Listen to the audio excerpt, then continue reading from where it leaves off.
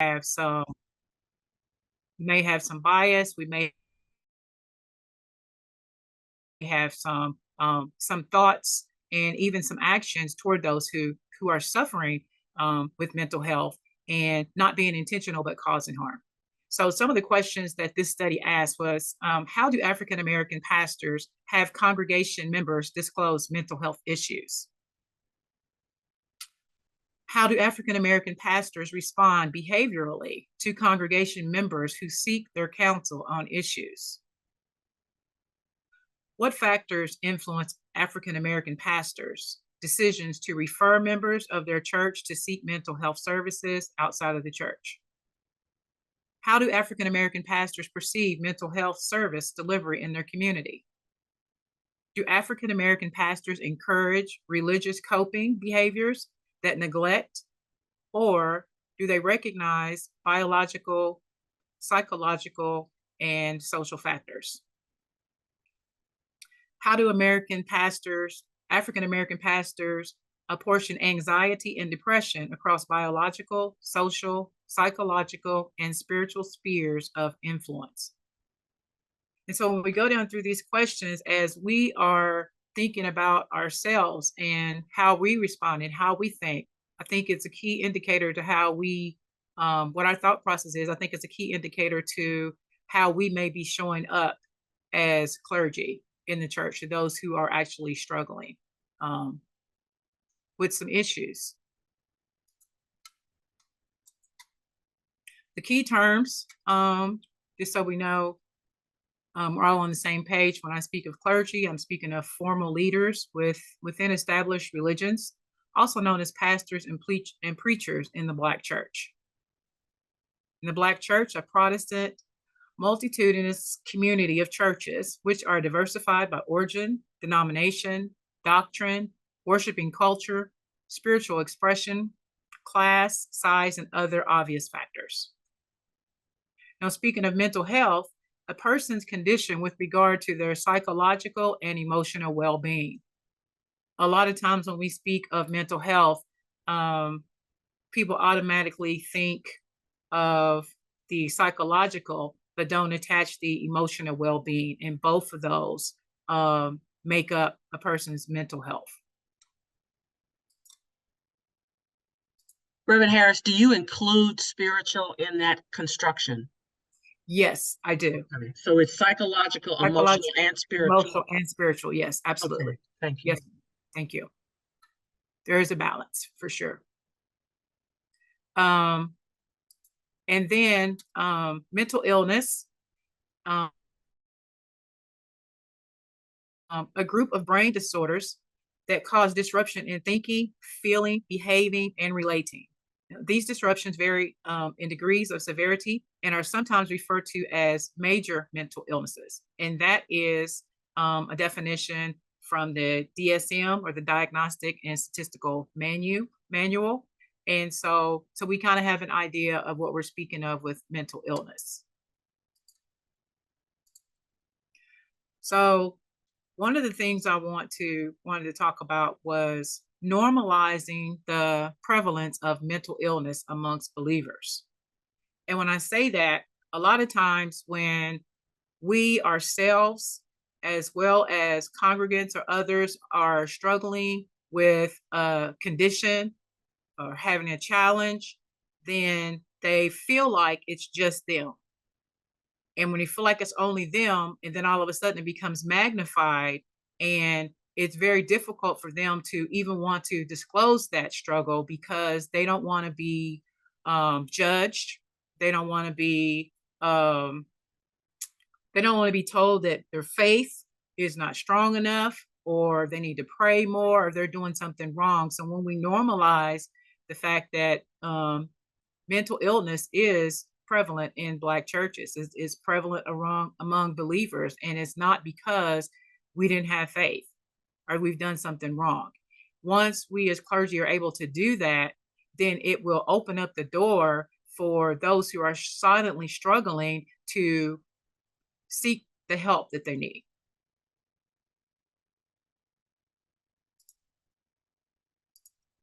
So I had this picture here of the church. Like I said, the Black church is a pillar in the community, and we run to it for hope. We run to it for safety. We run to it when we need strength, when we're feeling empty, when we need help. And so it's our source of strength, our praise and our worship. And so I have this picture here that's showing what we look like when we show up on Sunday mornings. We're looking good.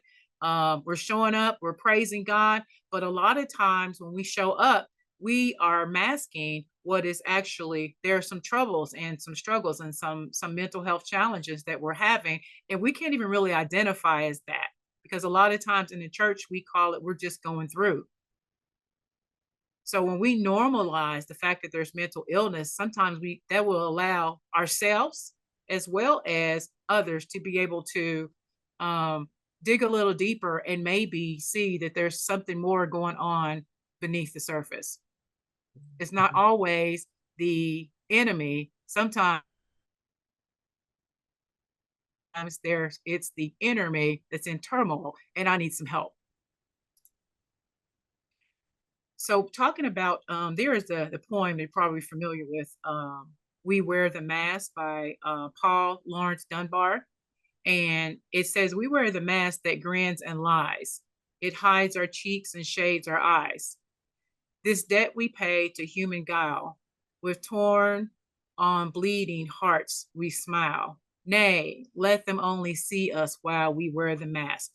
Now, this, of course, originated from the history of the transatlantic slave trade, and then our struggles over 400 years with the oppression in the Black church, in the Black community. So we have learned to be resilient. We've learned to put on the mask, not let them see us sweat, as I like to say it. But putting on this mask was for our protection. But now we can find it also to our demise, because we don't know how to take it off and cry out for the help that we desperately need. Dr. Karpreace, Cowsey. can I back you up for just a second? Yes, ma'am. You said mental health was psychological, emotional, and spiritual, and then mental illness was primarily biological brain disorder. Is that right? Yes, ma'am. So would you put in your category of mental health also bodily health? Yes. Okay. Absolutely, because a lot of, like, there's a book, a popular book, The Body Keeps the Score. And Yes. so, yes, the trauma that that you experience, and then we do store it in our bodies, and it shows up that way. So So what absolutely. you're saying is people show up to church with a biological brain disorder, and we either ignore that biological brain disorder or we spiritualize that brain disorder instead of treating it medically as a brain disorder. Is that correct? Yes, that is correct. Okay. Thank you. And a lot of times we don't even recognize it because we've been so conditioned to just get through, to make it through for survival. So Well, we could destigmatize it by teaching that it's a biological brain disorder. yes, Right? yes. We could it isn't a weakness of character, but it's something that's wrong in the body. Absolutely. Yes, yes. Okay.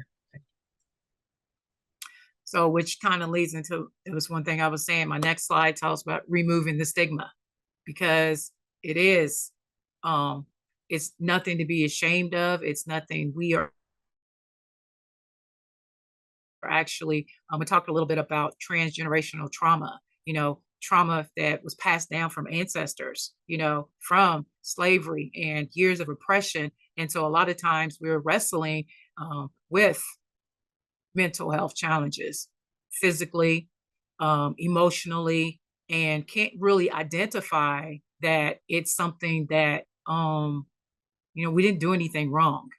And so removing the stigma in the church that it's a sign of weakness if you're wrestling with not just mental health and emotional health issues, but, problems in general. Erasing the shame, normalizing normalizing the fact that we do wrestle with mental health challenges, and that's okay. And as a matter of fact, a lot of times being transparent is key. Being transparent with our own selves that we do wrestle, because we often are so bent on being everything to everyone and everybody, and wearing all of the hats, that we don't realize and recognize the turmoil and the toll that it's taking within our families, the effects that it's having on our own mental health, because we're trying to be all things to all people. And so being transparent, um, yes, being transparent about our own personal struggles and kind of doing some self-evaluation and self-reflection will put us in a better position to be able to help those who are help congregants and others who are seeking our help. And I saw something in the chat there. Dr. Kauser, can you see? Sure, it's Gilo Agba. Let me read his question to you. It is true that many Black church leaders hide the conditions they are going through. How can a leader share his or her challenges, mental health challenges, without distracting the whole congregation? I think that is part of the problem, is that our mindset is that if we do share the problems with the congregation, that they're going to view the leader as differently. But there's power in being transparent and sharing that, because then it also releases others to, I call it follow the leader. If Mhm. the leader can be transparent, if the leader can acknowledge those challenges that they have, and then it gives the flock or the congregants permission to do the same. Yeah, and I want to expand on Gilo's question, Reverend Harris, and that is that most Black churches are pulpited by Black males, and Mm. I just wonder if there's a gender element here around the the the the the masking around strength. I got it together. I'm this. I'm that. I'm hip. I'm this. I'm all of that. I got it together. I don't have any problems. That mask, to take off that mask and to admit that a person struggles, uh, can shatter a person's identity and how Mm. they understand themselves, especially for men, I think. Can you respond to that? You want me to respond? Yeah, Or the gender yes. piece of this, that, Um, yeah. Well, I do believe there's definitely truth to that, Dr. Cowser, that the man has the pressure of being strong and having that image of being strong. I have witnessed, and I think it's very powerful. I have witnessed some men who are just so transparent, who are Black pastors, and when they do it, it just has such a powerful effect. And because they took that risk of being vulnerable. Um, so I do believe there's probably an added, well, I know there is, but I also think that it is for women as well, Yes. because women have had to, overcome so many obstacles to stand in that position and still go through. There's so much resistance. And then so to stand in that position where a lot of men don't feel like you belong in that role, and then to have to be transparent that you're struggling, I think it also um, can create some tensions there as well. And Interesting. Mm-hmm. Mm-hmm. And so what are the conditions? And I want you to keep going, but I think Gilo's question is important. What are the uh, conditions that enable a Black male pastor or a Black female pastor to be vulnerable in the pulpit? Because if they're not vulnerable in the pulpit, whatever their issues are going to come out in some other kind of way. And usually that's going to redound to an affair, money, sex, uh, addictions. So what are the conditions that are on the ground in a church where a pastor is able to be vulnerable with her or his or their parishioners? I think sometimes it's a pivot. I think it's a pivot sometimes where when you recognize that you have not been transparent and they recognize they haven't been transparent and they've been wearing the mask, is it can be a public declaration, just, hey, this is what I've been doing and this is what's happening, and kind of inviting the congregation into that space and trusting, asking them to, I'm trying to see. Okay, I just lost my thought. Like inviting them. I think the vulnerability when you pivot and become vulnerable and asking them to protect you, which is what they do anyway. The Black church protects its leader. Mm-hmm. So that is something that the Black church is known for. So I think when getting past the fear of being rejected because you're speaking your truth and going ahead and speaking it, trusting the fact that they'll do the same thing that they've always done, which is to gather around them and support and try to protect. There will always be some people in the congregation that will have something to say, and will try to, use that against them. But the tradition of the Black church is that the members, they flock around their shepherd, and it would be better and more beneficial and more helpful and liberating if you come forth with it, rather than, like you said, Dr. Kauser, it comes out because you've tried to hide it and then it shows up in another way that, permanently damages your ministry. Mm-hmm. Mm-hmm. Do you Mm-hmm. have anything else to add to that, Dr. Kauser? The only thing I would press you on again, and that is to just go a little bit deeper to say, if a pastor in the pulpit says, he or she or they says in the pulpit, I struggle with depression and anxiety. This is a biological brain disorder. It is rooted in some levels of trauma that have happened to me as a child, but it's also rooted in being Black and male in America, and all the stuff that Dr. Armstrong talked about. And I am seeing another pastor. I'm in relationship with another pastor for counsel and help. And I'm also seeing a trained psychiatrist, a trained therapist, and I'm on medication. I mean, to say all of that normalizes going to a trained practitioner for help. Yes. That we're not just trying to exorcise a demon, but we're also going to train people. Just like if I break my foot, I'm going to a foot doctor to get some help. And if my brain is broken, I'm going to a brain person to help my brain get fixed. Absolutely. You see what I'm saying?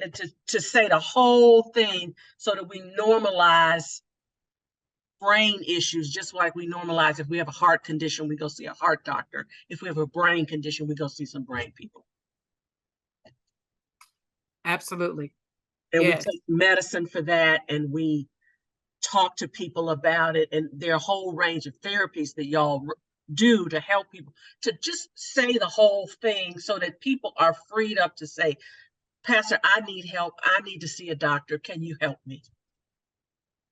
Yes, absolutely, Dr. Kauser. That's just the way that I've always been prone to do it. I think because I feel like there's power when you can be free, when you can just open your mouth and say it. There's power in that. Not just for you, but for also for those who are who are hearing. It's liberating. So I'm just wondering, Karpreace, just to press you even further, there are a lot of people that are going to churches on Sunday morning, online or in person, that are in churches where their pastor is not vulnerable. I'm wondering if some kind of a campaign, a public health camp, because it's a health issue, where you have a range of pastors and leaders speak publicly about their mental health issues, and that is widely broadcast in Black communities. Yes, yes. I think that is a definite. I mean, am noticing more, not a lot, but more people who are churches who are talking about mental health, and I think it is from a push, um, because you can't deny the fact that it's there and that it's present and that it is affecting um, the church. Yes. So, Yes. Thank you. yes, Thank you. yes, thank you. Um, so my next thing was, is it weakness or is it a cry for help? A lot of times the stigma to mental illness has been deemed as it's a weakness. And so people don't trust coming and sharing their struggles. And have a picture here. There's one person who looks like she has lost her mind. And then there's another gentleman here who has his suit on and he's clean and he's looking good. But they're both struggling underneath. They're both struggling with the same thing. So a lot of times you can dress it up and it's staring the preachers and the pastors right in the face, but you can't see it because we've learned to mask it. Look at my time. Okay, I'll go down here. And So that masking, even I would think, Reverend Harris, that the masking makes the biological brain disorder worse. oh yes, yes, definitely intensifies it, makes it worse, and you'll start noticing it showing up physiologically, emotional regulation. It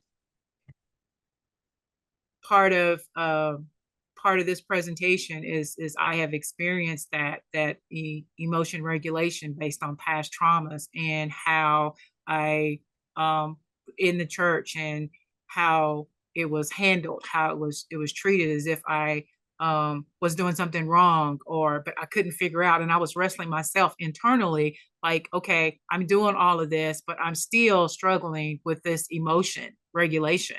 Mm-hmm. And so it wasn't until I was able to see that it wasn't that I didn't have faith, or something was wrong with me. It was actually, it had traveled, with me based on my past traumatic experiences. And so that's why I say, I want to normalize it because so many of us have had, not just from society, but in our homes, we've experienced trauma. Um, and we're carrying that and it shows up. And a lot of times we can't actually identify what it is until we can talk to someone outside of the church and they can help us name it. Yeah, Reverend Harris, let me push you deeper here again. So I'm thinking as you're talking about theology Mm-hmm. and many Black churches, and you hear this often in the music, uh, where all of the work is done by God. Mm-hmm. We just hand it over to the Lord. We hand it to God. Well, what you're talking about is human beings working with God, with the Holy Spirit, with medicines, with therapy, with other treatment uh, tools, with prayer, all of that Yes. to so it's not just up to God 100%. Right. It's God and human beings working together for healing, to accomplish healing. Absolutely. I always say Luke was a physician. So, if Luke was a physician, I feel the same way as like we have physicians because they have skills to help us. And so the same thing in my mind is with a therapist or a psychiatrist. So we have this need. We have people who are trained, who have the education and the knowledge to help us in that area. Then there should no stigma be attached to that. If you can go to the doctor because you have COVID, why can't you go to a psychiatrist or a therapist because you have depression or some other type of mental health Right. And illness? I think your terminology back at the beginning was key. You called it a biological brain disorder. Mm-hmm. That could almost completely destigmatize it. Yes, yes. I have a biological disorder with my foot that It is a collapsed foot, and I have to wear a prosthetic in order to be able to walk. That is a biological foot disorder. Yes.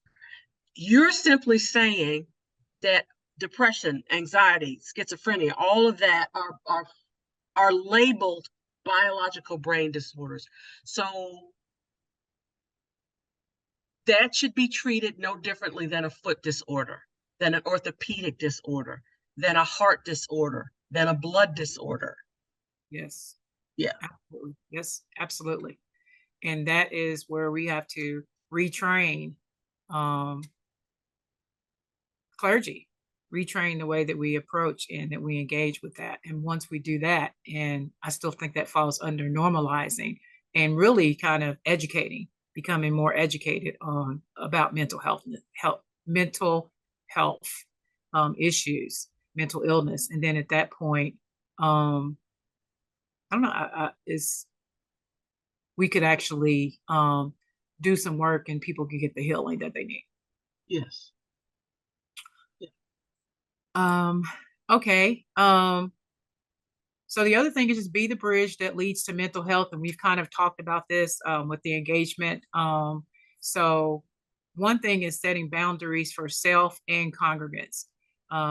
As pastors and preachers are trying to be all things to all people, a lot of times their own emotional and mental health suffers because they're trying to be all things to all people.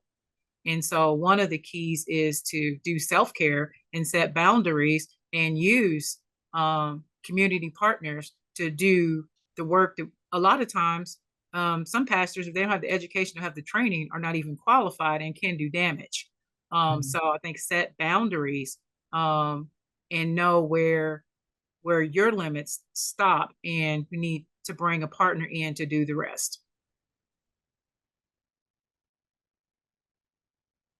Yeah, Refer out that's to why professional counselors yeah, and yeah. Go ahead. no, go ahead, Dr. Kaiser. That's why I was saying, because a lot of people are they sit under toxic theologies. Yes. And that's why I'm saying something needs to override that. Yes. Something public needs to override, because people are dying under that stuff. Oh gosh, yes. They're committing suicide under that stuff. They're drinking to death, using illicit drugs to death,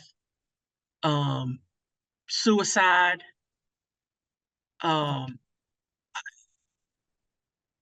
So Greer talked about community organizing and as a piece of what it means to be healthy. And I'm just saying, I just think something public that overrides this toxic theology of silence, of masking, of hiding, for people that are stuck or that remain under toxic preaching. Absolutely. I agree. And I noticed there's always been a tension that I've noticed.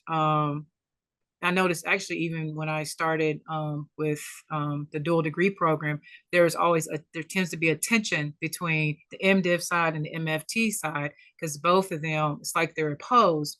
But what I would like to do is see we can work together collaboratively. Yes.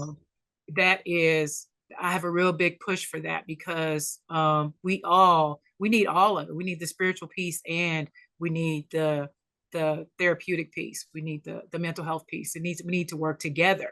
And if we can change that approach, and then people can get the help that they need without feeling like they have to choose.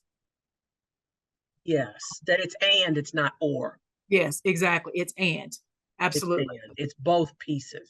Both pieces. Yes. So what are you doing in your own practice? Because you're pastoring a church, but you also have a counseling practice.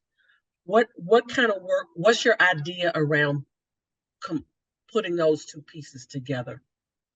Well, I speak very openly about it because of past experiences, because I see the need for it, and so I am encouraging. I encourage. I encourage anyone I talk to actually to get therapy. I mean, I'm a big proponent of it. I won't do dual relationships, but yes, go get therapy, because a lot of things that are showing up in their body, even like sicknesses and illness, a lot of it is really, the root of it is from past traumas. And we don't recognize that because we don't talk about it. So in my practice, I talk openly about it, and I encourage both, because I don't think you can do. We need both. If you are agnostic or not in your relationship, then I'll encourage, not in a spiritual relationship, not a Christian or what I identify with. I encourage people to find what's your spiritual source, what is your higher power, whatever that is. It doesn't have to be what I believe in, but you're going to need to tap into that to be able to manage. Did I answer your question? Question here. This is Kilo. Yeah. Can I ask a question? Yeah, I'm driving. Went to pick up my boy. So mostly it looks like there is also kind of fear for a clergy or a pastor to express this mental illness, and because there is a fear that if I just maybe set up this boundary or limit what I used to do, bring in somebody who could help me and talk about it, that I'm really having a problem. Maybe in the long run, I may lose my job. I may not be in the position, to do what the normal pastor could do. So how do we create awareness in the church, and in the same times maybe church in general, to understand, and then not really to, in the congregation itself, and also as a church, as a whole church, how can we create awareness that would help the pastors and would help those who are experiencing this problem, to still remain on their job, so that they would not fear the loss of their job. That's a great question. It is a great question. I personally think you have to start with small steps. Not going to be able to change the institution in a day, but I think if you start with the small steps, as far as beginning to make it common conversation to talk about and to educate, be intentional about educating congregants about mental health, to where it's not taboo, it becomes normal. And then the fear, and there's going to be fear, to be completely honest, in anything that we set out to do that goes against tradition and goes against what we've done for years. My hope is that as the church begins to move in this direction, and it becomes a normal conversation and to be expected, that those pressures and those fears can be alleviated, because now this is normal. It's not something that's taboo. But I don't think, and I still think some people will respond the same way. And I think that's the risk that you take, right? Some people are going to respond when you are transparent and you open up. But I really believe that if you start with small steps and start having the conversations and building community partners and normalizing working with mental health, and maybe it can go up. Not only can it trickle down, maybe it can trickle up depending on whatever organization that you're in, when it starts becoming normal. And then if something happens where a pastor identifies a struggle, and then it's not shock, and they can gather around and support. That is my hope, that's the way this will go. Did that address what you were saying? Yes. Yeah. Yeah, I think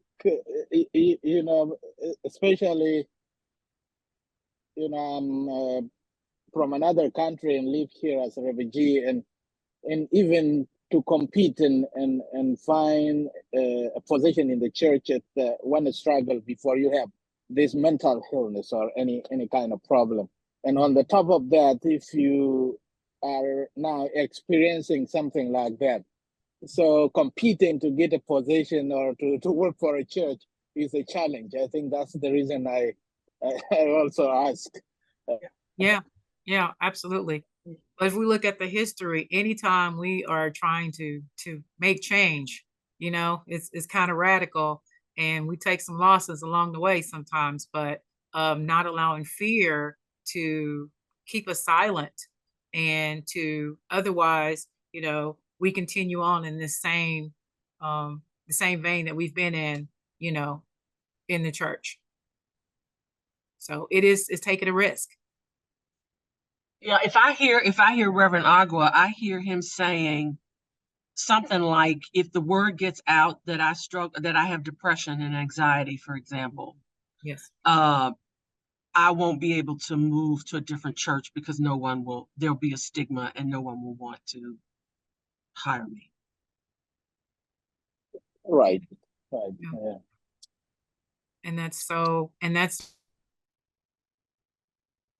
reason why so many people are suffering. Pastors, congregants are suffering in silence. But I do believe, as Dr. Kauser said, and it's part of my push, that if we do the work, you know, if we do the work, and it may not mean full disclosure up front, but it may be doing the work to where, for a while, to where it becomes normal. And then, yeah, it's a risk. I wish I had an insurance policy that if we, you know, expose ourselves and are naked before the congregation, that we won't get put out. Dr. Kauser, did you have something to add to that? No, just a second. Okay. I think what Reverend Agua is talking about is something you mentioned called managing up. Mm-hmm. And that is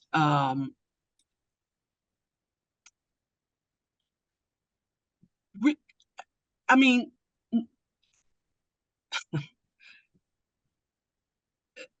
normalizing brain disease. I can go before a congregation and say I have a deformed foot. That's why I wear a brace. I have other issues. I have chronic pain in my spine, and I suffer with mild depression. Boom, boom, boom. All three of these are medical issues for which treatment is sought. I think people can exhale when they hear that. Mm-hmm. And I think people who are mature in the faith, can hear that and exhale. Because I don't know how any person gets through life without some kind of mental health struggle. I don't know how it happens. Yeah. I've not seen anybody get out of this thing unscathed. Good. Yes. This is Kilo Agua at 11. So, okay, thank you. Just I kind of talked. I ordered Gilo Agua. I kind of talked about the my wallet. Hang on, So Karpreace. I don't know what Gilo, I could can you do. please mute yourself? Can you mute yourself, please? Thank you. Thank you. I kind of talked a little bit about, as I'm getting ready to. Oh, okay. I want to talk a little bit about well, since we've kind of been interacting, let me ask, Reverend Taylor, did you have any questions?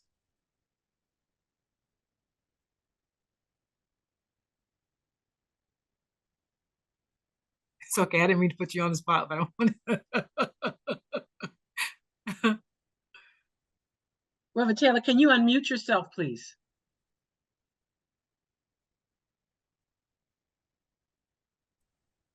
Hello. Hello. Sorry, just took me a while to unmute. I serve as a pastor here in the Louisville area for an older congregation, and I have started engaging with them on conversation about the effect of COVID on our mental health, and where we had to shut down and we weren't able to come together. And a lot of my people, including myself, I admitted that I was dealing with depression because of the lack of interaction in my spiritual world. And I'm the first female pastor this church has had, and their congregation is over 170 years. So some were very surprised that from the pulpit, the acknowledgement of mental health issues and what was pre-COVID being worse, living through COVID and having to bury family members and not being able to come together and grieve. But I feel that I was able to do that more as a female, where some of my male counterparts, I don't think, felt comfortable to at least bring that up with their congregation. Wow. So I think that kind of ties back into what Dr. Cowser was saying, and Gila, like the male, right? But can I just celebrate what you're doing? Right. Yes. You're actually doing like what I was talking about, right? And like the referral list for therapy is astronomical. It's the wait list is so long, and the pandemic has really affected so many people's mental health in ways they don't know how to manage it, and so they're almost been forced to cry out. So in the church, you normalizing that and owning it and being transparent, I think that's so powerful. And what's been your response, if I can ask you, after doing that? What's been the response of your congregants? It's been very good. I have done referral. I'm a bivocational person. I work in the women's prison as a mental health counselor. So they were like, well, I told them I can do the crisis, but I really need for you to follow up with your own mental health counselor or therapist for your own feeling of confidentiality. So I do a lot of referrals of people in my congregation. Yes. Good work. Sorry, I'm excited about that. That just makes me excited. So, so you already know. And that was one of my things. Thank you, Reverend Taylor, for that. To build community partnerships, we as clergy, building community partnerships, creating referral lists, seeking out culturally. So Karpreace, I'm going to press you on a piece that you just said that was connected to what Reverend Taylor said. Okay. You said that the waiting list for care is astronomical. Did I hear you say that? You did. So that represents a whole lot of suffering. Yes. Of untreated folk. Is that right? Absolutely. Yes. So I know that there are things online that there are apps and things of that sort. Is that right? Yes. I don't know. Have Black therapists organized themselves into an app? Not that I'm aware of. Because there are a lot of Black people who are not in churches. A lot. Yes. And where do they go? Yeah, they go on the wait list right now. But yes, and a lot of people. What are people supposed to do while they're on the waiting list? Yeah. This is why I think divinity and therapy need not only to talk to each other, but to organize. Yes. That's what Greer was talking about. Yes. Because I know when my foot is bothering me, I need an appointment. Yes. because I can't walk. And I need to be able to walk. And when my brain is hurt, I need help now. Um,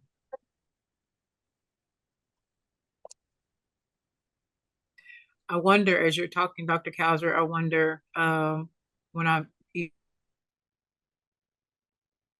talking about building community partnerships, I wonder if we could even, if the church could even consider or be intentional about having, and I'm seeing a model of this come out now, having a Black mental health practitioner that is in collaboration with the ministry, with the church, that they can go to. I am seeing a model of that because I was actually even asked, but it's something that I'm seeing since the pandemic, is that they are trying to, pastors are recognizing that they don't have the skills in order to manage that, so they're trying to have referrals and direct contact with contracts with mental health providers so that they can meet that need for their congregation in a more expeditious way. Yeah, and as I'm listening to you, I'm thinking a consortium of churches could come together to say, one church cannot afford that, but if we all put something in, we could refer our people, yes, and get them in to competent, culturally appropriate care. Because I don't want to go to a therapist that doesn't understand that part of why I'm not well is because of racism. Oh yes, absolutely. And I don't want to have to fight to explain that to a person. I'm gonna say amen on that one. And so that requires, I think, Reverend Harris, organizing. Yes. That's what I mean by that. So if you and anybody else are interested in at least thinking through that, I am very, very open to that, because I'm aware, we live in these bodies that break. Yes. That need care, and they need care now. Yes. This is good. So I'm pressing because we need a better something. Yes. To help the thousands, millions of people that are on waiting lists and are suffering today. Yes. Some of whom may take a drink, get into a car, and kill somebody. Yes. And the suicide rates are skyrocketing right now. I mean, yes. Yeah. So they put a needle in their arm and they overdose. Yes. And it's over. Yes.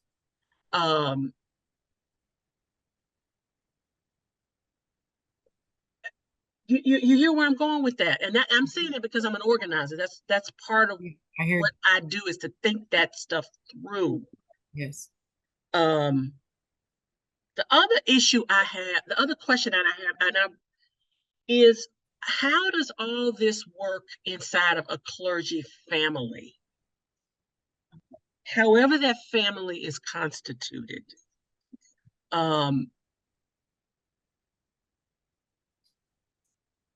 And go ahead. Go ahead. And where do clergy go? Where they can get what Dilys talking about, where they can get confidentiality, where they can be honest. And where do Black men go who don't want to go to doctor anyway because ain't nothing wrong with me? So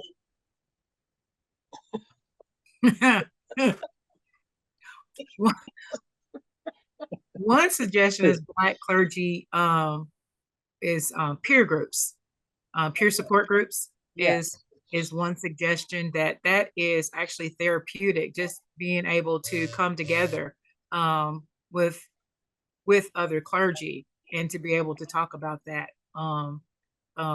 That's one suggestion for, especially for the Black clergy, period. Yes. I forgot the front part of your. And I know we're coming up, we're right on time. The other question I want to ask you, and that I'm going to press you on, is that I have Black clergy women say that they are shunned in ministerial associations that are dominated by Black men. And so That's the gender piece. Mm-hmm. So you've got Black women who may be dealing with mental health issues because of shunning, because of their gender. Or you have Dr. queer people. Kauser, I'm exiting from the meeting. We'll join you later. Okay, thank you, Dilo. Thank you. Who may be stressed because of that.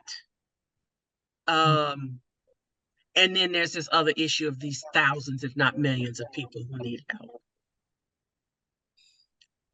And you know, counselors' schedules are already jam-packed. Yes. With people. Well, this is definitely, I like your ideas, and I'm definitely going to be entertaining that as far as like what can we really do? You know, what more can we do is the way I look at it, you know? Yeah, I think, you know, Dr. Greer is going to talk again tomorrow, I think in the fourth and final plenary. And I want to press him on the Black Psychological Association organizing something online, for example, to provide counseling for people, maybe at some kind of a staggered rate to something to help people that are on these waiting lists. Absolutely. Oh, okay. Well, and organizing it among Black churches so that we can pay counselors to help our people. Black counselors to help our people. Exactly, because there are, and that's, I mean, we have more, of course, you know, there's not a shortage of us, but compared to the need, you know, for Black therapists, it's, there's definitely an imbalance there. Right. I mean, you could see people 24 hours a day, 7 days a week and not satisfy the need.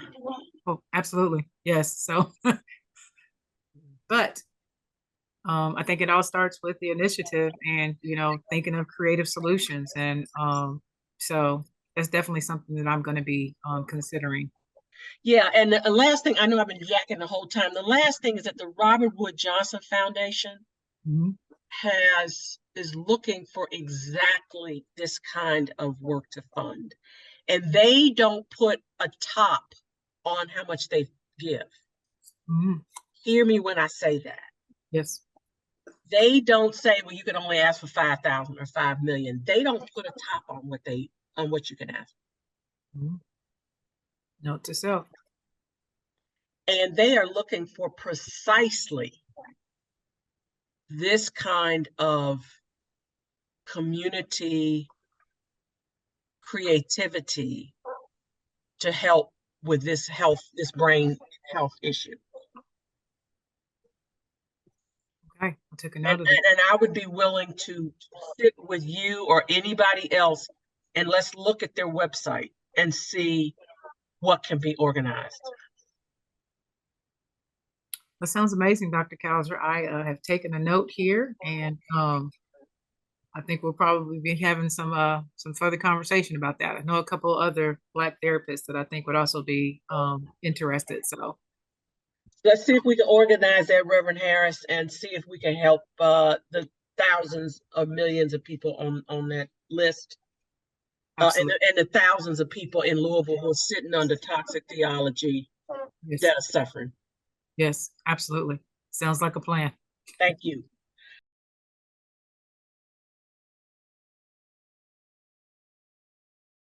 Well, I'm going to say hello to everyone. As others come in, they'll just join in with us. Welcome to the Black Female and Mental Health Breakout Session. I am Dr. Marion Miller, your moderator for this session. First, I would like to introduce our speaker of the hour. Following my introduction, our speaker will enlighten us for the next 45 minutes, with at least 15 minutes reserved for question and answers. And you can put those in the chat. And again, we'll review that at the end of our presentation. We encourage you to place your questions there. And again, they will be read individually. Now, here are some highlights about our speaker. The Reverend Robin K. Monk Self. She is a psychology graduate of the University of North Carolina, Chapel Hill, and a Master of Divinity graduate of Shaw University Divinity School with a focus in pastoral care and counseling.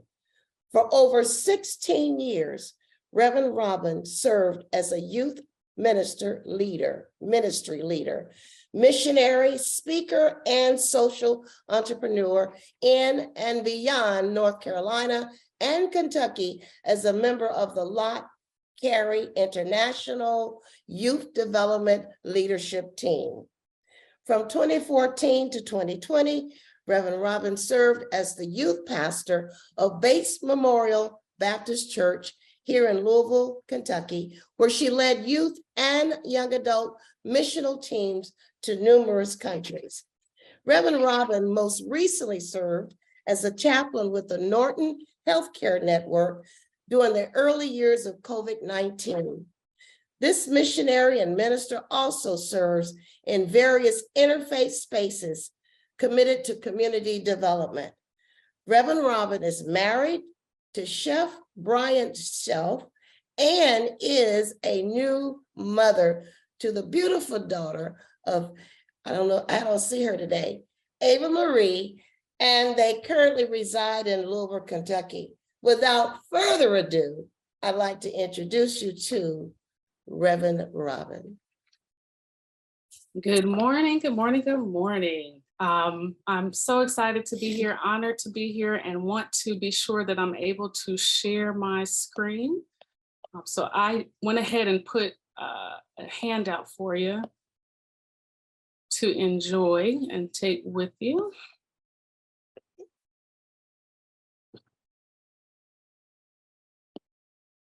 All right, can you all see that? Yes. Yes.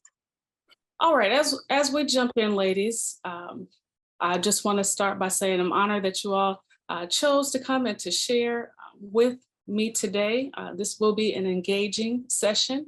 I definitely do not want to talk to myself or to anyone else for just 45 minutes straight. There will be some opportunities to join in, and as Dr. Miller already mentioned, you are absolutely welcome to put questions in the chat, to slow me down, to ask me to repeat if there was something that was missed. But I'm very excited and very passionate about this conversation and topic surrounding Black women and healthy mental health. So our topic for today in talking about Black females and mental health in the Black church, R&R as resistance. Beginning to learn how to not just rest and relax, which usually is what we think of with R&R, but resigning from the strong Black woman. Some people call it a schema, a stereotype, a complex, and reclaiming our healing. In an effort to model what I hope we will take with us after this session of engagement and after this consultation week or weekend, I want to model the peace and the reclaiming of time, the grounding and the being fully present in our bodies. The scripture that is centering our talk today is Matthew 11:29 and 30. Take my yoke upon you and learn from me, for I'm gentle and humble in heart, and you will find rest for your soul. For my yoke is easy and my burden is light. I'm now going to invite you to breathe. Be sure that you're sitting comfortably, but in a way where you're able to sit up, to have your feet, whether they're in socks, in shoes, or in nothing, touching as flat as possible on the ground, to have your upper body relaxed, even as it's upright. I'm going to play a song that is familiar, but a little different with the cover. And I'm going to invite you to do a few things to be present in your body.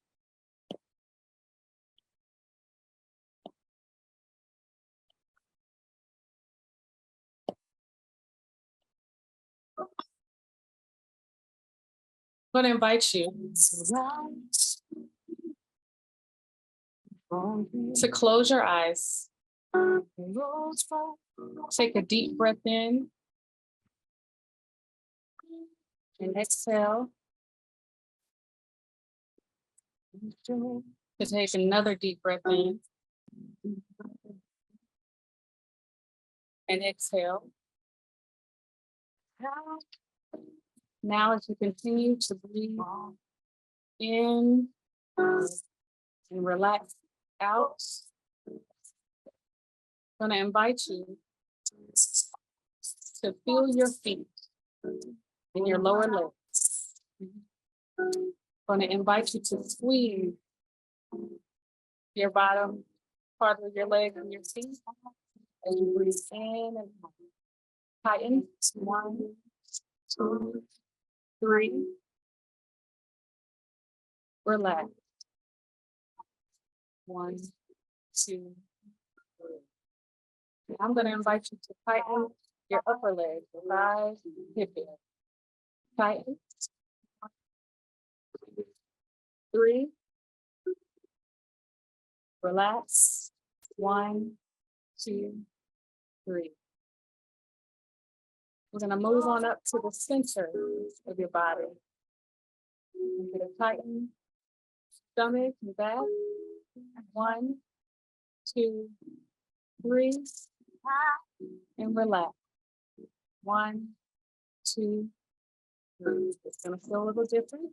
Now tighten your arms, shoulders. 1, 2, 3. And relax. 1, 2. Now I'm going to invite you to tighten, squeeze all of your body. 1, 2, 3. And relax. 1, 2, 3.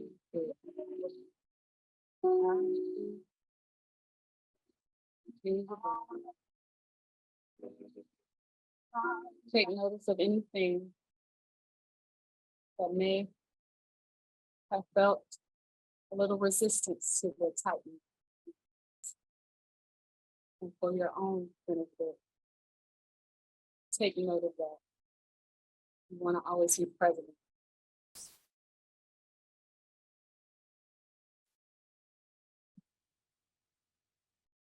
As we continue with our session today,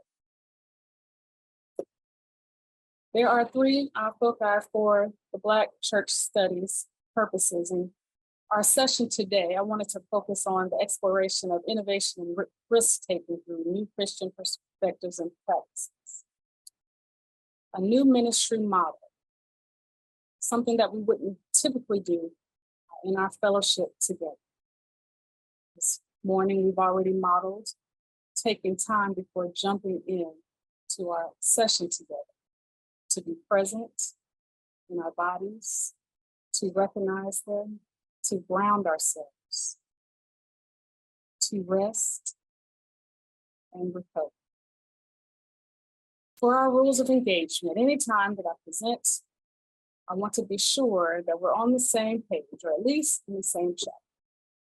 So for our rules of engagement, I have three rules of engagement that I'd like you to consider. Our first one is, let's keep it absolutely real. We want this to be a safe space. This isn't a moment for me to just talk about what it is that I've experienced and would like to share, but it's a moment for us to learn and engage together. And we do that best when we're our fully authentic selves. So let's keep it real. Let's keep it one. Second, no Christianese, if you please. We are all believers and serve in various spaces. So much education is represented even in this room today. But we just want to speak in a way that is as direct as possible, and as if someone that may not know all of the colloquialisms and vernacular of church life could understand. It's a collaboration. And then the final rule of engagement, what happens in your space, unless, of course, it improves your ability to serve well and to serve all. So if you agree to join me in those three, if you would raise your hand or a thumbs up or in the chat, yes and amen. All right. Thank you so much. I'm not able to see all of you as I look at the presentation. So thank you so much. All right. Thank you. Thank you. Thank you for all your hands and engaging today. Church, we have a problem. Too many strong Black men. Now, I don't want anyone to come for me through the screen today. I am not saying that it is a problem that we have many women in our congregations and organizations of ministry. Not ever going to say it's an issue to be proud of our Blackness. I also am not saying today that it is an issue to be strong, to be Black, to be a woman. But as you can see, that word, those three words are together to create one word. And that's an intentional coming together that was first published and written about by Reverend Dr. Shanika Walker Barnes, whose book was referenced by the previous speaker and presenter. She is an American theologian, a professor, a psychologist, a social critic of this world, and a womanist. In her book, Too Heavy a Yoke, she speaks about Black women and mental health, but focusing on the burden of strength. I'm sure you all have, when someone wanted to compliment you, ladies, wherever it is that you serve, even in your families, what's the first thing that's usually said to you, to us, about ourselves as a compliment? What do they usually call us?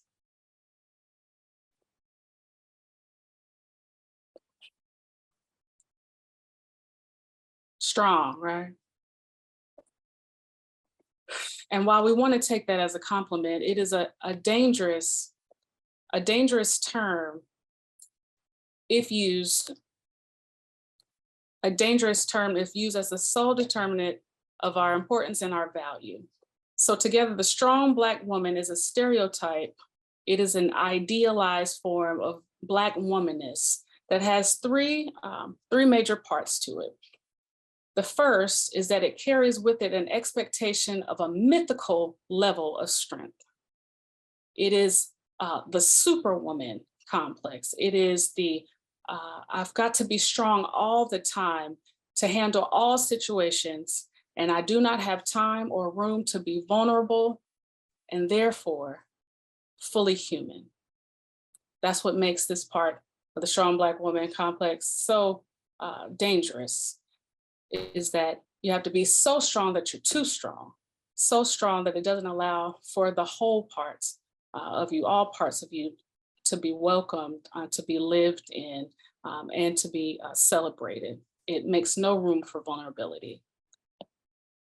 The second of the three for the strong Black woman schema is that one becomes covered in a dangerous amount of silence and self-sufficiency.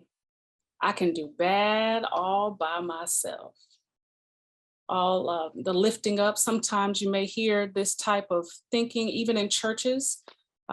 Think about maybe in your past life. I'm sure the churches you're a part of now don't have this issue at all, right?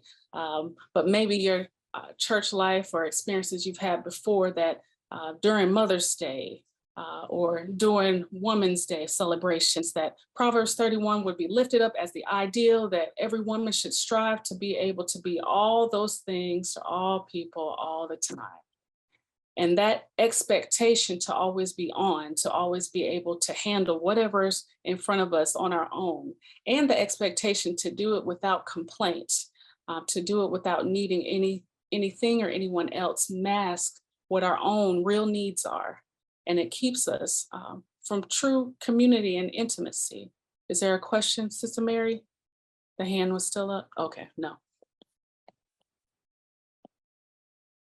The third challenge and core idea of the strong Black woman, the strong Black woman is consumed with caring for others. It's not an issue to think about others, to love on others, to bear one another's burden, but this is about magnifying us as martyrs that only prioritize taking care of others to the detriment of our own self-care and self-love.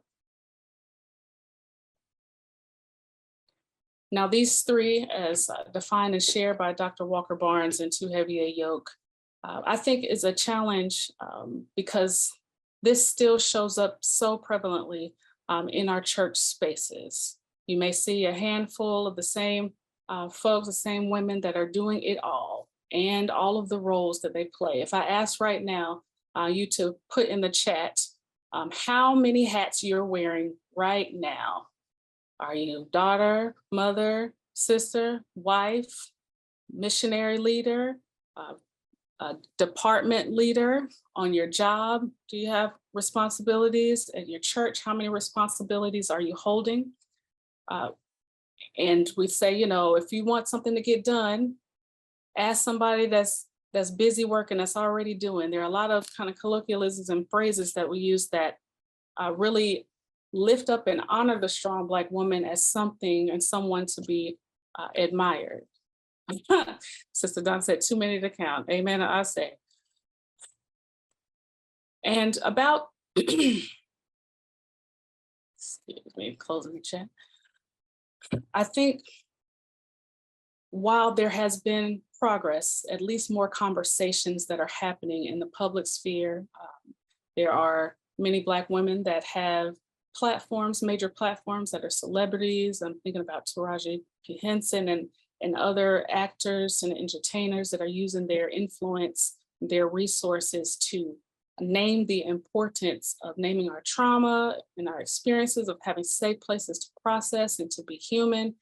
But one of the things that concerned me as I prepared for this was thinking about, are there churches or groups that you know of, that you have experienced, that are collaborative, that are community minded, that are talking consistently about our mental health, and specifically policies, procedures, even worship experiences in churches that are geared towards allowing us to be our full selves, to be vulnerable, to invest in Black women in leadership, and to do things that make room for Black women to bring their whole selves without having to be the sacrificial lamb. Does anyone know of any large or collaborative Christian or church groups that come together and specifically talk about mental health and invest in Black women?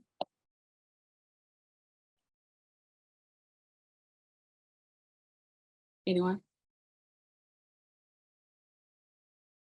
I think it's an opportunity for us connected to churches and Christian or mission organizations to recognize and to name that living as and lifting up the strong Black woman ideal is killing Black women everywhere. It's a lifestyle of exhaustion and busyness that defines. It encourages us to keep going and to sacrifice our own health. Our physical and mental health gets impacted by this busyness. It also causes us, who are living in the strong Black woman ideal, to isolate and prevents us from experiencing true community.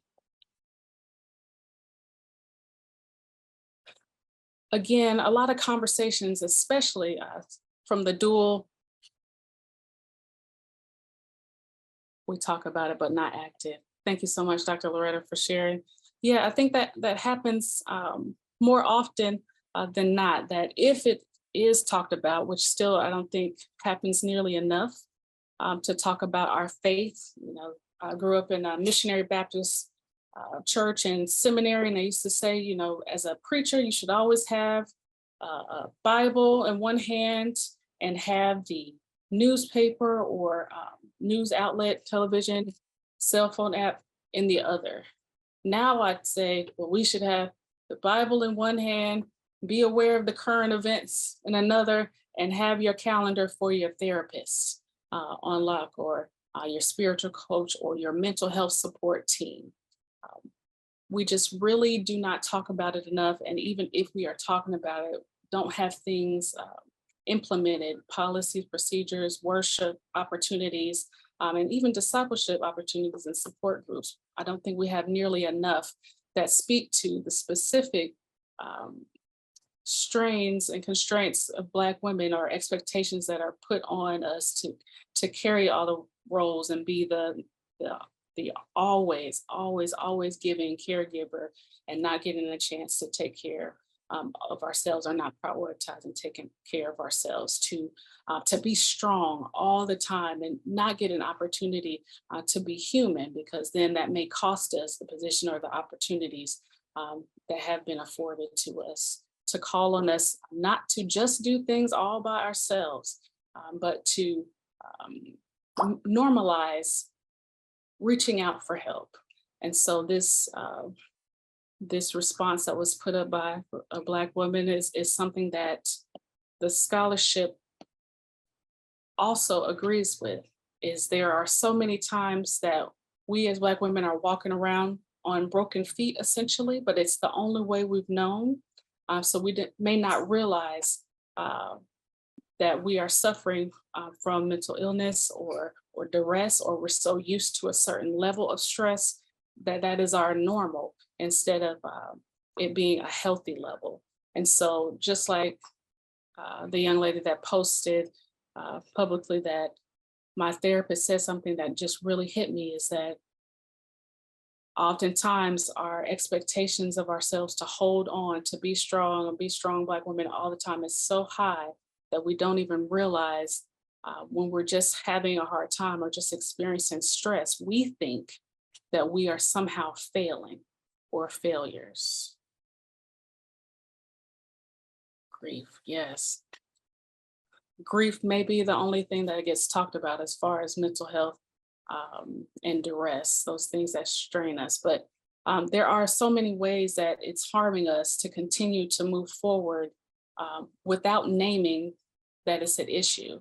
Allowing the strong Black woman ideal to continue to be caught and taught in religious spaces, instead of identified as something that we want to resign ourselves from and start anew. So from Dr. Walker Barnes' book, Too Heavy a Yoke, a couple of quotes stood out to me that I wanted to share, and it is a wonderful resource for anyone that wants to have a practical way of teaching this, or to make room for Black women and churches to be more trauma-informed and supportive of the positive health of Black women. The first quote: "The secrecy surrounding breakdowns and health crises among strong Black women," this refers to both physical breakdowns as well as mental, emotional breakdowns, "is that it is difficult for healthcare professionals to even acknowledge or note when Black women are suffering. Because we hold on and have such a strong face, and the way that we carry ourselves to not allow, the cracks ever to show, it is difficult for healthcare professionals who already have been referred to in truth as most times missing us anyway, as far as being aware of us and culturally competent to serve African Americans in general and Black women specifically well. But also, in addition to that bias, they have difficulty because we don't show our wounds nearly enough in those spaces. In addition, Black women may have difficulty complying if we do go to a mental health professional, or to a counselor, to a life coach, to a pastor for pastoral care support. We may have difficulty complying, doing the work that the treatment calls us to, because we would have to acknowledge that we're worthy of that kind of care. Now, I know I'm talking to a group of women who are established, accomplished, who are working and probably are far beyond this point of being strong Black women in this way. But I thought that was a powerful note to lift, that as as audacious as Black women are, especially in the church and in the community, how many times Black women have saved the day in so many spaces in our local families, in our communities, in our churches, during election time, when business decisions need to be made, how we step up. But there's still, because of the stigma that still surrounds being vulnerable enough to say we need help in mental support services, or that we know someone, or to become someone, or to say that we need something more than just prayer, a little talk with Jesus. We may need to talk with another human being that can help us process, and so that we don't spiritual bypass. But in order to do that, we have to acknowledge that we're worth stepping out and risking that type of healing. And many people are not. You may hear my daughter in the background. I think she has gotten into something juicy in the room. So please excuse me for any distraction. From a very recent article, during the midst of COVID-19, there have been and still are a lot of research going on specifically about Black women's health and Black women's mental health with all of the double pandemics that just went on, the racial reckoning, if you will, and all of the being able to have the whole world sit down and sit still long enough because of the viral pandemic to then notice what we have known all along is that Black bodies, Black minds, Black experiences have not mattered to the systems of this world in which we live. And so many Black bodies were harmed, destroyed, and killed by those who had power. All of that going on, the most recent studies say that in general, women experience depression at rates twice that of men, but Black women specifically were only half as likely to seek out care as white women. So not only do we deal with so many more stressors, we are very, probably not likely to go on and to share. Thank you so much for that resource, Sister Phillips, that we are less likely to go to someone that could help us through. We try to handle it ourselves. And I want to say, if you didn't pick up already, I just had a confession to make. My name is Robin Kay, and I am a recovering, strong Black woman. I don't know if there are any others in the house, but I just wanted to name that I'm not coming from a high, lofty place, but coming from someone that is in process still. As we think about practical theology and what scriptures, what tone, following our Jesus the Christ, why R&R is resistance. The world, capitalism, American culture, the individualism of our culture says, always be working, always be hustling, whether it's in church, in the community, on your job. If you just work hard enough and sacrifice your personal comforts and needs, then you will be successful. And that's what it's all about. But the scriptures don't tell that story at all. Jesus reminded us that our ultimate call as believers is to love God with everything that we have and to love our neighbor as we love ourselves.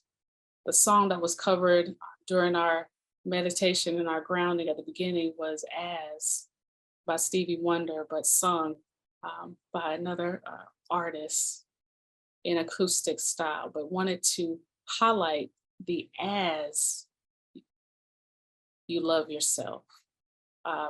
I'll tell you, as a recovering strong Black woman growing up in church, 40 years plus of experience in the Missionary Baptist Church of North Carolina, of churches of North Carolina and the US, that I used to believe when I saw this scripture and heard this scripture that I was supposed to give God everything I had, and whatever was left was all going to my neighbor.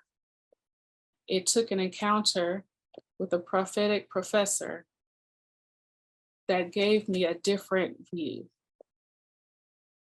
I'm still on the journey of healing in every area of my life and honoring that, but I wonder how many Black women are still in our congregations that are wrestling with grief and with loss, that are wrestling with anxiety, they are wrestling with addictions, including work or eating or self-harming or activities that are not loving to themselves, and thinking, well, if I'm doing it at the church, then that's what matters most. If I'm doing it for what I understand to be for God, and somehow God wants me to be on that cross, as if Jesus didn't already get on it for us. God calls us to take his yoke and learn from him. And the promise is that we will find rest in our souls. But the yoke that strong Black women have been carrying has not been easy or light or restful. One of the,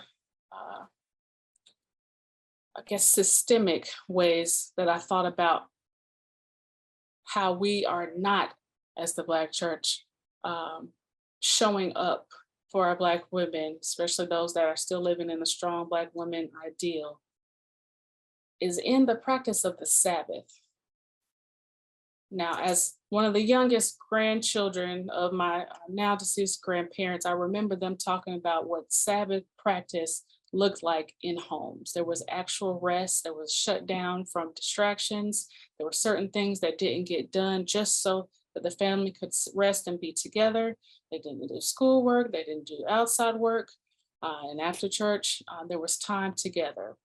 But I wonder, for us now, how much we individually or as families practice Sabbath for ourselves, for our families. But the bigger question for our churches, while it was part of the great 10 commandments that every child that went to Sunday school and maybe went to summer camp, vacation Bible school, experienced and heard about the 10 commandments, remember the Sabbath, to keep it holy. But I wonder, in our modern times where everything is on all the time, the internet, the social media cycles, the news cycles 24/7, I want to submit that our churches are following that same go, go, go, go, go all the time. And there are not enough moments to rest, to Sabbath, or to model what that looks like in that expectation. Individually, God is calling us to love ourselves in this way, to trust God enough, to love God enough, to trust God's sovereignty enough, to trust ourselves, to rest, to take breaks, to open up, to ask for help, to show our full selves and have spaces where we can be vulnerable and it not be a secret, that we can admit we have wounds and scars and not cover up and have to be strong all the time. One of the practical ways that Dr. Walker Barnes presents, and I'd like to offer up as well, what can we do now? If we are in church spaces, religious spaces, outreach opportunities where we center Black women, where Black women are everywhere serving, and we know that there are strong Black women all around us, how do we intervene for the sake of our health, not just physical, but our mental as well? I submit to you what Dr. Walker Barnes first submitted way back in 2010, when she first began research towards this idea of the strong Black woman and a healing, a recovery process to wholeness. If anybody's familiar with any of the support groups and addiction support groups, this is along that same line, the 12 steps of recovery. The strength of a strong Black woman being considered addiction is absolutely the intent here, that we no longer sweep it under the rug or just accept it as part of who we are and who we are called to be. Busy bodies that handle things on our own and are always strong, but we are called to be the whole, beautiful, creative, strong, resilient, and also weak, that God may show God's strength. These are 12 practical steps. And as I share them and read them, I would like you to consider, if you have ever been along the journey or are currently on the journey of healing through the Strong Black Woman Syndrome and expectation, which step resonates to you the most? The first and most important step is we have to admit that we have a problem. Not that we are a problem, but that we have a problem, that we are powerless in our own selves, in our own resources by ourselves to overcome. We have this compulsion to be strong, and that is negatively affecting our emotional, physical, and relational health. Second step is the beginning of hope and healing. We acknowledge that we are not God. We are not Superwoman.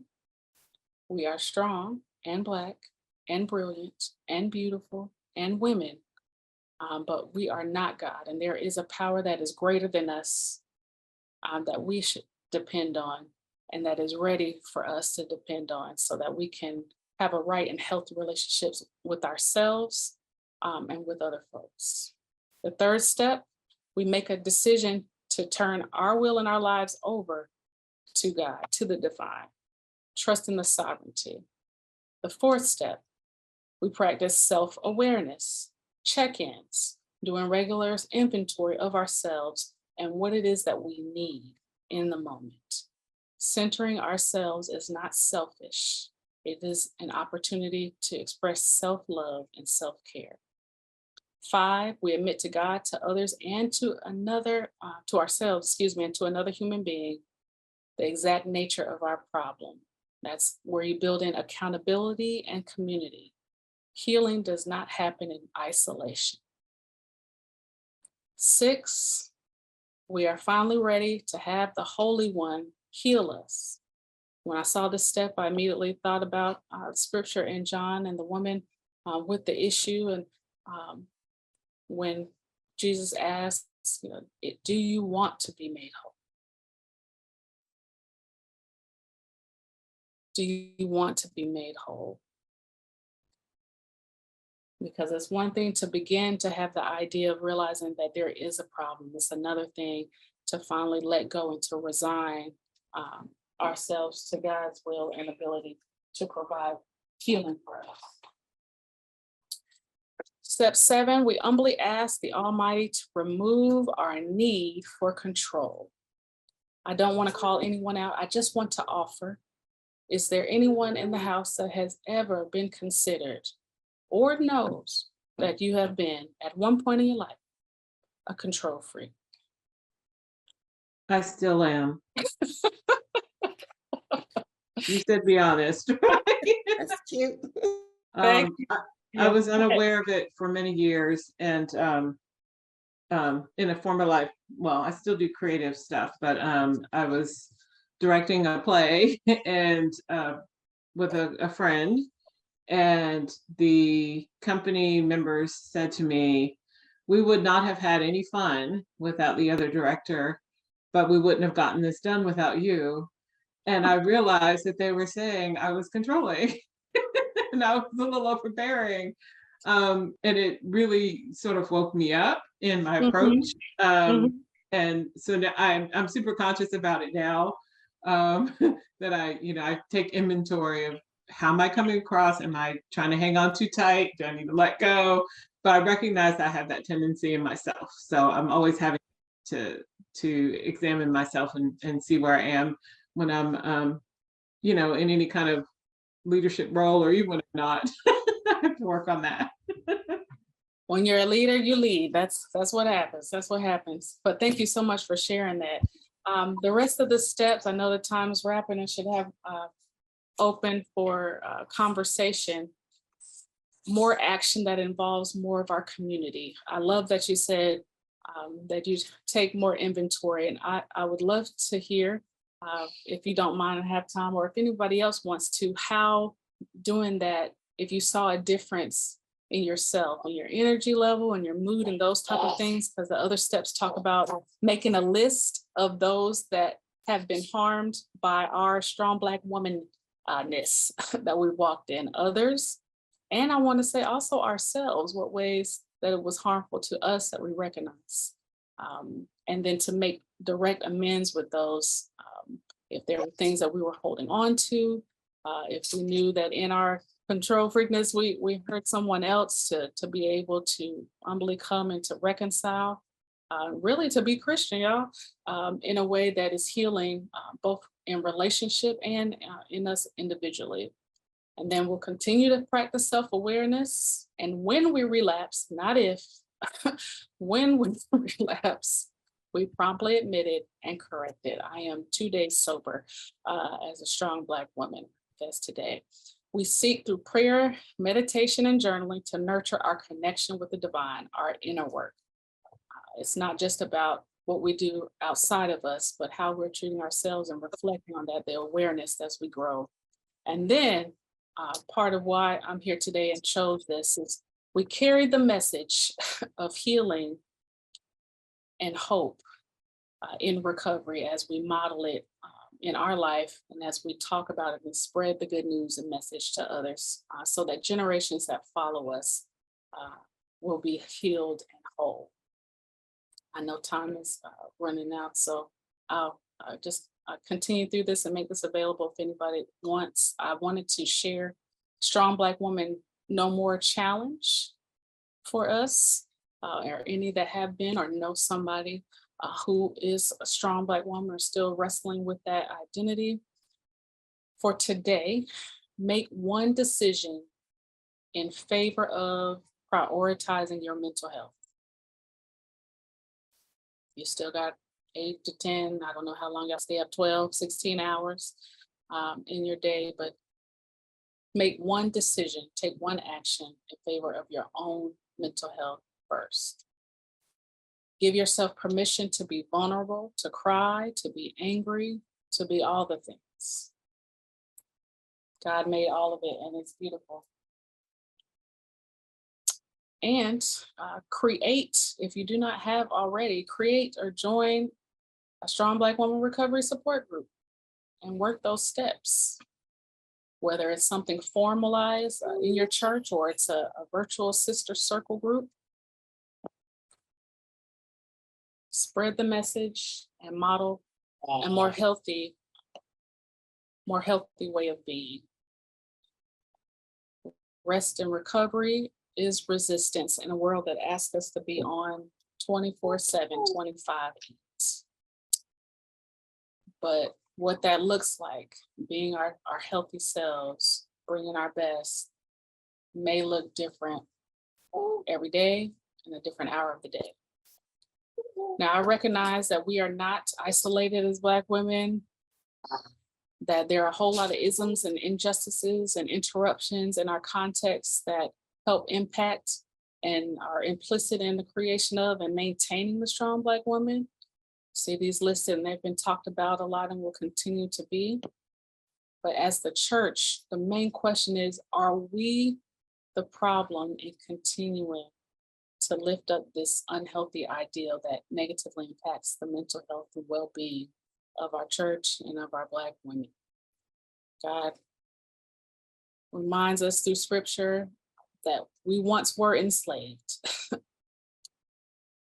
but now we are no longer a slave to that type of life, of the busyness, of strength with no chance to be weak or vulnerable, no chance to ask for help, no chance for being a community, just a product to work. But God calls us to rest, to have Sabbath. I submit that yes, the church still has work to do. And part of the ways that we must call on our churches and help model and challenge our churches to change is to break the cycle. Many folks learned what it is to be a strong Black woman in childhood, in church spaces. To be super strong, to be Miss Independent, to spend all energy caring for others and not taking care of ourselves. And that stress and role strain leads for self-care and negative outcomes. And so what can the churches model or make room for or integrate the unburdening of Black women? submit, we make room, be intentional in our worship calendars for Sabbath or opportunities to lament and grieve. Some churches may have the resources to host their own grief support groups, or maybe connect with community resources to encourage and speak from pulpits and from postings to let people know that it is not a character flaw to reach out and touch and to ask for assistance when needed. Also, practically speaking, invite churches to not just use Black women's giftedness and energy and willingness to nurture and make sure that programs get taken care of and processed, but to invest in the ministry gifts and leadership of women, to honor and affirm those gifts. Thank you so much. I apologize if I was rushed, but I did put in the chat. I hope you're able to see it. Able to see it, the 12 steps, should you want to start your own recovery group or use it as a ministry and maybe a Bible studies for women, or just as a check-in, a way to see where you are in the process. Thank you very much. What an awesome presentation. Do we have any questions at this time? We're going to take at least 5 minutes and see if there are any questions. I don't have a question, but I just wanted to just sort of thank you for the reminder. As Black women, sometimes I try to lay the burden down and then I pick it back up. And then I just now embarked upon a new venture within the community, and recognized right away, just in the first couple of days, that my employer was basically treating me as if I had no disposable time, right? All of it was his. And I started to realize right away that I'm gonna have to set some serious boundaries, because I had set a boundary where I had at least one day a week where I did not do anything related to work, because I have multiple jobs.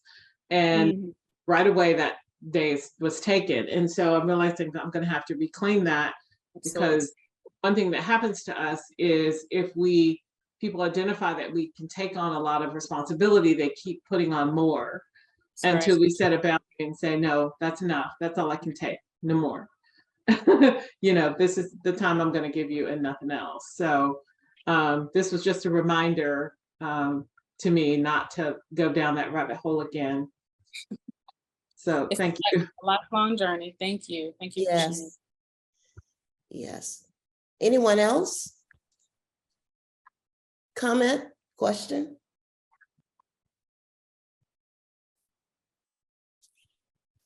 Okay, it appears all minds are clear. Once again, I'd like to thank Reverend Robin for an outstanding presentation and putting all of us on check about this strong Black woman. We need to hear more from you on that, I tell you. So we're going to have to work it out, make it happen. This was recorded, so you can use this in other sources. And we will start back at 12:45. Don't forget, you need to use a different login, the one you're on this morning.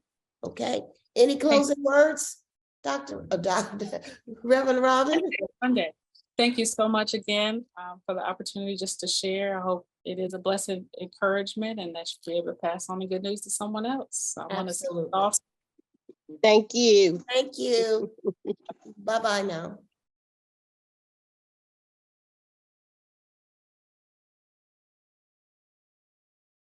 All right, good afternoon. Well, good morning, everyone. Again, my name is Tammy Acree, and I am pastor at Mount Zion Christian Methodist Episcopal Church in Guthrie, Kentucky.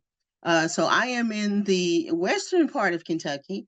So at this time, I just wanted to inform you that we are under a tornado watch until 12 noon. So should I get cut off, that's what's going on. I'm not leaving you on purpose, but should I get cut off, that's I'm going to the closet. So so just wanted to let you know what was going on here in the western part of Kentucky.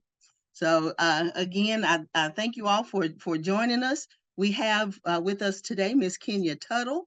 She is a doctoral student at Garrett Evangelical Theological Seminary in the area of pastoral theology.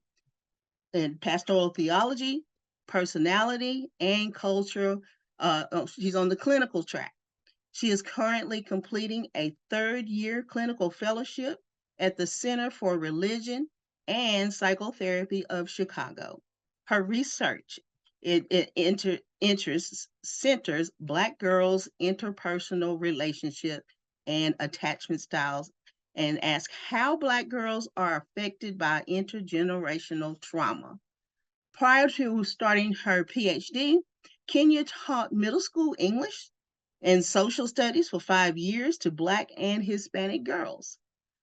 She was also a girls basketball coach and Audubon conservation leader. Before teaching, she was a theological editor for youth Sunday school material for a Baptist denominational publishing house. Kenya has a Master of Theological Studies degree from Vanderbilt Divinity School and a Master of Arts degree in religion from Vanderbilt University. She was a student athlete at Rice University, obtaining a bachelor's degree in managerial studies and psychology. In her free time, because it doesn't sound like she has much free time, but in her free time, Kenya enjoys holistic natural remedies, traveling, hiking, most sports, and anything in nature or by the water. She grew up in Houston, Texas, and spent her summers in Detroit, Michigan. So we have Ms. Kenya Tuttle here to talk to us in our breakout group about Black children and youth. Ms. Tuttle, it's all yours. Thank you, Reverend Tammy. Thank you so much for the introduction. Thank you all for being here. I look forward to sharing with you a little bit of what I've been doing, I guess, the last 4 years at Garrett, as well as the continued work that I did starting with teaching before. So let me share my screen. I don't think I was able to get what I wanted, but we'll see.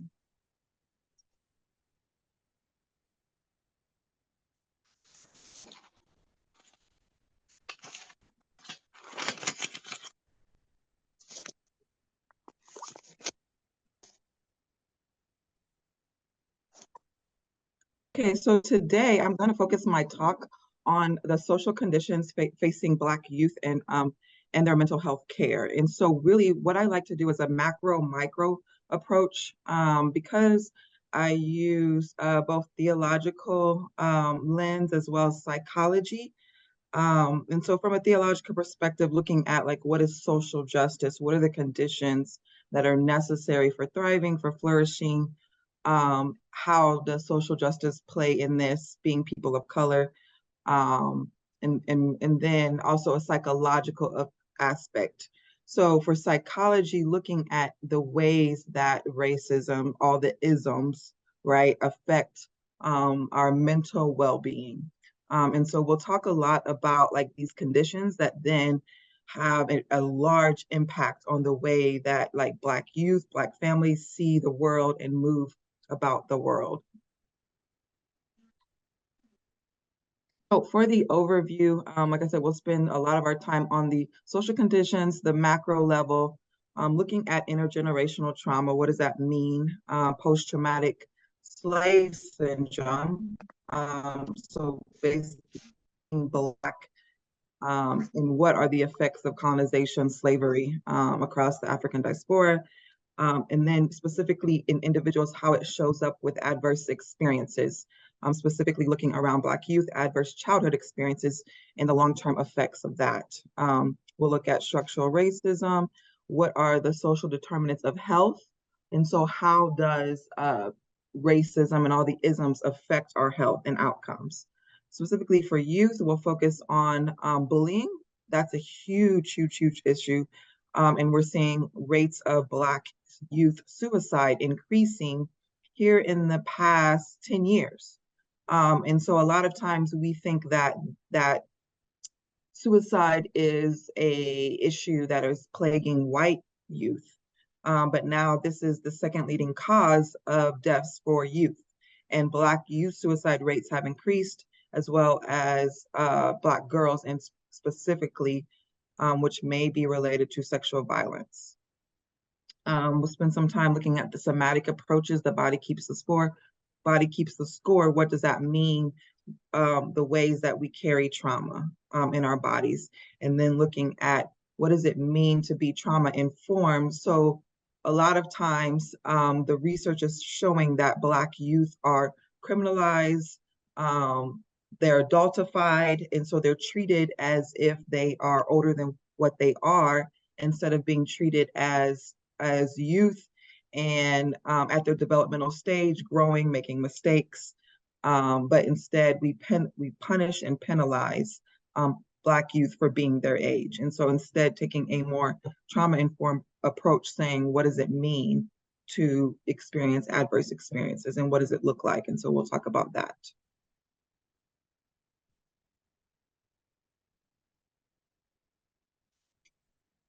So intergenerational trauma. Intergenerational trauma can be a term that talks about across generations, not just our current generation, but what has come before us. What is the historical legacy that has come before us, and how does trauma get passed down, then affecting, as we know, Black babies, Black youth, and what does all of that mean for them? So historical and racial trauma. This can be institutionalized throughout the body. All of these traumas are affected by an individual's body. So like, let's say we take a Black mother, right? So the ways that sex discrimination, sexual violence, all of these things have affected the mother, then affects the child. And we say that over time, these genetics and these effects of structural racism, structural violence, right? So with slavery, sexual violence, and then how these then compound over time and show up in a Black mother's body. And what does that mean for her infant and for the development of that Black child's life? So I do spend a lot of my research talking about like what comes before the Black youth, right? The Black baby. So what are the conditions present in society, in the family, that then create either the conditions necessary for thriving or take away the conditions for thriving? I don't want to get too much in this one, but this is across generations. So going, let's start, I'll start from down, like where we are present, mass incarceration. What are the effects of mass incarceration on Black families, right, in particular? And so I do an analysis of what does it mean whenever we have criminalization of Black youth, we have criminalization of Blacks in general, particularly Black men. What does that mean for the family system? And how police brutality, even you seeing these videos online, all of these things affect the ways that we understand like who we are, what we can be in the world, what Black people can be in the world based off of like all of these systems of violence. And so currently we're at number 5, the New Crow era. So Michelle Alexander's work here highlights mass incarceration. Previously, after slavery, right? So what were all of these legalized ways that we discriminated against Black people? Enslavement, Native American, dissemination, and Europeans colonizing lands across the globe. Before that, white folks doing it to each other, right? So the Middle Dark Ages, white people colonizing, inflicting harm against each other. And so what this just briefly talks about is the errors of violence and trauma and where we are, and what does that mean then intergenerationally whenever you see Black people that will show up. We have high rates of, for example, hypertension, right?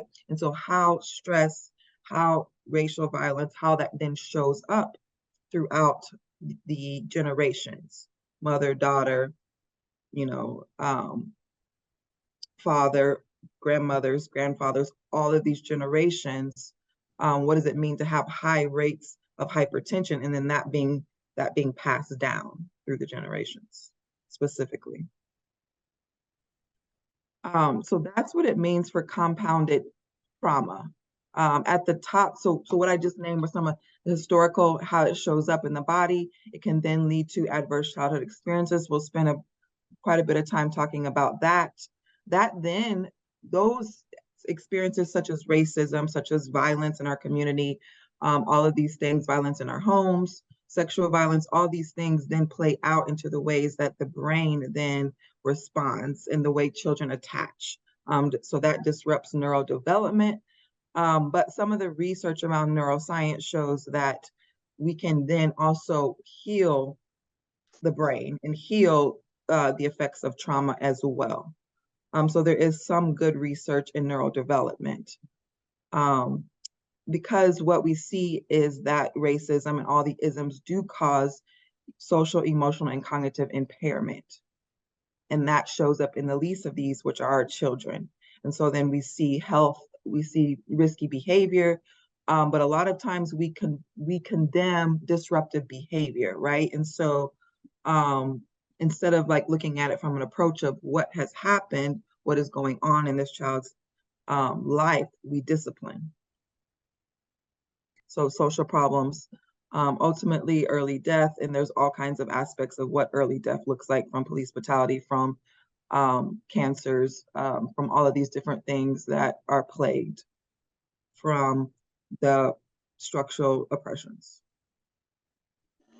So a lot of this work comes from Rasma Menica, his book called My Grandmother's Hands.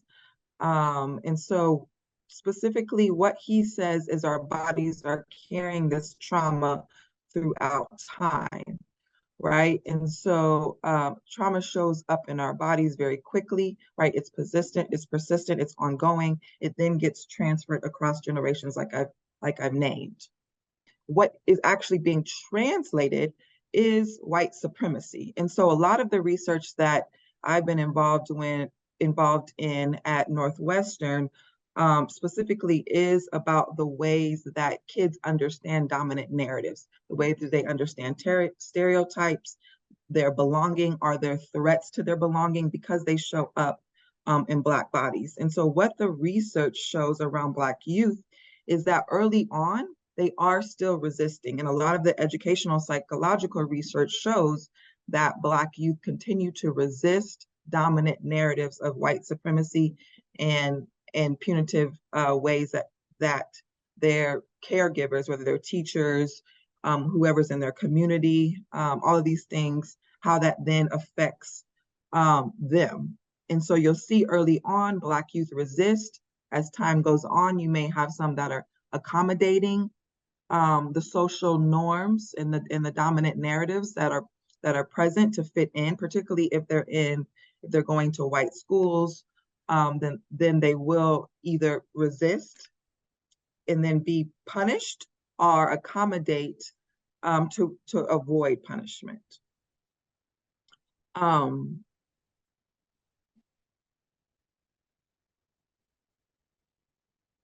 So Black youth, they do resist, they do accommodate to the structural racism and the structural systems at play, not just racism, all of the isms at play. But one thing what we know in the research is that Black youth are resilient, and they are adaptive to their environment. And what does resilience look like? This can also be passed on. And so what this looks like for generations is we see that Black mothers have the burden of having the talk, right? So what does it mean whenever you have a George Floyd in 2020, Black Lives Matter protests? What does that mean for parents to then have these kind of talks with their youth about what it means to be Black in America? And so Black mothers are burdened more than any other mothers with having this talk, so that then Black youth are resilient, right? And so what does it mean for them to be resilient in the face of police brutality, criminalization at their schools, all of these things? And what we know is that resilience can be transmitted across the generations. It can be transmitted through nature nurture. Parents can definitely help their youth manifest positive ways of dealing with some of these challenges.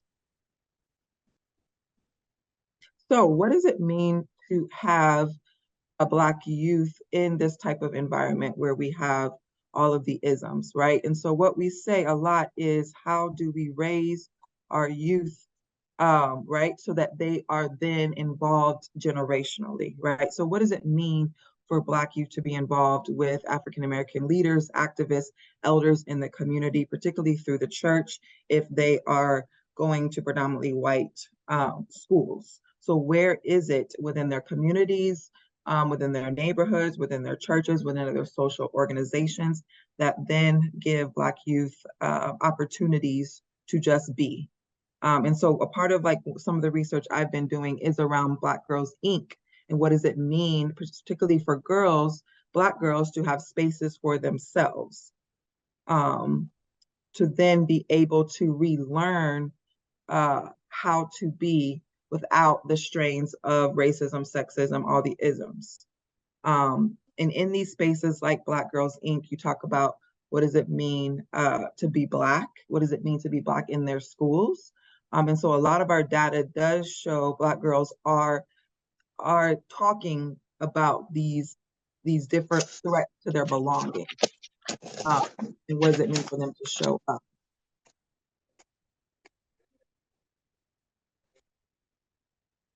So part of my work looks at what does it mean to develop then emancipation circles, Ubuntu circles for Black youth, that then is allowed for them to name their traumas, rename them, and do types of ritual healing so that they can then deal with, for example, if they're in a predominantly white school as a Black body, right? And so then how are they aware of when they're hyper aroused, when microaggressions are happening with them, particularly around other youth, whether it's white youth or other youth, even as teachers, right? So even how their teachers may approach them, and what does that mean for Black youth responding to these racial, sexual microaggressions?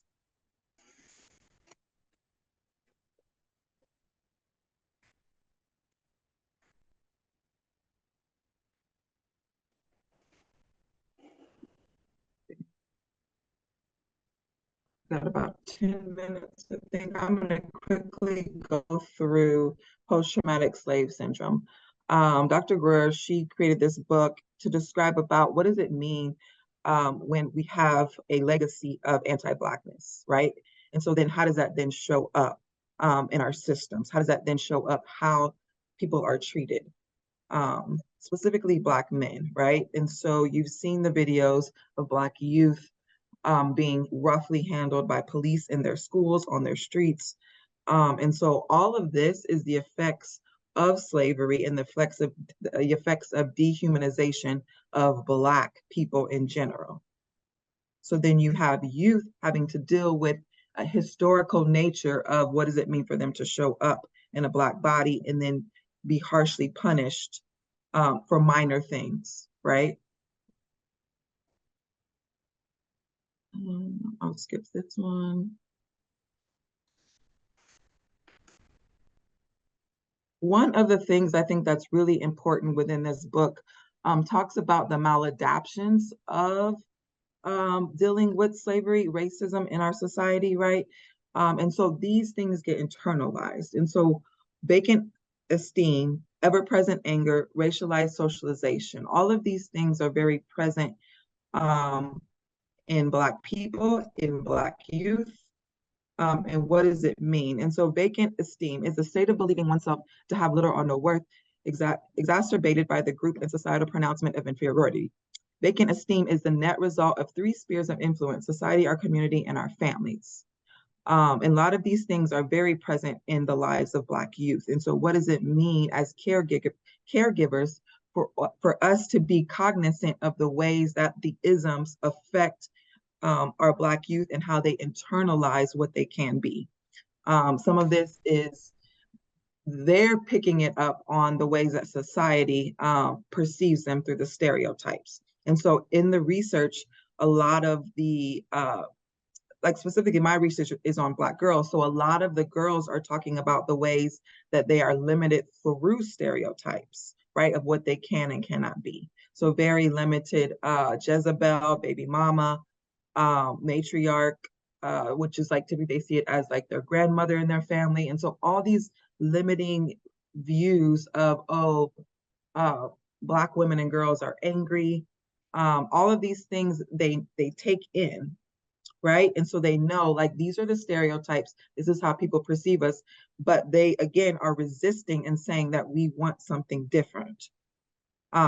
Some do internalize, right? And that is the challenge of us as caregivers. What does it mean to combat some of these negative stereotypes, negative portrayals? Ever-present anger, right? And so this is the fear and frustration of blocked goals, right? And so one of the focus groups is pretty funny. The Black girl said, yes, we are angry, right? And sometimes we do fulfill the stereotypes. And what does that mean, right? Like, as if it's okay for a Black person to be angry based off of the situations, right? And so like her response was, yes, we are angry at times. Yes, we can be loud. Yes, we can be all of these things. But to normalize these things and not to treat them stereotypically. And finally, the last one is racialized socialization. So what does it mean to come through a society knowing that they think of you as inferior? So you have some people that try to be the exception, right? And so then you have a lot of Black youth falling in the category of what does it mean to be exception and not be tied into a box of Black people. Black youth can only be, like, particularly for Black boys, we see like they know what the stereotypes are. They can be thugs, they can be rappers, they can be athletes, right? But what does it mean for them to say, I'm not going to conform to these racial stereotypes of what I can be? And so there is a lot of work that has to be done for caregivers as well as for Black youth, Black parents, Black teachers, and to socialize what are, what actually is viable, right? Instead of being limited and saying you can only do these things, but opening their horizons.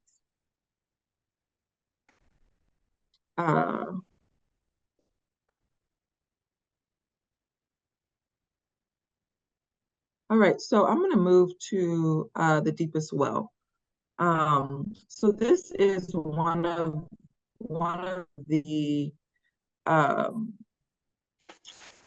things that we use in child development, right, is the ways that in the first 18 years of life, what are the adverse experiences that affect youth? And then how does that then show up materially in their health, in their behavior, in all aspects of their lives? And so originally this study was created by white psychologist Nadine Burke-Harris. She goes in and adds, like, what are the levels of environmental community violence and trauma that Black kids, Hispanic kids, kids of color face, and what does that mean? And so there's good and bad statistics in terms of, okay, toxic stress does lead to negative health outcomes. The good aspect of it is that we know that there is a way biologically, neurologically, that we can heal from these toxic environments through healthy relationships, through mental health interventions, particularly like the primary care team, whether it's doctors, psychologists, counselors, all working together, regular exercise, meditation, nutrition, regular sleep. All of these things allow recovery from stress and adverse childhood experiences. So what are adverse childhood experiences? You have primarily, the first study was abuse, physical, emotional, sexual, neglect, physical, emotional, household dysfunction, which was labeled mental illness, incarceration, abuse of parents or towards parents with parents, substance abuse, divorce. All of these things were considered adverse childhood experiences. Expanding it, Nadine Burke-Harris, working in a community of Black and Brown people, realized, well, wait a minute, what we've already been naming is that there is racism, structural oppressions culturally that play out that cause other issues that weren't named in the first ACEs. So then what you have here is community violence, food scarcity, right? Experience of the healthcare system, right? Whether it be positive, negative, not even having access to care, right? So all of these things, experiencing racism. So now what we see is like, yes, all of these things, poverty, all of these things factor into adverse childhood experiences. Some of the questions ask if a child's been in foster care, experienced harassment or bullying. That is huge for children, right? A parent has died, separated from their caregivers through what we're seeing now, right? Immigration, deportation, putting kids in cages, all of these things, having medical procedures. And then the last one, when a child is treated badly because of race, sexual orientation, place of birth, disability, or religion, we're seeing all of these things have increased rates of suicide, self-harm, all of these different things that children are doing to try to cope with the ways that structural isms are affecting them.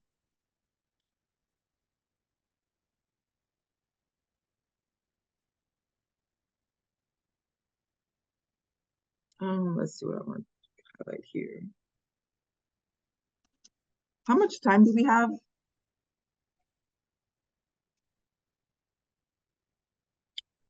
About 10 minutes? We have about 15 minutes or Okay, 10 minutes total? if anyone has questions.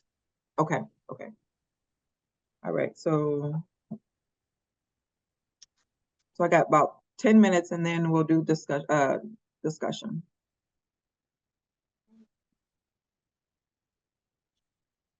Okay, some of these effects of adverse childhood experiences are health related. And then some of these things are also related to parental as well as social. What are the dynamics that are affecting parents?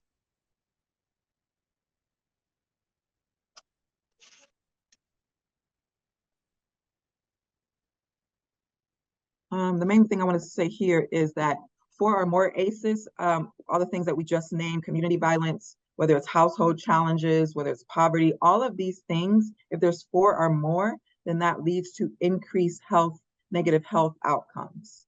And so with kids, what you see is some of them may develop like asthma, so like lung-related diseases. Some of them may be stunted, their growth may be stunted if it's severe adverse childhood experiences. Sometimes kids, their growth is stunted. And so you'll see these things manifest in their body, through health challenges.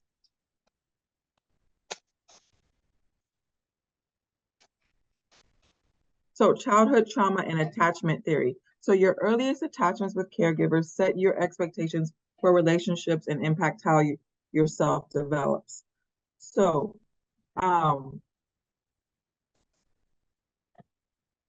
what we see here is that trauma does, and all of these isms do affect the ways that children are then responding and attaching to their caregivers and to not just, when I say caregivers, I'm not just naming people in their homes, but also in their community, at their churches, at their schools, how they then attach and build healthy relationships. Because one of the things that we see in the research is that healthy relationships are a way to, is a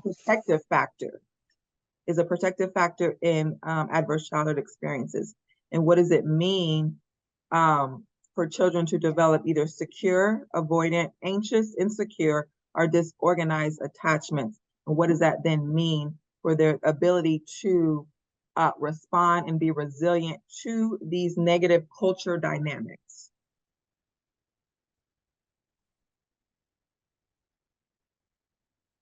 couple of things that we can do. So strengthen economic support to families, right? And so as we saw, poverty is one of the leading adverse childhood experiences, right? And then that has negative health outcomes. So what can we do to support families, right?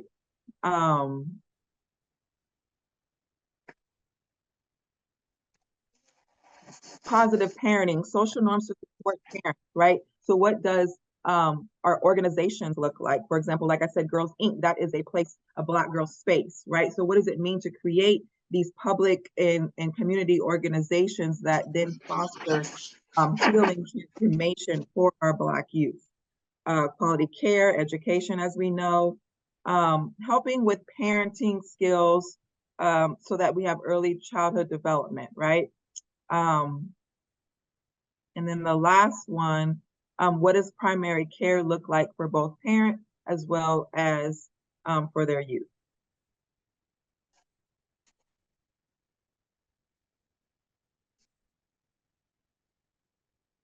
Okay, so social determinants of health. This is one of the outcomes that we have that affect particularly our youth that aren't able to control, right? So these are the things that affect their families that then play out for youth. So what does it mean for them for their parents, right? To not have adequate sick leave, health care, right? If a child's out of school, is the parent available? Are the parents at school or at home? All of these things, right? So what does it mean whenever you say ethnic minorities are the essential workers, right? And what is the outcomes of these things? As we know, communities are very segregated, which then affects funding of schools as well as communities, community organizations. What does that mean? What does that mean for Black youth living in food deserts? All of these things affect the outcomes of Black youth's health. Going here.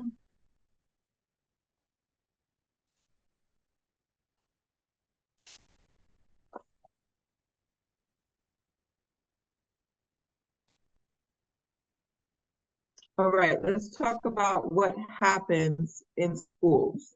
Okay, what happens in communities? What happens in organizations with Black youth? Okay, so now we've talked about all of the things that are imposing on them, but now let's talk about how do these things play out when they show up in communities? How are they interacting with each other, right? And so I say here, Mean Girls Boys Club, right? And so there's a way that all of these isms do play out, whether they're internalized in the ways that Black youth treat each other, the ways that youth in general, right, treat each other, right? And so like I was saying before, the microaggressions across races, across genders, and what does that mean?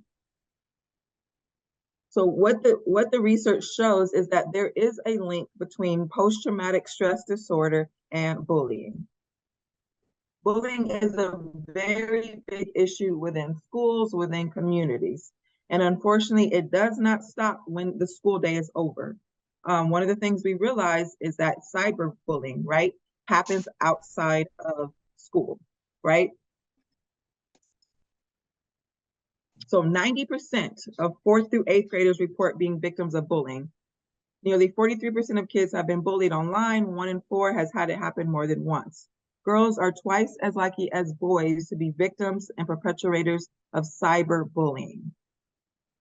One of the statistics about the girls is the girls also are on social media, like particular kinds of social media more in terms of like TikTok, Instagram, all, the social media where they're interacting, whereas boys, what we're seeing, there is an uptick in bullying within them playing their game systems. And so what does that mean whenever bullying happens through gaming? Bully victims are 2 to 9 times more likely to commit suicide. So bullying, we have to take seriously because what we're seeing is there's an increase in Black youth committing suicide, attempting suicide, and bullying has direct effects of it. Types of bullying: verbal, social, physical, cyberbullying. One of the things that we should be aware of is that there are physical manifestations of what's happening with youth. And so we can see, you know, self-destructive behaviors, right? We can see changes in their eating. We can see hopelessness, right? So there's a loss of interest, right? And so when I was teaching, one of the things I would pay attention to is if a child was not acting as they normally would, right? And so all of these are indicators that some type of trauma, whether it's bullying, whether it's an interaction with another teacher, another adult, another youth, like what is going on, right? That you then see various effects. And so we have to pay attention to what those effects are.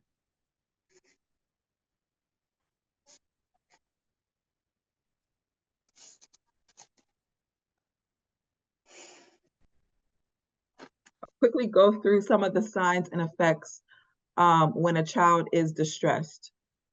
If they have a fear of separation from their caregivers, there's a lot of crying, screaming. This is preschool. Poor eating, losing weight, having nightmares. All of these are indicators that some type of stress, something is going on that we have to question. For elementary school, anxious or fearful, guilty or shame, difficulty concentrating, difficulty sleeping. All of these things we typically will see, but sometimes we discount why we see these things, right? And we don't ask what is going on with our youth. Middle school, depressed and lonely, eating disorders, self-harming, using drugs, becoming sexually active. All of these things are indicators that something may be happening that is stress related with our youth. So if you are experiencing interactions with a child, right, that you can see all of these symptoms, instead of punishing youth, right, for not conforming to our social standards, we have to ask what has happened to you, not why are you like that, right? So we label kids as bad kids instead of saying what has happened, and understanding that we must, it's called the 4 R's, realize, recognize, respond, and resist trauma, right? And so it's a way of approaching youth to find out what is going on instead of then re-traumatizing them based off of them not socially conforming.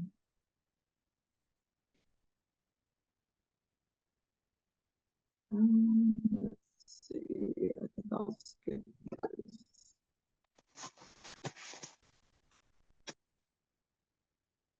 All right, and then this last slide, cultivating the conditions for Black youth to thrive. 6 main conditions: safety, trustworthiness, and transparency of the adults. That they can have peer support in times of difficulty, collaboration and mutuality, empowerment, voice, and choice, giving Black youth an opportunity to choose, even if it's the smallest of things, right? What will they do with their free time? What will they, like, what is their Saturday like? What, you know, the times that they can have outside of routine, right? Giving them voice and choice in terms of their activities, in terms of what they eat. All of these things empower you to then be able to make decisions for themselves. Considering cultural, historical, and gender issues, right? So one of the things we haven't named yet is the way that Black youth, any kind of gender issues, right? So whether, go back here. Any type of sexism, genderism, any type of sexuality, how they display their sexuality, all these things affect their abilities, their mental health, and the ways that they cope and resist the dominant narratives. And so I'll stop there.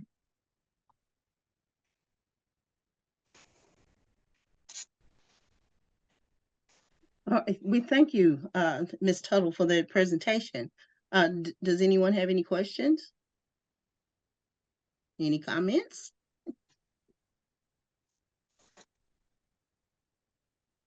Okay. I was listening. I mean, well, I guess I don't know if this question would apply, but is there a difference in the reaction between male and females with the trauma with talking about the trauma in the womb. So. Yes. So you do see that boys act out a lot more, and so you'll see more disruptive behaviors. Girls, this is not like across the board, but like some of the studies show girls do a lot of self-harming. They isolate, right? And then there's also interpersonal dynamics. And so they're isolating, they're pulling back from other girls, but then also you have, so it could be isolation, but you can also see a lot of youth that are the perpetrators of bullying. There's a mental health issue going on with them, right? So there may be something in their home. And so a lot of times you see like the perpetrators of bullying, whether they're mean girls, right? There's something going on there. And then that's then playing out in the ways that they interact with their peers. Okay. Well, I work in the mental health field. I'm a mental health counselor. I work in the community mental health. And so I don't see a lot of Black youth and children. I see mainly young adults. I see some Black parents, but it just seems that, they're not bringing their children in for counseling. So, so is there anything that we could do to encourage the parents to bring their children to counseling and not let them know that it's there's no harm in seeking counseling to help them control their behaviors? Correct. And I think that's something we're going to have to do a better job of within, I would say, school systems, because of the fact that the stigma is that Black youth are suffering mental health. But like you said, the stigma, like they have learned the stigma, right? That Black people don't go to therapy. Like they've learned that stigma very early on. And then they carry that even though you see these disruptive behaviors.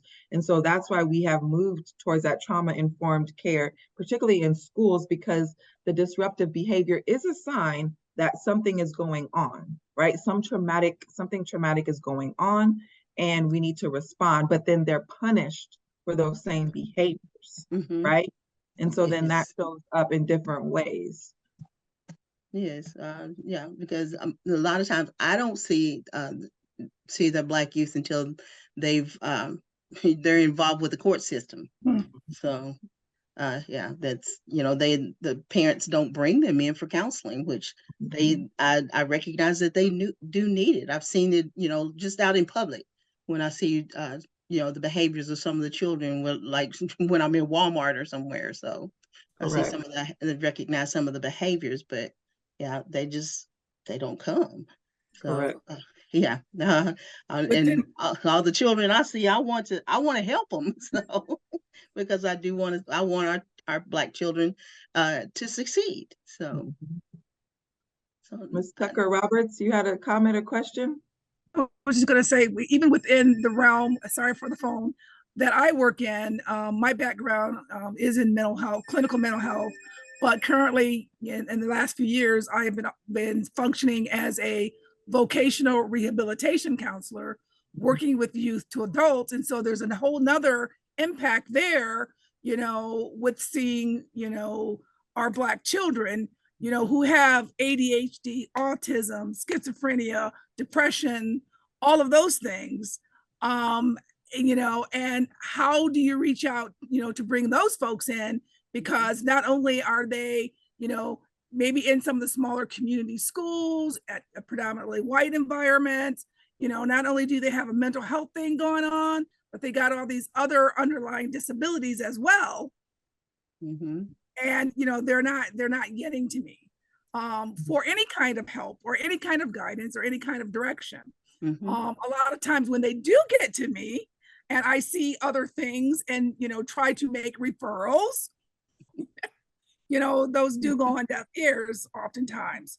And I do want to make note of one interesting thing that I saw for, actually it's a family member, female, very, very bright, very, very bright.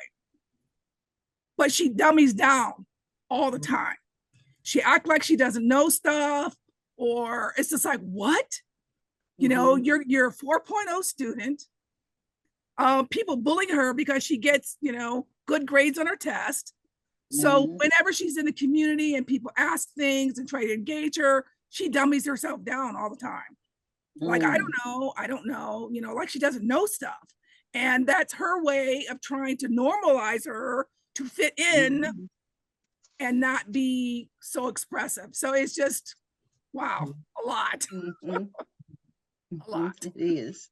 Yeah, thank you for your comments, because that even speaks to the ways that, like, as caregivers, we have to be, like you're saying, more aware of like what is really happening and then the social effects of it, right? And so like you're just naming, like, oh, she's not supposed to be too smart, so she's conforming herself, right? And so what does it mean to then intervene, right? And be able to like sit with her, talk to her, and then figure out, okay, how are you able to be yourself, be your brilliant self, right? Without having to conform to what society says, right? And so then that's the role of us caregivers, because the children are just trying to like not stick out, right? So not be bullied, right?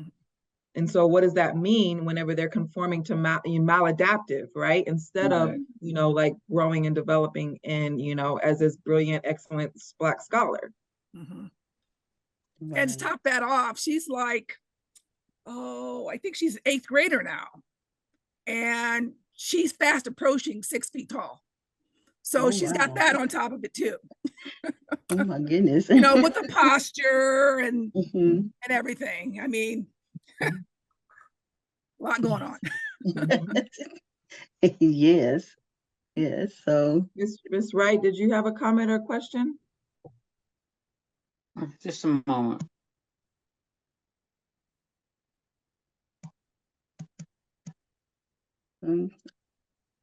I think our time is about up. I saw a message that came up that we had about 5 minutes, and that was close to 5 minutes to go. So, but again, I thank you. I thank you so much for your presentation, for the information that received, and it encourages me to continue on. So even though get frustrated, but to continue on to try to help our Black children and youth.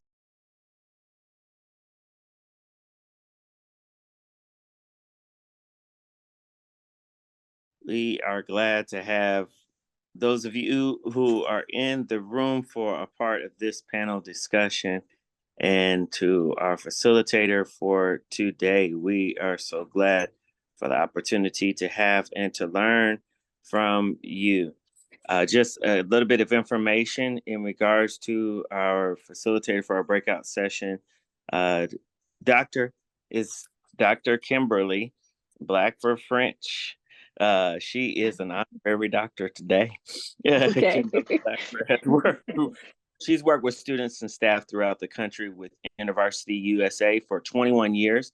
And Kimberly is a Black campus ministry specialist. She currently serves as the regional Black campus ministry coordinator for the Southeast region of InterVarsity, and has formerly served on InterVarsity's national Black campus ministry leadership team. As a communicator, Kimberly engages audiences around the intersection of cultural engagement and Christian mission. And Kimberly is able to passionately and pastorally mobilize students to engage issues of race and multi-ethnicities, discipleship, and spiritual formation. Without further ado, I turn over this breakout time to the honorary doctor. No, Pastor Kimberly. Thank you so much for being. Thank you so much for having me, and thank you for that great introduction. Maybe you're speaking prophetically. Yeah, I will be doctor one day. So yes, y'all heard the introduction. So I'm Reverend Kimberly Blackford French, and I just graduated from LPTS in December with my MDiv. And so we're just gonna jump in on the time, and just want to say too a couple things. One, I'm not trying to set myself up as the expert here. I just want to facilitate kind of getting the information out. And then whoever is watching this video, you can kind of do more research and thinking yourself. And just kind of to give an overview of the time, the way that I'm going about this is to say you know, what can churches and spiritual caregivers do to support Gen Z and Black young adults in their mental health? You know, as they go through different things with their mental health, how can we be supportive to that journey? So the first part, I'm just going to be talking a couple of data points and giving information. And then the second part, I have a panel of 3 young adults who have agreed to join me during this time, who I'm so grateful for and so happy to have. And I'll just go ahead and introduce them now. I'll let them share more about themselves later, but I have Summer Richardson, who serves with me on staff with InterVarsity Christian Fellowship.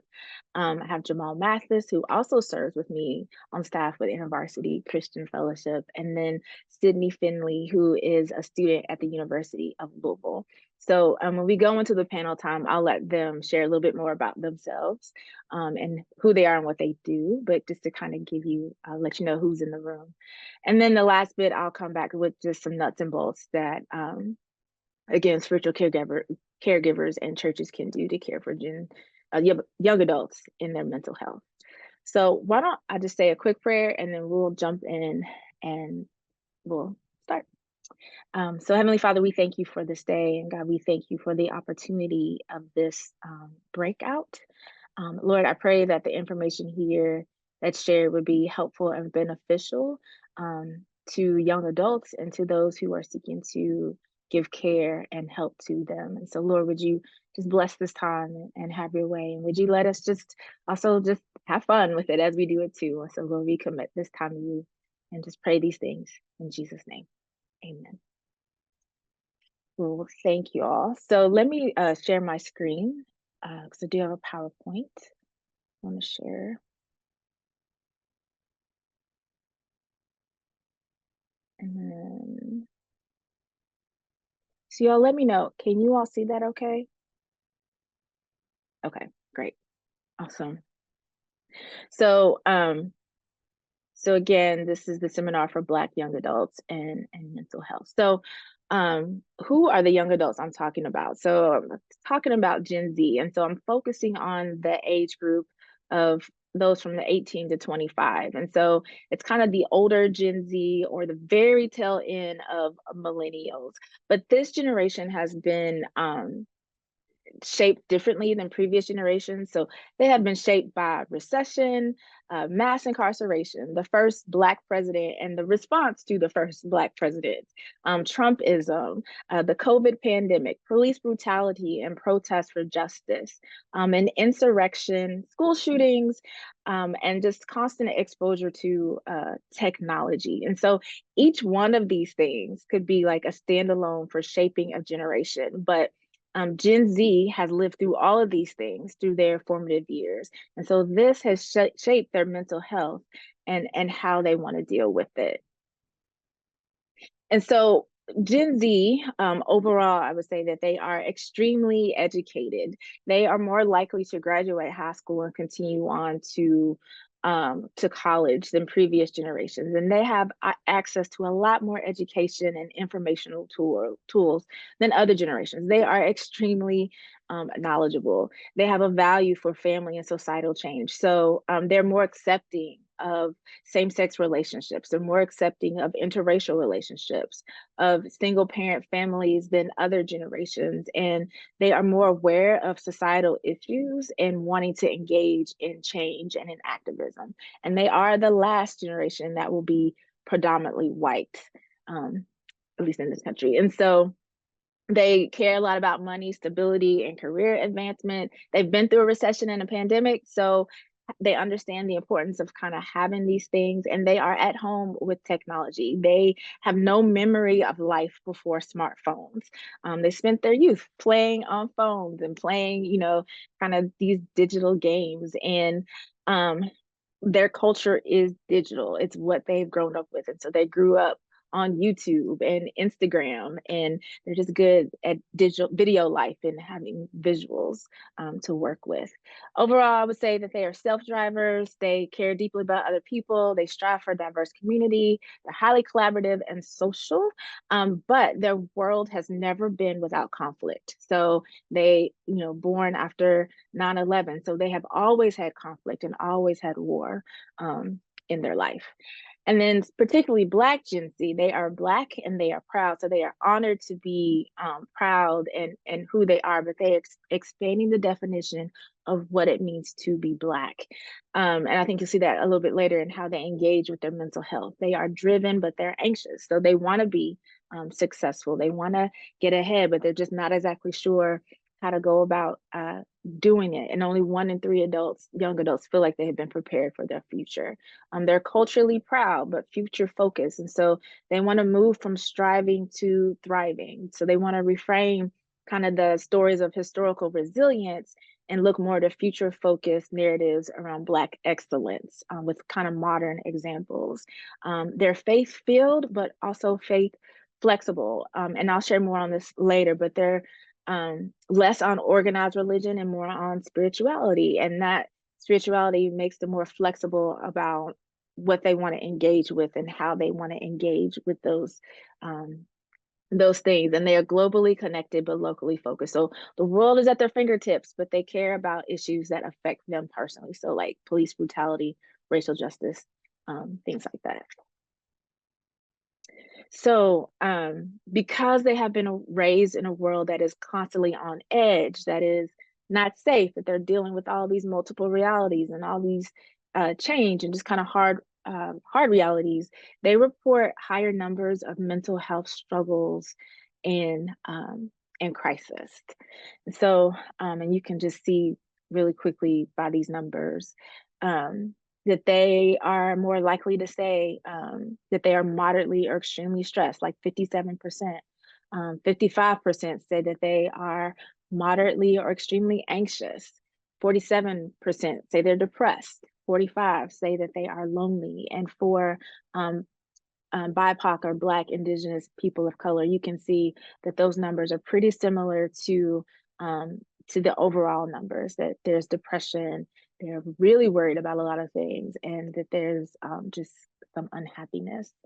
And then with these stats, you can just see again, and just kind of the things that they're dealing with. 75% of young adults said that mass shootings are a source of significant stress. That they care about, they're stressed by the issues in the news with deportation and immigration. That they are significantly more likely than other generations to report that their mental health is fair or poor. COVID has affected them more negatively than other generations. So 1 in 4 Gen Z respondents reported feeling emotionally distressed, which was double the levels of other generations before. They also say that they're just more likely to have unmet social needs more than any generation. And they were 3 times more likely to report thinking about planning or attempting suicide in the months during late 2019 to late 2020. So, so just share all that to say that that they just have a lot of trauma. There's a lot that they're dealing with, a lot of stress, and all of this can lead to just trauma in their life. And so the thing about trauma, and well, how you can define trauma is a psychologically distressing event that is outside the range of usual human experience, often involving a sense of intense fear, terror, and helplessness. But the thing about trauma is that there's no kind of set scale for measuring that. So what may be traumatic for one person is not necessarily traumatic for somebody else. But you can see trauma in like how people respond to the different things that they face.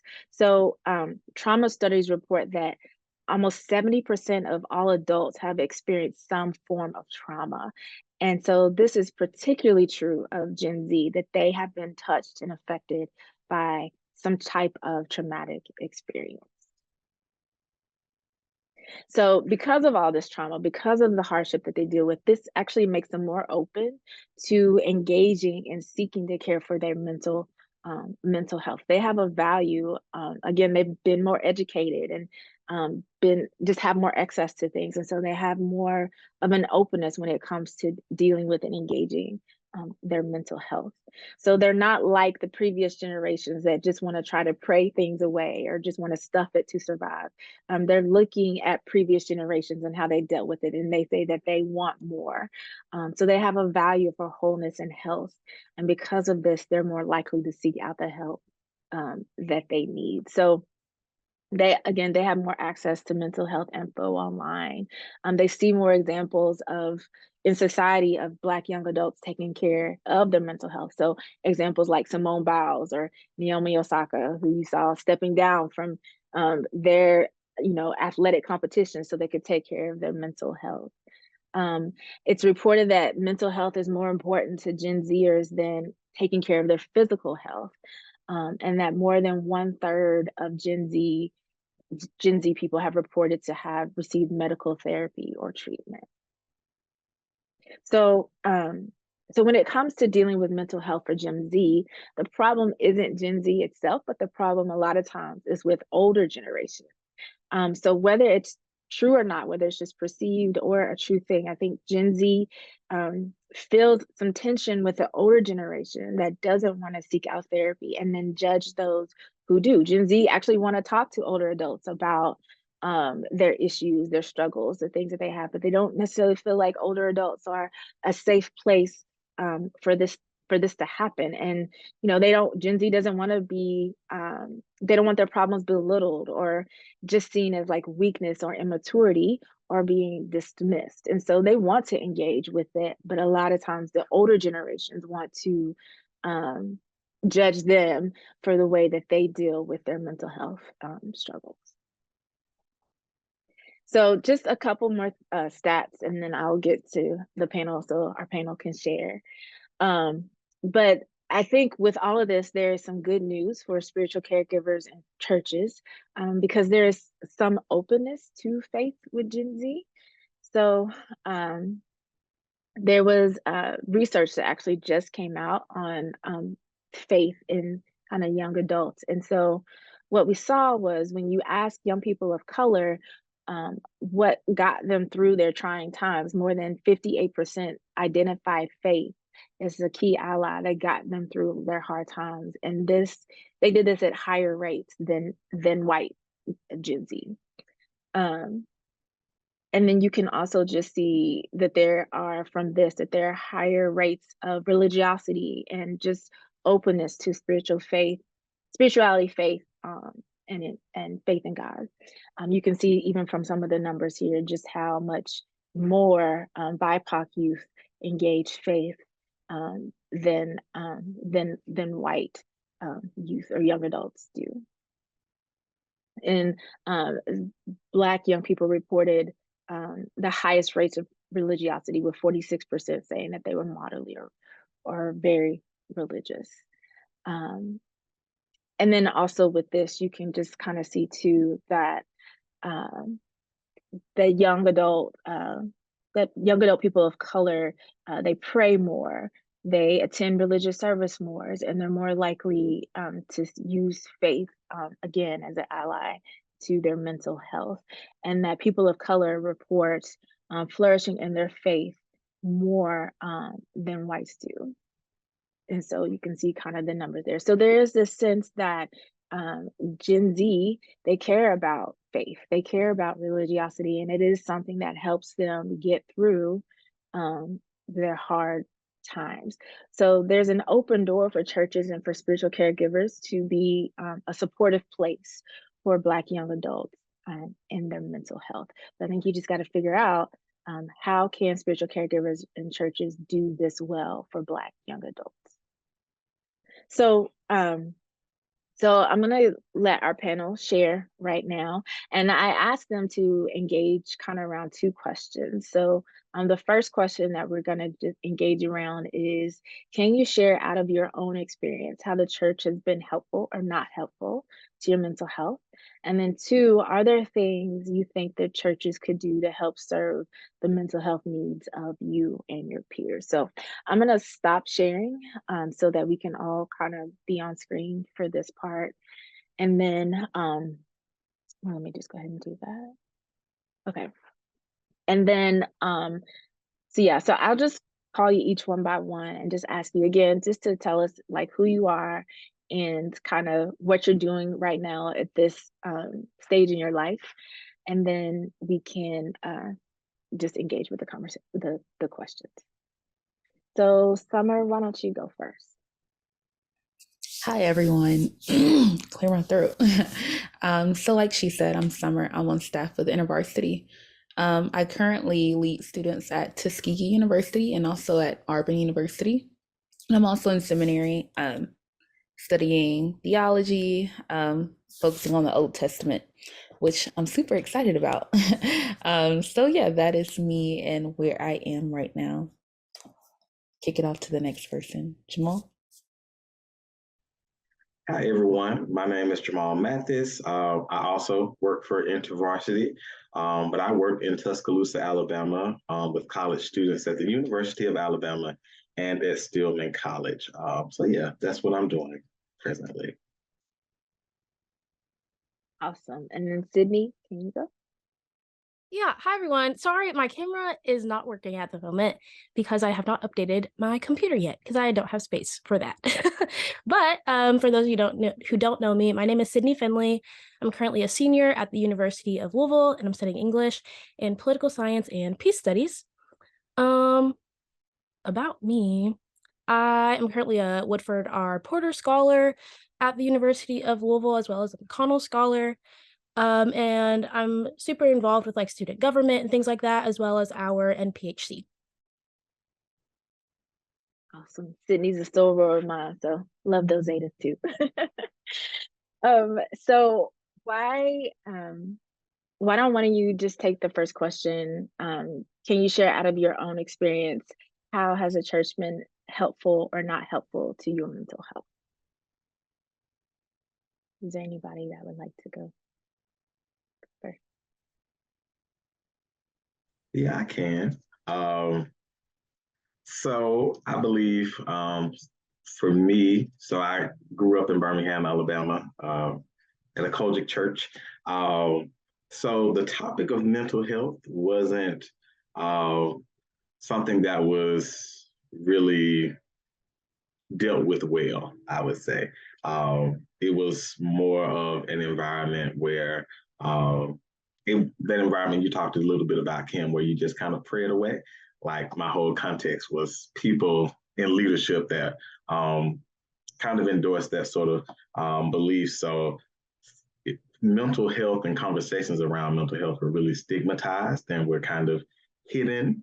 It was sort of a thing like, oh, you don't talk about that. We will deal with that privately, and we'll just keep praying and we'll keep believing that God will deliver, but we won't necessarily have the hard conversations. And I think we also now see some of the impact of that from the youth in our church not being able to really trust leadership and to be vulnerable in those spaces about, okay, how am I really doing?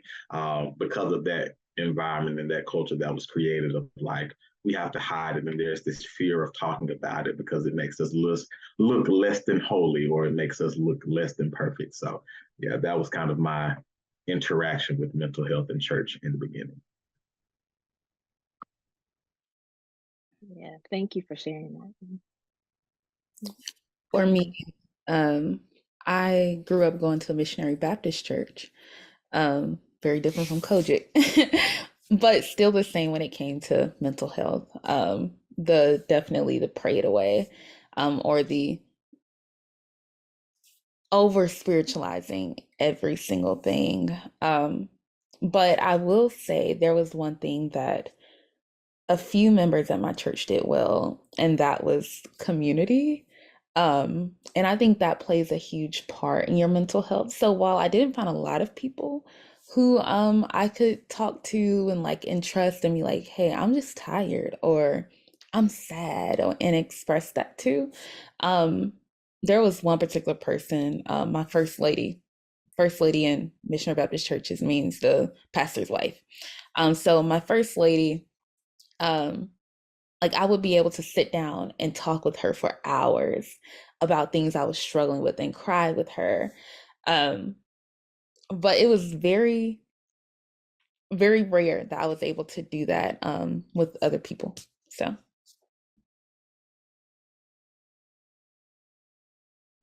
Awesome. I would say that my experience is a little bit different just because I grew up going to a predominantly Black church. And then when I was in like middle high school, my family moved. So we ended up being near a mega church, which was predominantly white. So that's kind of the church that I grew up through, but also still having the memories of being at the church that I was when I was younger was kind of weird for me to grapple with because I didn't really at that age, I didn't understand like me as a Black child. It was different in that previous church versus the one that I spent most of my like young childhood in.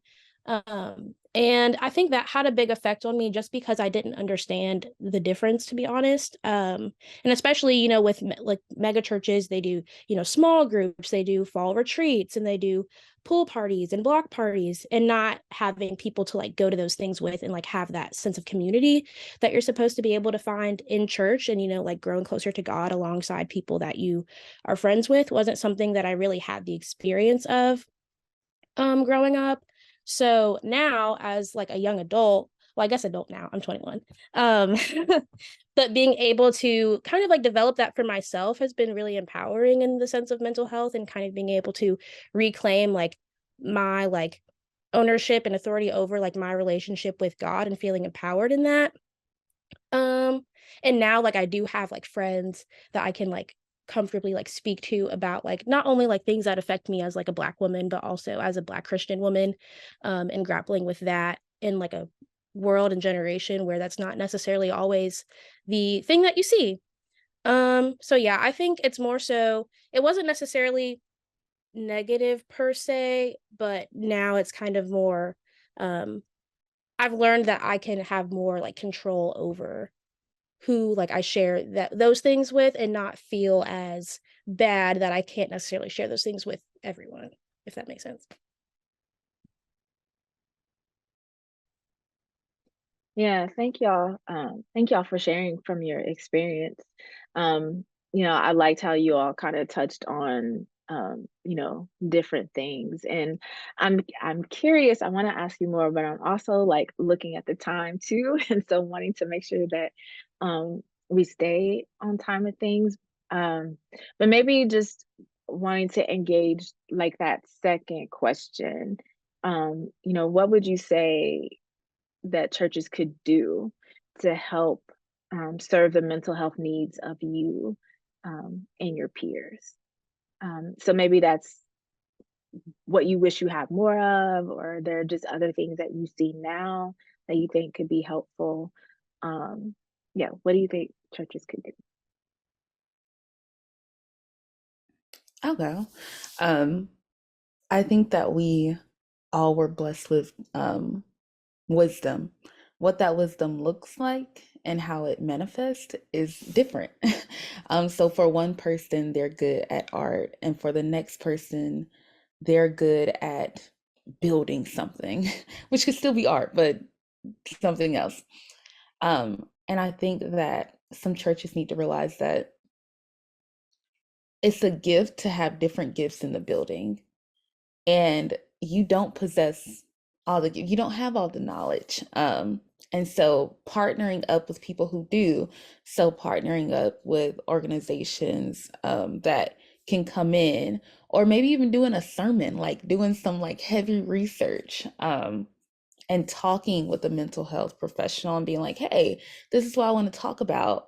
Can I hear from you? But just acknowledging the different types of wisdom that everyone has, and it's a good gift that God gives us. So I think we should utilize the gifts that God has given us in this world to learn more. Yeah. And when you say wisdom, and just the gifts, do you mean like um also allowing kind of young adults to share in that more? Um, or just kind of in general? In general, so what I really meant was like with therapists, like getting the wisdom of therapists, of mental health professionals, of like actual doctors. But then also, yeah, I mean, it would be good to hear from the youth. I think I've heard a lot of times people say things like, well, Gen Z doesn't care about yada yada, or Gen Z fill in the blank. Yet there has been no conversation with Gen Z. So yeah, I feel like that's wisdom as well, to get both.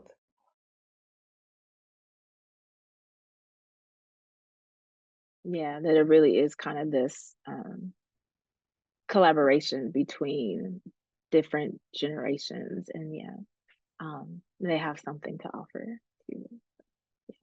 Yeah, and I love that you said bringing in people, so bringing in the therapists, bringing in the counselors, and actually just being explicit to talk about, let's talk about mental health, let's engage this fully. But yeah, I think that would be a great idea for churches to do. Okay, Jamal, go ahead.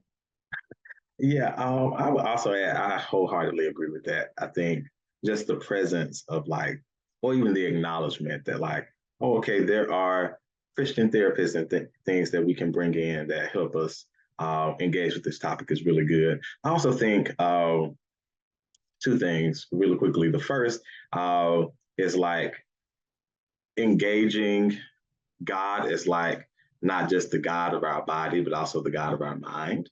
So like having sermons and Bible studies about like, okay, what does it look like for God to actually be Lord over me holistically? So that means that he does care about what's happening in my mind and the things that I'm wrestling with and the things that I'm struggling with, because he's not just the God who can heal my leg, but he's also the God who can heal my broken heart. He's the God that can help to regulate my mind. That's all of those things that the older saints used to say. He's a mind regulator. So, expanding on that so that, Gen Z can understand that, oh, okay, they actually do understand like where I'm coming from, because it's also just in the text.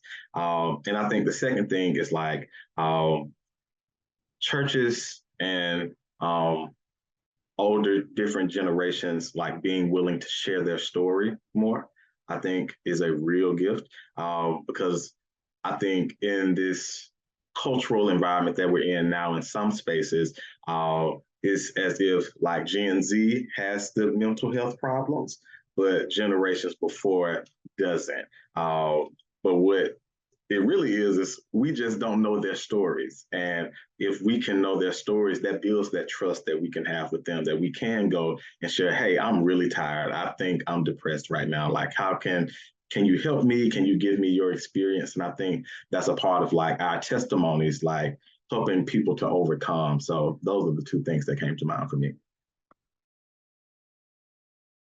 Yeah, like I sometimes wonder,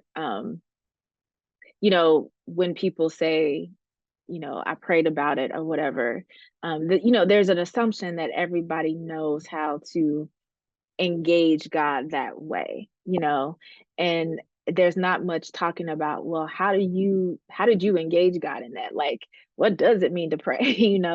How did God meet you and these hard things that you were going through? How did that help your mental health? Like, yeah, to be more, to, like you said, to just share your stories more and to be more explicit about like what that actually looks like, yeah, he's a mind regulator. Okay, how did he help your mind besides just kind of supernaturally touching it, like what did you do?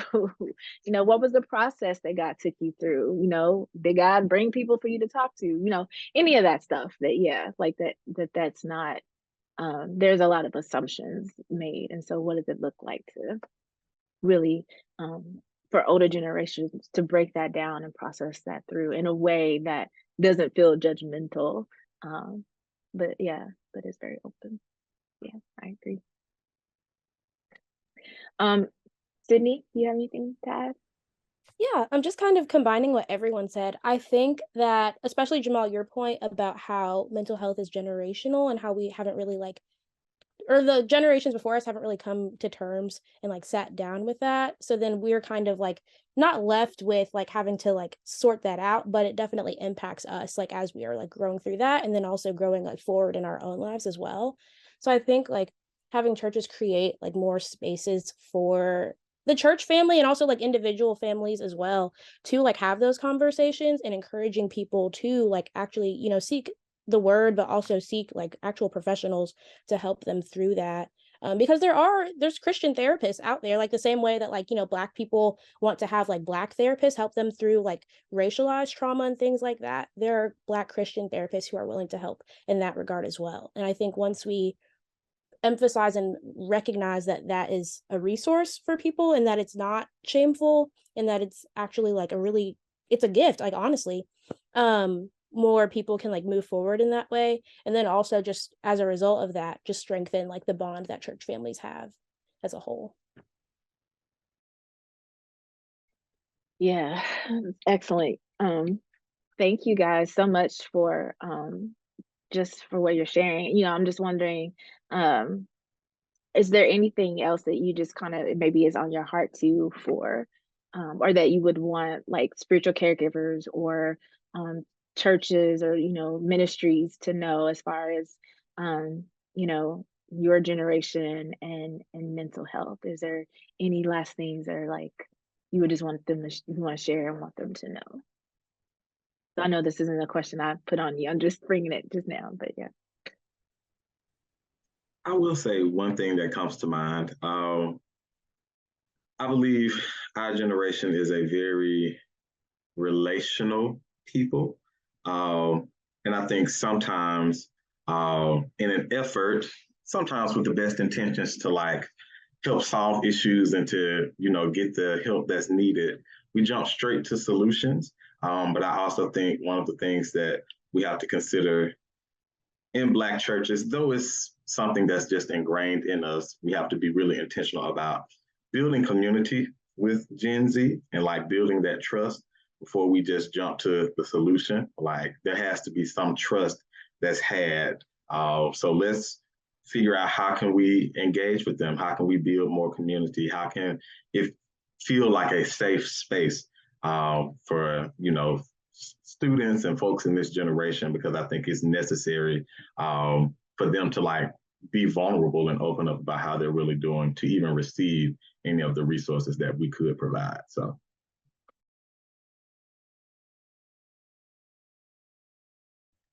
Yeah, that's good. Mm-hmm. Yeah. Anything else?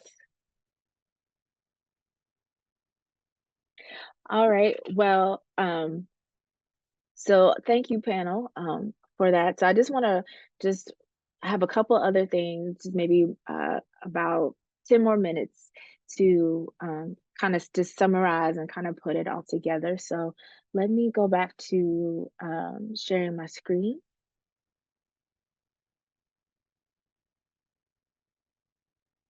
There we go.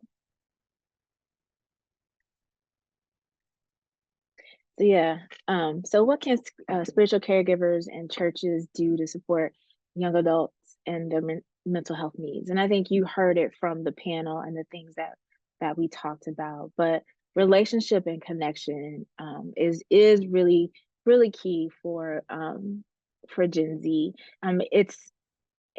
It's invaluable because they carry so much on their shoulders, so many hardships, so much trauma, and so that support helps to alleviate some of that stress and not feel so alone. And again, kind of just what we were talking about with the panel, that to be able to learn from other people's stories and to gain wisdom and to feel that sense of connection is really key. And also the really key thing about trauma, that the number one thing that helps people to heal from their trauma is relationship. So Dr. Bruce Perry, who was a renowned trauma therapist, made a statement when talking about therapy.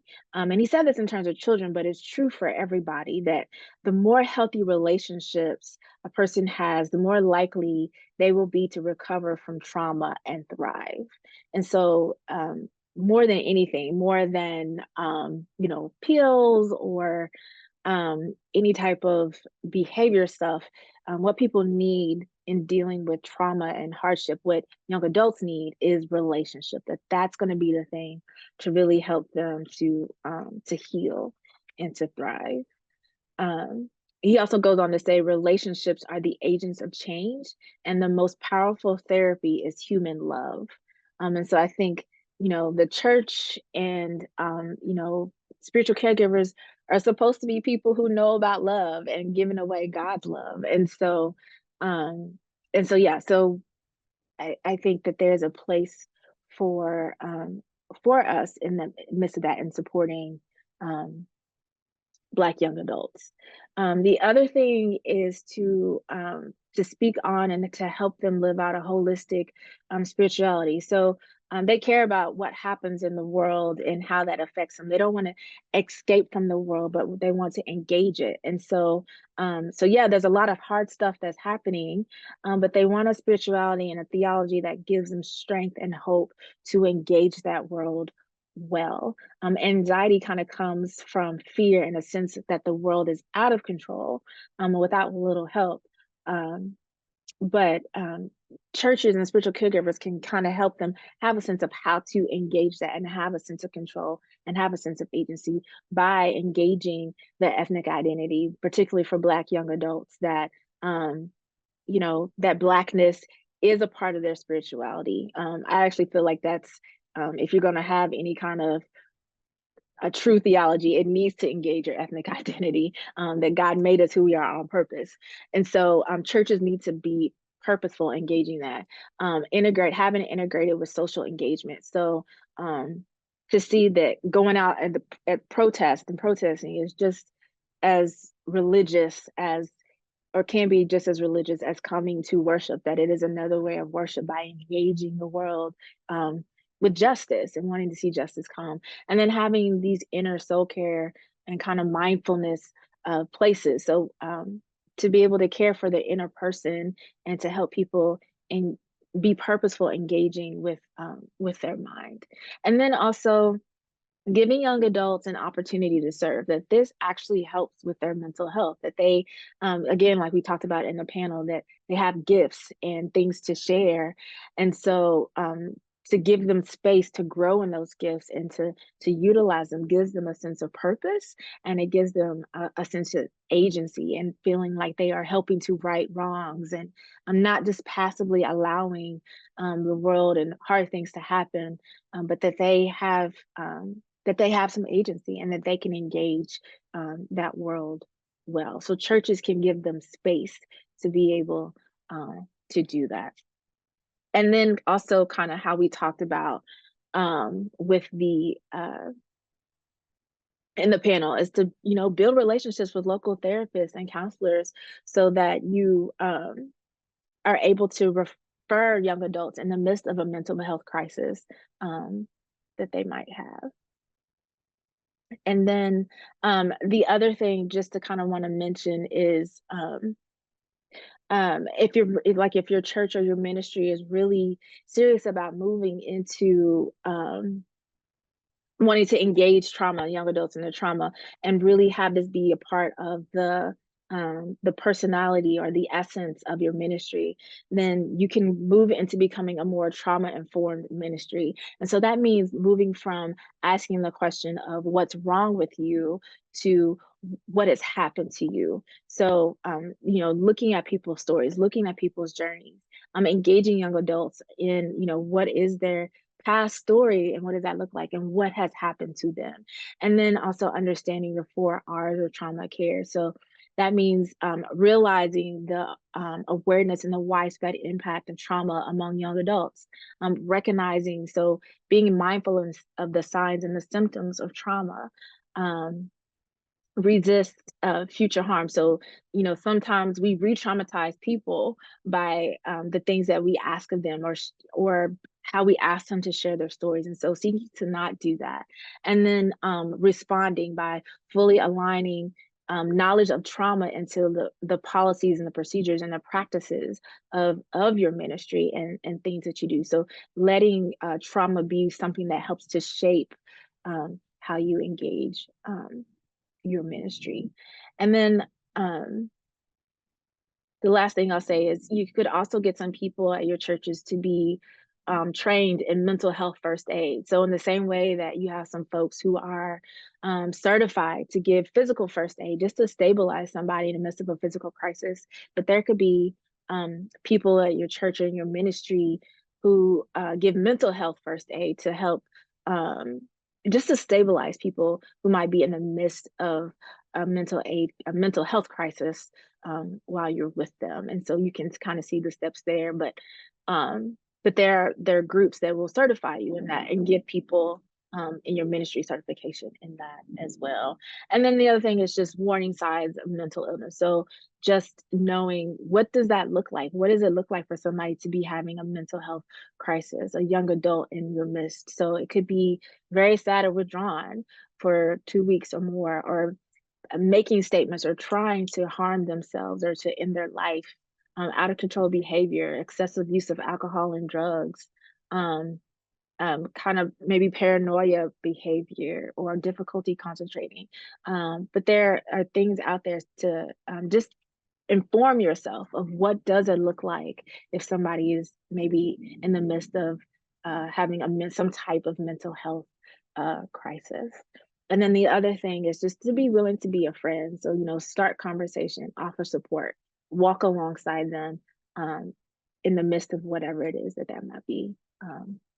might be going through. So that's pretty much it for this presentation. So again, I would like to thank my panel. Thank y'all so much for taking time out and just being willing to share a little bit of your experience. And you know, if there's anybody later on who maybe is watching this video and want to get more information or want the slides, then you can reach out to me for that information. So thank you all very much.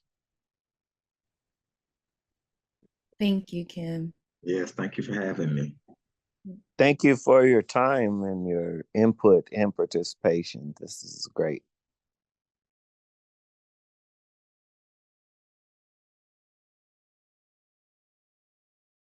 Reverend Kimberly Scott is a Cradle United Methodist. She says that she was nicknamed the Revival Baby because her mother gave birth to her 2 months early after leaving a fall revival. She has literally grown up in the church all her life. Her dad was the lay leader and her mother was a children's choir director. A lot of us can relate to you and your experience, Reverend Scott.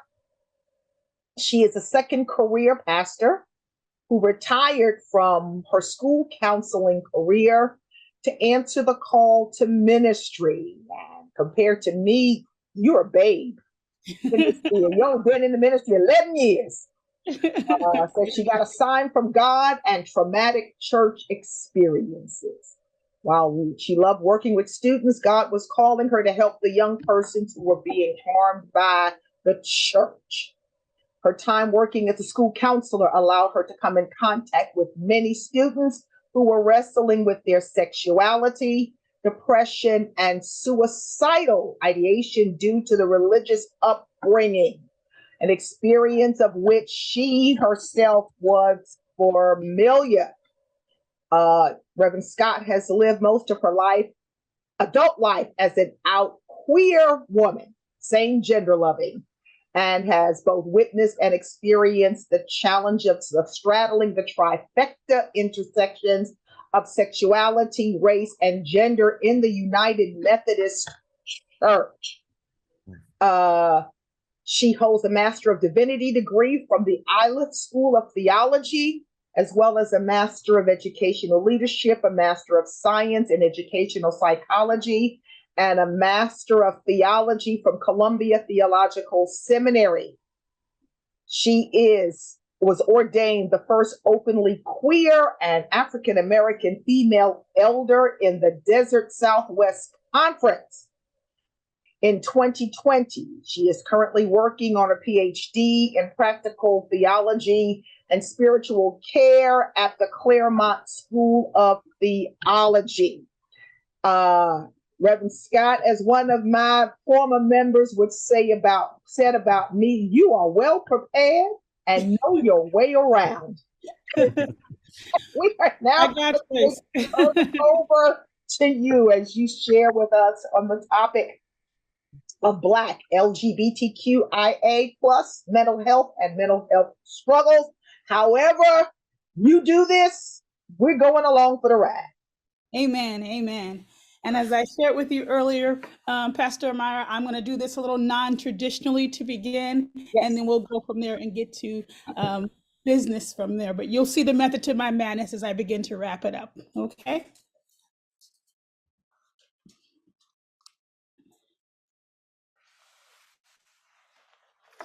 What is my story? You mean the one that begins and ends with my revelation that, yes, I am a child of God? My good people, where there is chaos, there is most definitely confusion. Yet we all know confusion is not of God. The queers of the East and the lesbos of the West are talking about their rights, y'all. Their rights to life, liberty, and the pursuit of happiness. Their rights to love one another and have families. Their rights to marry in the church.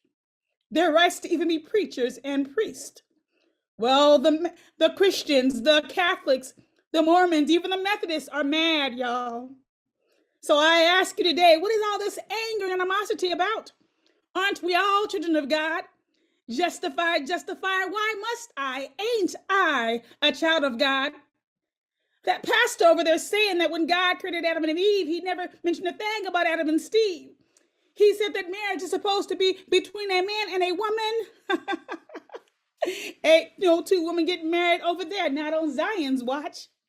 That church over there saying that gay marriage would destroy the sanctity of marriage. That church over there is saying that the gay lifestyle is incompatible with Christian teaching. Justify, why must I? Ain't I a child of God? That church over there is saying, yes, Kim, you can preach in our church if you can play the game of don't ask, don't tell. That pastor over there saying, ain't no one preaching over here, not in my pulpit, not in my spot. Justify, why must I? Ain't I a child of God? What about that line in the Declaration of the Independence that say we are holding these truths to be self-evident, that all men and women are created equal, that they are endowed by their Creator with uncertain and unalienable rights? That Creator, AKA God. So again, I must ask, ain't I a child of God? Look at me, I've been baptized, I studied the word, I prayed, I've tithed. Ain't I a child of God? I love my wife, committed for over 20 years. I've served, I've sang, I've praised his name. Look at me, ain't I a child of God? Justify, why must I? Ain't I a child of God? Then they talk about my lifestyle is full of sin. What do they call it? An abomination. They say God hates us. But what does their religious opinion got to do with the rights of gays and lesbians under the law in a country that claims separation between church and state? So, sir, let me get this straight. Because you think I'm living a life of sin, you have the right to sin against me through your judgment, discrimination, and oppression of me? Is it my sin, my sin? Is not my sin between me and my God like your sin is between you and your God? Justify, why must I? Ain't I a child of God? You heteros commit your crime, repent and do your time, and now you want to point the finger of sin at me. But ain't I a child of God? You see, y'all, I wouldn't be where I am today if I weren't a child of God. You see, it took me some time, but when my mama, the church, my pastor, and other so-called Christians turned their backs on me, I had no one but God. God told me, no, God showed me that I was one of God's own. God woke me up with my pillow of tears and bed of scorn and said, take off the shackles, Kim. I love you.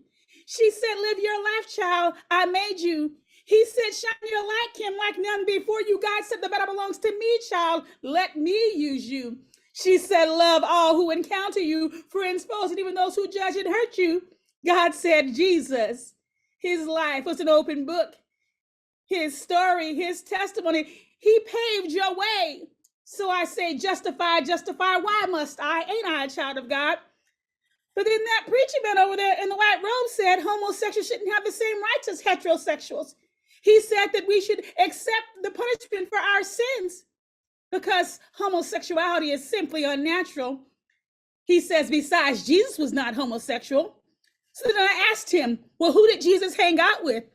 Who did Christ come to save? Was it not the children of God, the saints and the sinners? Jesus didn't exclude the saint from the sinner, the sick from the healthy, the weak from the strong, the rich from the poor. In fact, Jesus embraced the sick, the poor, the wounded, the poor of spirit. If God created the birds and the bees, the cascading mountains and the water we drink, the sunshine and the trees, if God created over 450 species of animals, and homosexuality is found in over 450 species of animals, yet homophobia is only found in one. Which one seems to be unnatural now? Well, I thank you guys for hearing me out. I ain't got much more to say, but in case you're still wondering, what is my story? You mean you don't know my story? All the things that I've been through. You can't feel my pain. What I had to go through to get here. You never understand my pain. Don't try to figure it out. Just know my worship is for real. What is my story? You mean the one that starts and ends with my revelation that yes, I am a child of God. From that Wednesday night I lay kicking in my mother's womb, it must have been the melodious tunes of the St. Paul UMC Gospel Choir and my Aunt Nita singing, God is a joy and the strength of my life. He moves all pain, misery, and strife. Those words brought me into the world singing, this little light of mine, I'm gonna let it shine. What is my story? My story, the one that left me wanting to wash that white man's spit and this brown shit, yes, off the skin I'm in. That story that left the N-word tattooed on my brain, yet in my heart I found a song about Jesus with the words from the Lord. Yes, I am a child of God. What is my story? You mean the one that said, Scott, I recruited you. Scott, I talked to you, but I didn't know you were Black. As I held in the pain and the shame of it now a dream deferred, I sang through my tears, give me one moment in time. What is my story? You mean the story the last time I decided to leave the church and God said, no, Kim, not this time. I have a new direction for you to go in. She then asked me, will your heart and soul say yes, yes? What is my story? My story is a story of spiritual resilience derived through faith. What is my story? A story of the authentically straddling the intersections of my identity and healing my social wounds that attempted to break me way too soon. What is my story? You mean the one that begins and ends with, yes, I am a child of God. I thank you for hearing my story today. But just in case anybody asks you who I am, if they ask you who that Black woman, that lesbian is that calls herself a preacher, aspiring to be a seminary president someday, if they ask you who she is, please just do me a favor. What I mean, if they ask you who she is, if anybody asks you who I am, who I am, who I am, if anybody asks you who I am, just tell them I'm a child of God.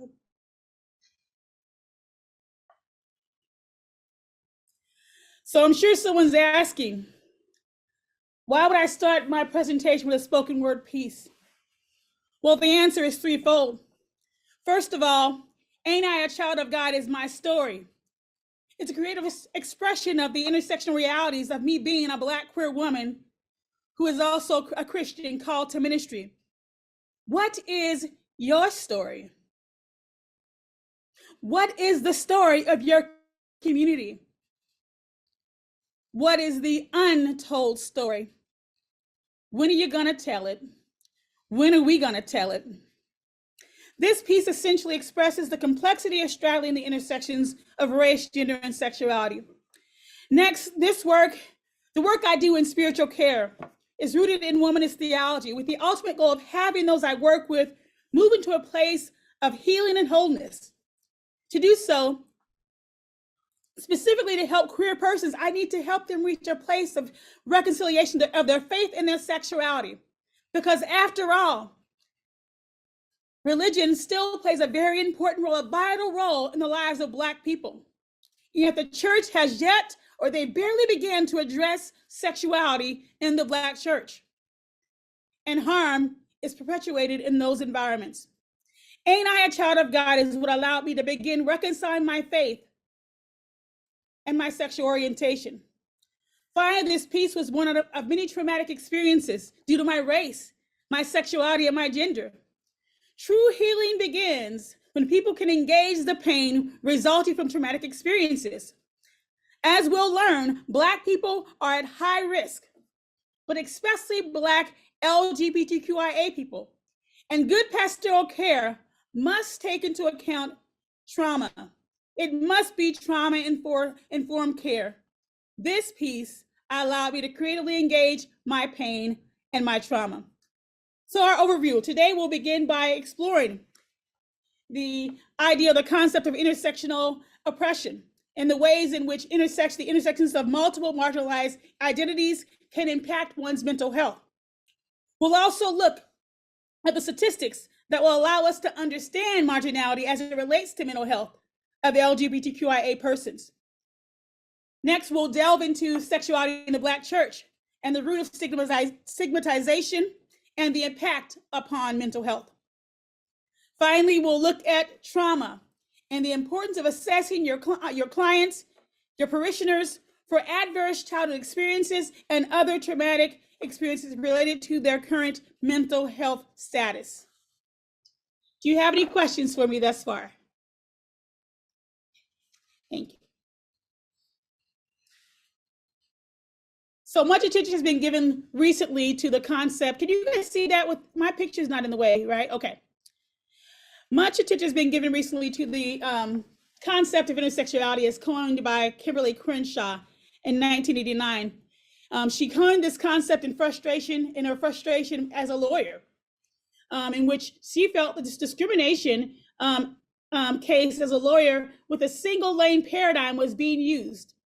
And by limiting the scope of discrimination and oppression faced to just a single lane, Black women were being doubly discriminated against.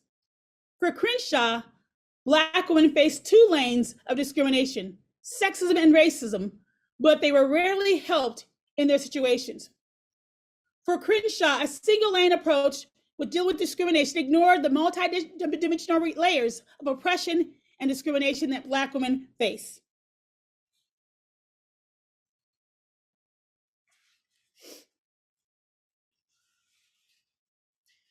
So the concept of intersectionality calls for attention to the nature of oppression and discrimination that's presented present in all lanes of our identities. We all have lived experiences at all intersections. Oppression and discrimination present in lanes that are marginal work against us. And in working with Black LGBTQIA persons, we must attend to and account for the multi-dimensional nature of their experiences of discrimination, marginalization, and oppression, which causes mental health distress. So you can see there, we have to deal with them all, not just one at a time. So some stats. Now, as you heard Dr. Armstrong allude to, we have very limited data when it comes to things around psychology and the psychology of African-American people. So stats on, it's hard to find stats on African-Americans in general, but even harder for Black LGBTQIA adults because of the marginalization. but there are 1.2 million Black persons in the US that identify as LGBTQIA. 26% of those adults are diagnosed with depression, 2 times that of non-queer Blacks. 29% of Black women are diagnosed with depression, 21% for queer men. Those in poverty are twice as likely to have mental distress, and 80% of them deal with health and mental health injustices on a routine basis. So I went out and I was really looking for just some more data on Black LGBTQIA adults, and I found this study from the National LGBTQ Health Education Center, and they reported in the everyday lives of Black adults, they experience disproportionate amount of behavioral health struggles such as depression, anxiety, post-traumatic stress, substance abuse, suicidality, and often in the response to external and internalized stressors produced by an oppressive environment. Once again, why we have to do this work intersectionally. The mental health stigma also makes it more challenging for them to seek and receive mental health treatment.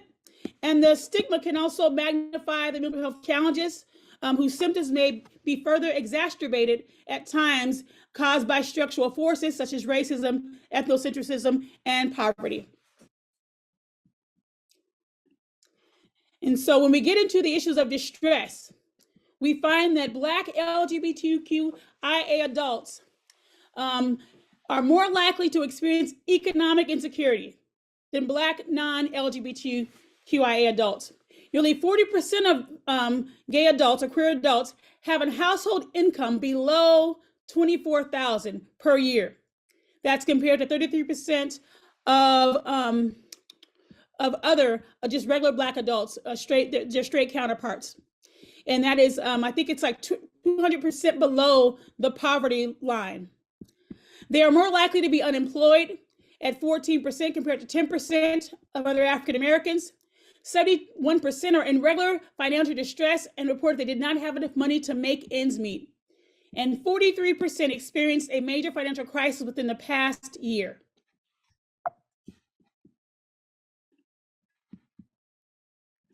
This is another set of statistics that is really kind of frightening, but 37% are living in food insecure environments compared to 27% of non-LGBTQIA Blacks. And it's at 41% for Black women versus 31% of Black gay men. Over half, 56%, live in low-income households. Once again, 200% below the federal poverty line, as compared to 49% in the straight population. So we make up 61%. Women make up 61% of being more likely to live in low-income housing compared to other Blacks at 48% and non-gay Blacks at 44%. There's a typo there. And all this data comes from the Williams Institute of the University of California at Los Angeles. Okay, and now we have adult discrimination distress. 55% live in a city or an area that is unsafe for transgender people. 36 or gay people. 36% report living in unsafe places for people of color. 40% of Black immigrants and those from other countries report the same. 82% report discrimination in comparison to 78% of African Americans. Also only a small, slight difference. When you compare this to, for the most part, the stats between gay versus straight Blacks, the percentages range between 3% higher in Black queer adults than in 3 to 10% higher between the two groups. So in most of these stats. 79% reported victimization, verbal assault, or abuse. 60% reported being threatened with violence. 44% reported being physically assaulted because of their sexuality. 43% reported who experienced robbery or property destruction, and 49% reported being fired or denied a job due to their sexuality.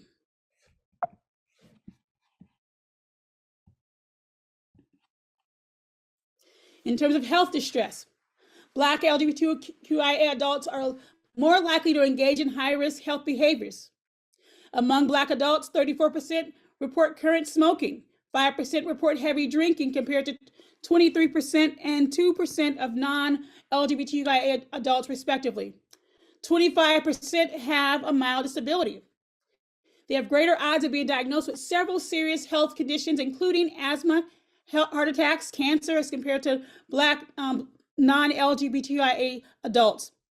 Among Black gay adults, 56% are tested for HIV at least once a year, while 24% have never been tested at all. And as you know, that's a problem because we are still at epidemic levels in terms of HIV/AIDS. We've never gotten out of the epidemic of HIV/AIDS. It's still, and we don't hear about it much anymore, of course, in the news or on TV the way we used to back in the 80s. So that also tells you about oppression and discrimination and marginalization and how that goes to work. So that's adult statistics. Do you guys have any questions before I move on to the youth? Any surprises there? No, not really. Yeah. Okay, and so when we go on to youth, the great thing about our youth is because our youth are in school and because suicidal ideation is so high with gay and lesbian youth, there's been a lot of research done in this area, and that includes our Black gay and lesbian youth, which is great. And we're starting to be able to do more work, especially at the church level, with gay and lesbian youth with programs and outreach. So 63% of lesbian youth report symptoms of, gay and lesbian youth report symptoms of major depressive disorders, including 71% of transgender and non-binary youth. Self-harm is reported at 44%, with 61% of that being transgender and non-binary youth. 49% reported wanting psychological or emotional counseling in the past year, but not being able to get it. That speaks to living in poverty and not having insurance, or just not being able to talk about it with your parents. 31% of Black youth identified as gay, lesbian, and 35% is bisexual. You'll see that gay and lesbian youth are more diverse than older adults. They really do identify themselves and begin to identify themselves quite early. So 20% identify as pansexual, 9% is queer. 1 in 3 Black youth identified as transgender or non-binary. More than 1 in 4 gay youth use pronouns or a combination of pronouns that fall outside of the gender binary construction. Let me stop you right there. Please explain these terms. Yes, okay. We hear binary, non-binary. Explain what those mean, especially. Yes.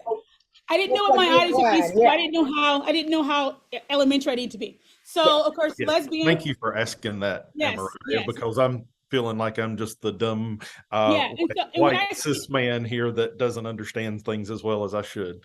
Thank you for saying that. So when I say queer, for me, I'm encompassing everyone. And sometimes when I say gay and lesbian, I also interchange that as well, when I'm just trying to not have to do the whole alphabet because it just becomes overwhelming for my tongue sometimes. Okay, but so LGBTQIA is consistent. It tries to encapsulate the entire community, especially when we have the plus on there. So pansexual, meaning they don't really consider themselves to be gay or straight. They just like what they like. Sometimes they don't like anyone at all, right? And it doesn't necessarily have to be sexual, right? Some of them have attractions to people, physical attractions, but no sexual attractions at all. You know, some of these kids, they really just want to be fluid in who they are and not be in a binary. So when we say binary, we mean either or, either gay or straight, either Black or white. Okay. And so when we say non-binary, they don't want to be called boy or girl. They don't want to have a gender title. They want to be non-binary. And so generally you'll hear them go by they, them, as opposed to he or she. Okay. Or him or her. Okay. So they use all different kinds of combinations, and they are generally pretty outspoken about what they want to be, what they want their pronouns to be, and how they want to be identified. Yeah. Did that cover? Yes, you did. Well, may I ask? I think I have incorrectly assumed that queer is tantamount to LGBTQIA plus. Yes. So how do we differentiate? Yeah, and that generally is the case, right? Like for me, I don't mind I don't mind titling myself as queer, but it really is a generational thing. Older adults, most of them do not like the word queer, regardless if they're Black or they're white. They generally, if they're a boomer or older, they don't like the word queer, because that has negative connotations of the way that they were teased during childhood, during middle school, all those things, right? The word queer really began to be used more so in the 80s and 90s, really around in the academy and at the school level. And eventually the gay community, the gay and lesbian community began to take over, because it was an easy way to account for everyone. But even in my generation, I have friends I have a friend who does not want to be called queer, and we're the same age, because he was also teased. So it's an umbrella term that I use. It's an umbrella term that, we have queer theology, right? And we have queer psychology. I mean, it's everywhere. So it just depends on who it's not a one-stop shop for everyone. Everyone has their own kind of identity or way of identifying themselves. But it usually is an umbrella term that is not offensive. But I said, the older the people, the more likely it is to offend them. But kids will just generally tell you, don't use that with me. I prefer you to say this or that. Thank you.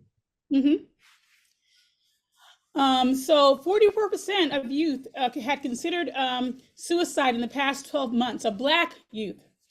59% of those were transgender and non-binary youth. 55% reported symptoms of generalized anxiety disorder in the past 2 weeks, and that was 60% for our transgender and non-binary youth. Why do you think that is? Why do you think that transgender and non-binary youth are higher in each area?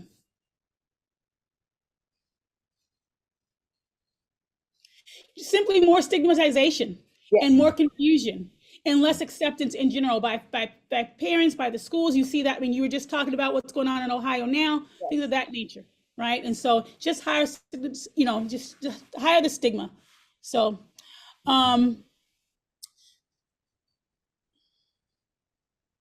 yeah, so I think I already did this. Oh, no, I didn't. 38% reported discrimination based on their sexual orientation or gender identity. 52% reported discrimination based upon their race and ethnicity. 70% reported they had been physically threatened or harmed in their lifetime due to their identity. And that was 25% of transgender and non-binary youth reporting the same thing. 9% of Black youth have undergone conversion therapy, with 82% reporting that happened before age 18. Ooh, how terrible. Yeah. And that's, of course, that stat's probably much higher in the white community, and it still begins usually before age 18, because kids begin to discover themselves, especially now, 12, 13, sometimes even sooner. So 35% of Black youth have experienced homelessness, been kicked out or run away. And that number always, shocks me, because we are so close knit in our community, but I know I've seen it firsthand. How many Black youth are on the street. And we have many programs here in LA now where churches are actually taking those youth in and at least giving them shelter for a night or providing food for them. And so the next thing we're going to go into is why is this phenomenon, between and the stigmatization of Black queer people. And it comes down really to, Black queer people are at highest risk for a reason. And many of that's because of socialization in the Black church. Many Black churches are not affirming, are not welcoming to LGBTQIA persons. When I they're the musician, unless they're the musician or the choir director, right, and they're willing to keep it quiet. Even then, they still say that. Yes, from the pulpit, even though they will know or suspect. Yes, the musician. Maybe LGBTQIA, but they provide, because music is such a vital piece of worship in the Black church. Yeah, so absolutely. They will turn a blind eye for the benefit of the music ministry. Even though they will still preach and teach insulting and offensive things exactly about gay people. Yes. Yeah. And part of it is that, many of our pastors are they either went to very conservative, they have very little theological education, or very conservative theological training. Yes. So the messages that we hear in the church, as you've already said, or either explicit or implicit messages that are homophobic, heterosexist, filled with toxic masculinity, which is why people still say things like God created Adam and Eve and not Adam and Steve. And the fact that we're still saying that in 2023 is a bit in the church is a bit problematic. I have a colleague that, and no matter what he is preaching on, somehow he always gets to this issue, right? Yes. And it burns me up when he does. Yeah.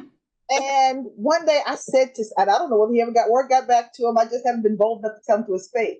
I'm like, Mister, you married your wife when she was 16 years old. You are considered a pedophile. How dare you? Yeah. You were 19, she was 16. Her parents had to sign a consent form for you. Do you realize that you marrying a 16-year-old girl is considered rape? Right. Is considered pedophilia? Yeah. But yet still you want to bash same gender-loving people? You're a hypocrite. Stop. And that's part of what allowed me to come out, because I saw all the hypocrisy, which is why I do a Child of God piece, because I saw the hypocrisy early on, and I was like, this doesn't even make any sense, but I'm smarter than most, Well, so, we're harmed by messages with negative embedded theologies, we're harmed. Let me ask one other thing. Young people who are sexually molested, and that abuse upon their bodies causes them often to question their sexuality and gender identity. How does that fit in to all this? And actually, stats show that that does not necessarily cause people to question their sexuality, but what it does generally cause is promiscuity. Is what it generally causes, and it causes them to also sexually molest others. Right? Because sexual molestation in churches, it's not just between, a man and a boy, right? It's oftentimes between a man and a girl, right? Or sometimes, like my brother at 16 was dating a 20-something-year-old woman from probably 30 years old, and her daughter was in our choir. And my parents knew it, right? Yes. But that was looked upon as something that was okay. And as I get down into a little bit further, when I talk about the work of Kelly Brown Douglas, her main work was around, I'm going to pass through some of these slides so we can get to some of this. She talks about the way in which slavery led us to a legacy of oppression and the violation of Black bodies. And that the Black sexuality is technically still in this day and age a pawn of white culture. Because over time, after, slavery, Blacks began being stereotyped by the slave master as the Black mammy or the Black Jezebel or the Black buck. And that became the pillars in the Black community about sexuality or hypersexuality, distorting our understanding of sexuality while, of course, sustaining white identity and white supremacy.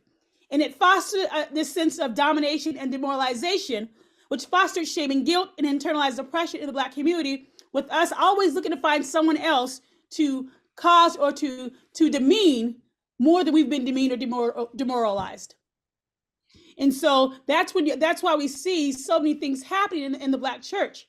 This whole process has kind of undermined ways of being sexual in the Black community. It's undermined the sexual morals of the Black church, which is why we have so many stories like this. Like, the priests have been exposed, but if people really knew some of the things that have experienced in our Black churches, they would be, it'd be a whole nother story. People in our church, we don't have the luxury. Yes. To talk about Catholic priests. That's right. Yes. Everybody knows who the preacher's girlfriend is. Right. even if he's married with children. We know who engaged with who, especially among church leadership.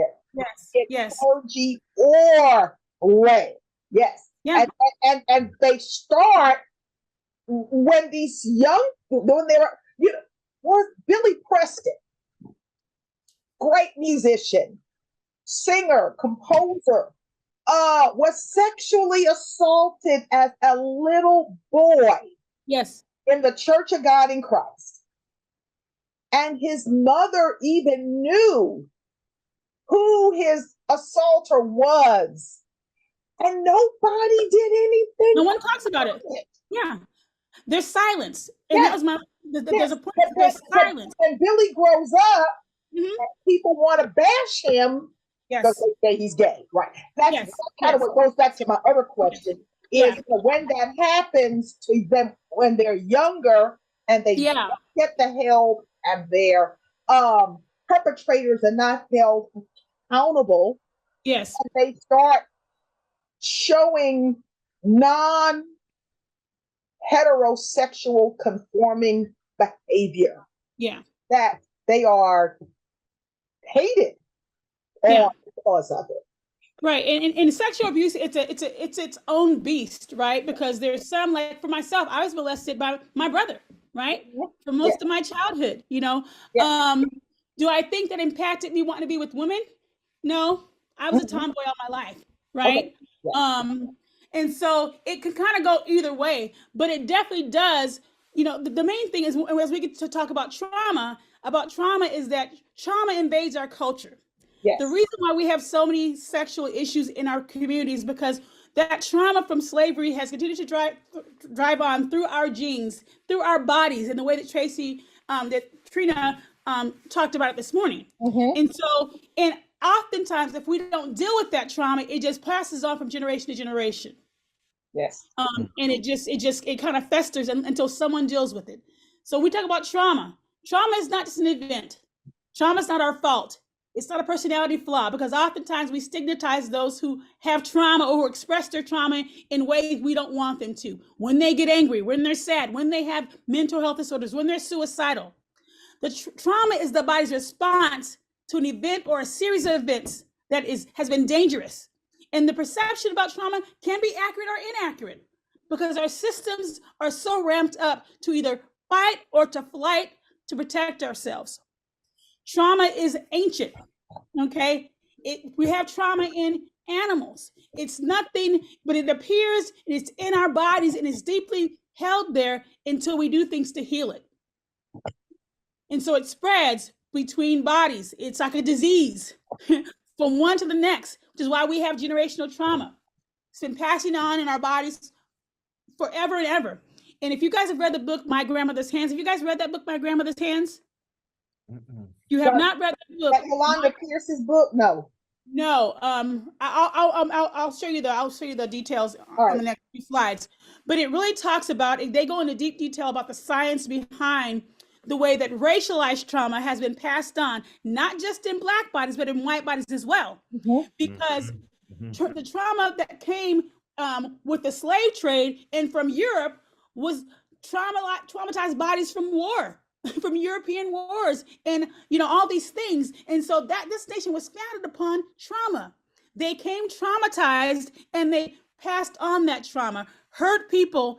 Yes. Right. And so like the history of hazing. Yes. Right. Started with the trauma of being in the military. Yep. Yes. And they came out of the military and took that trauma and started using it on pledges, clubs, and become an epidemic that even though Black Greeks have tried to stop it, right? They're still suspending and expelling people. Yes, right. Yes. Yeah. So, I don't see. You learned a lot today, Brian, aren't you? Yes. This is great. This is great. I didn't have the reference on here. It must have gotten cut off on my screen. Okay. But just look up the book My Grandmother's Hands, and it's all about racialized trauma. And there's sections on it that are specifically meant for Black people, and there's sections specifically for white folks. And it gives you exercise to work on and ask you all these questions because it's meant to help you kind of decompress and deal with your own trauma. And the reason why is because if we don't deal with it, it festers, right? And I'll talk about that a little bit later.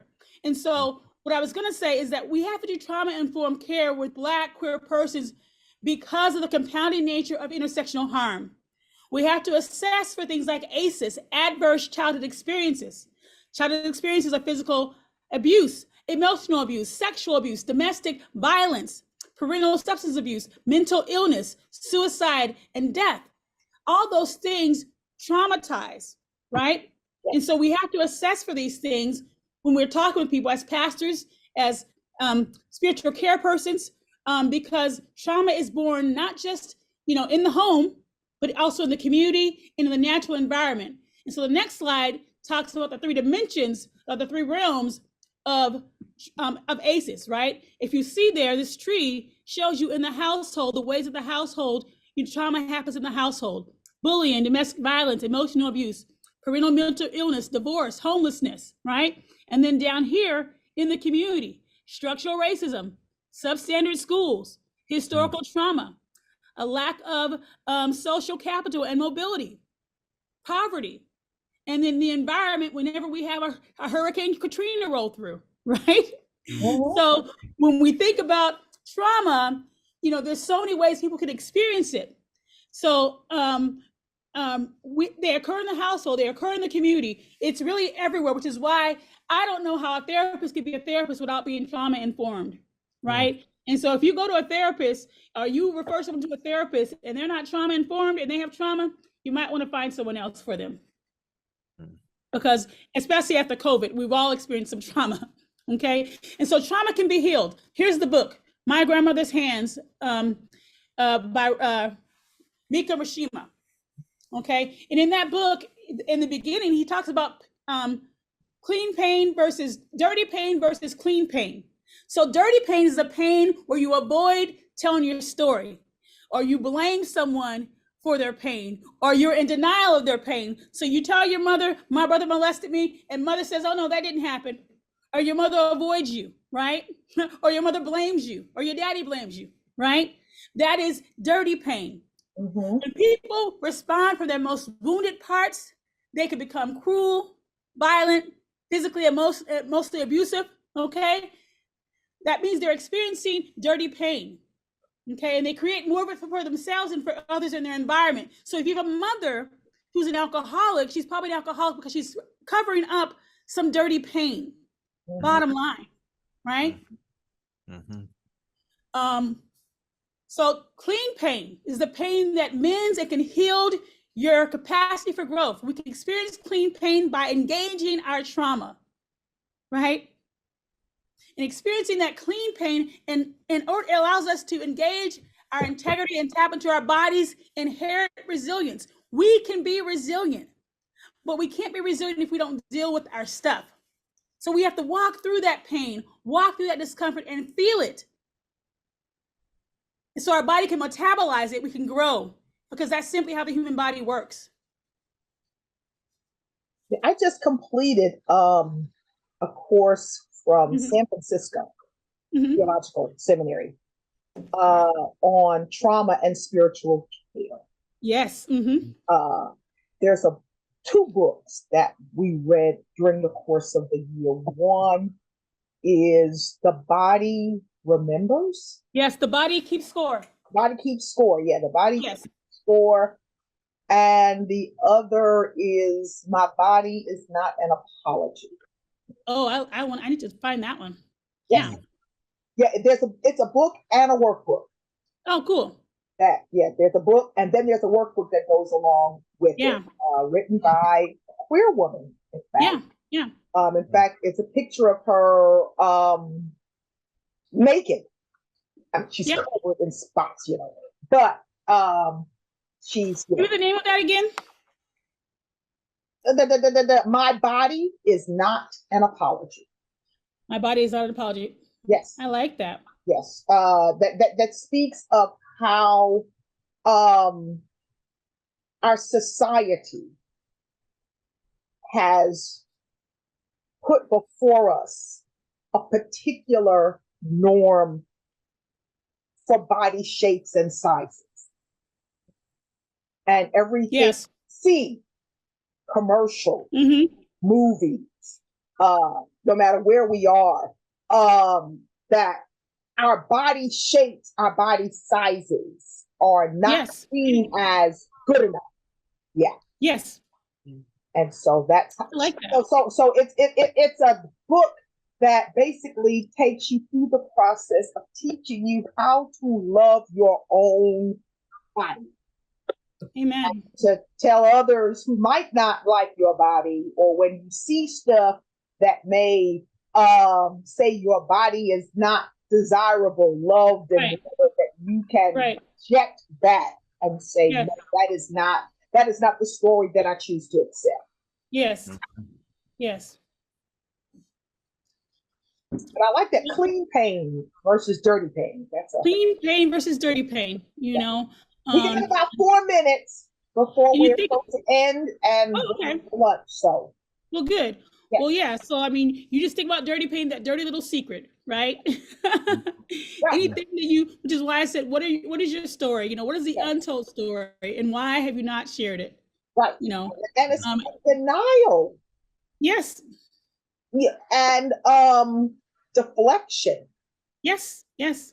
Especially when you share your event, or you share your trauma, and as you said, and the person who you trust, especially to care for you, does not believe your story. And that further exacerbates the pain. Yeah. Yes.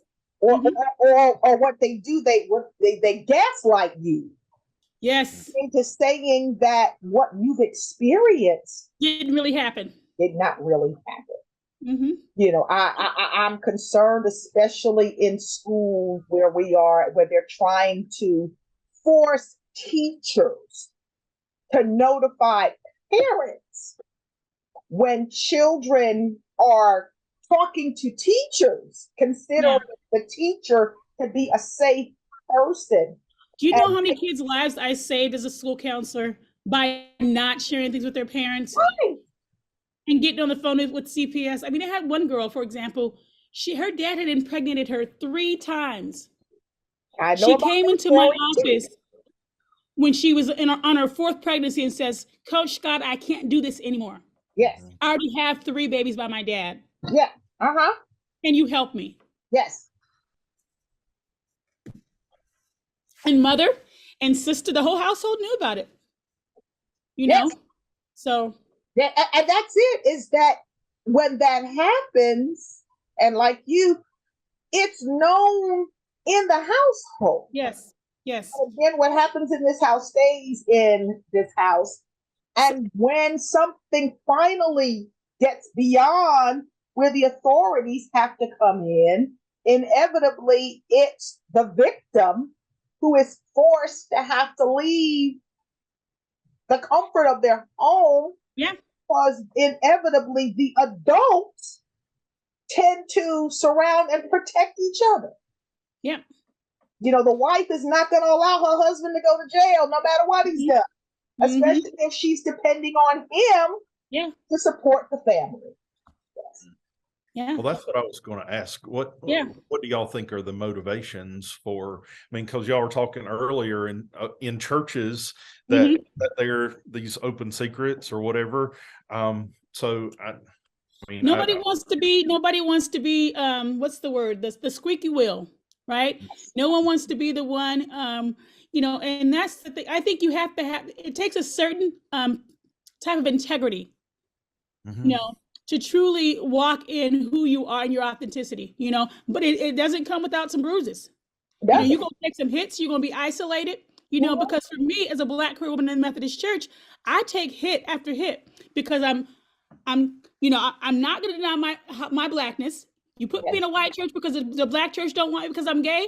I'm not going to deny my Blackness, right? And so I am who I am. And so we just take hits, you know, and people will deny your experiences, but you have to, for me, you know I have to go back to my original call and what God told me, you know what I mean? That's it. When I answered my call, you know, and so, but oftentimes it's the social capital that you get by not saying anything. That's right. And Brian, remember the church, the institution known as the church, has been guilty of bad theology. Yes. That's the main thing. And bad interpret, like when Trina was talking about the curse of faith. You know, when you actually go back and read that story, actually Ham wasn't the one who was cursed. It was his son Canaan who was cursed. Yes. And that story, if you read it carefully, has something to do with sexual abuse of the elderly. Just like Sodom and Gomorrah, right? Which is not a sexual story. We had you've heard in our school, we have the Edwards lecture that's coming up, Ryan. Is named for a seminary professor, New Testament professor, who was a pacifist and social justice advocate. And even though he was a New Testament professor, he referred to the story of Sodom and Gomorrah as phallic aggression run amok. Toxic masculinity. It wasn't about sex as much as it was about power. Power, that's what it was. That's toxic masculinity. Let me show you what I can do, power and control. Yes, especially when there's a group of us doing it. Yes. That I don't have to accept individual responsibility because I'm part of the crowd. That's right. Yeah. Yeah. I wish we had more time, Reverend Scott, but we appreciate you. And thank you guys for staying with me. I hope I didn't give you too much or too little. Behind us. Huh? We're 3 hours behind us. Yes. Oh, Lord. I only got about 3 hours sleep. This PhD journey is rough. Goodness. Well, thank you so much for this. It's been recorded, and the recording will be shared for others to watch as they're ready. But we're grateful for you and blessings to you on your journey. Thank you. Within the church as well as in the academy. Chaplain Dilys Brooks is a board-certified chaplain serving the campus of Loma Linda University, where she provides spiritual care for the students, faculty, and staff. She has been the partner in life and ministry of Dr. Delroy Brooks, pastor of the Juniper Avenue Church in Fontana, California. They are blessed to be the parents of Micah and Matea. Yeah. She is a PhD candidate in practical theology with the emphasis in spiritual care and counseling at Claremont School of Theology. She is an emerging scholar interested in spiritual care, trauma, relational justice, restorative justice, culture, teaching, and pedagogy. Dilys is also an avid gardener, cook, baker, and knitter. The source of inspiration for her journey is, but seek first the kingdom of God, his righteousness, and all these things shall be added to you. That's from Matthew 6:33. Yeah. There you go. Thank you so much, Ms. Claudette, for that warm introduction. This afternoon, we're going to be spending some time reflecting on the needs of Black males. What are their mental health needs and challenges? So first, I want to start off by just talking a little bit about myself and how I come to this work. I am an Afro-Caribbean American woman. I am middle class, I'm educated, I'm a biological parent, I am able-bodied, I have a Christian worldview, and I'm also middle-aged.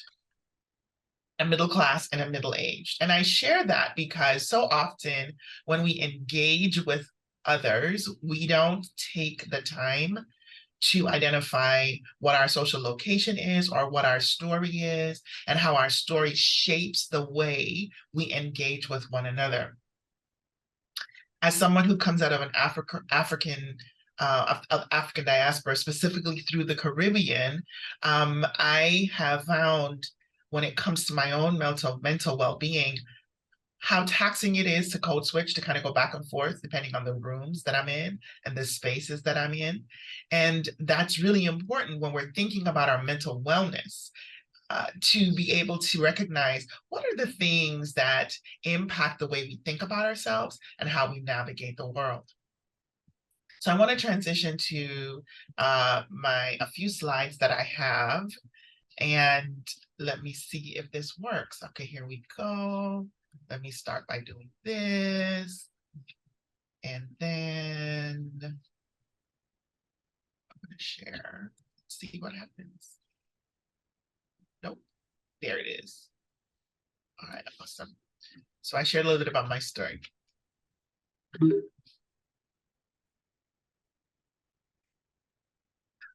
When you look at this picture, what are some words that come up for you when you look at this picture? I see joy. I was going to say happiness. Happiness. Let me tell you, one of the things that brings me joy is to see other people happy. I was having a conversation with my 17-year-old yesterday about what it means to be Black. And I shared a little bit about my own experience with him growing up and going through that time period where I just didn't understand what it meant to be in a Black body. And I told him, I said, dude, when I finally connected with what it meant to be a person who was Black, I said, that gave me such peace of mind and so much joy. And so when I was looking for images and I saw this one, I was like, I really want to start off with this image to say, when I think of Black mental health, Black male mental health, this is what I want to see, joy. What I want to see is happiness. I want to see contentment. I want to see, the other thing in this picture is community, right? They're together. So when we think about mental health, the definition is a person's condition with regard to their psychological and emotional well-being. Another word is flourishing. Another word that comes to my mind is thriving. Are you in a state psychologically and emotionally that allows you to flourish? Does it allow you to thrive? When I look at learning my mouse is much quicker than I want it to be right now. But when I think about mental illness, so we talked about health, this is the wellness side. But when we think about mental illness, I want to start off by saying what happens when you look at this particular picture? What words come to mind? Anguish. Pain, sorrow, hopelessness.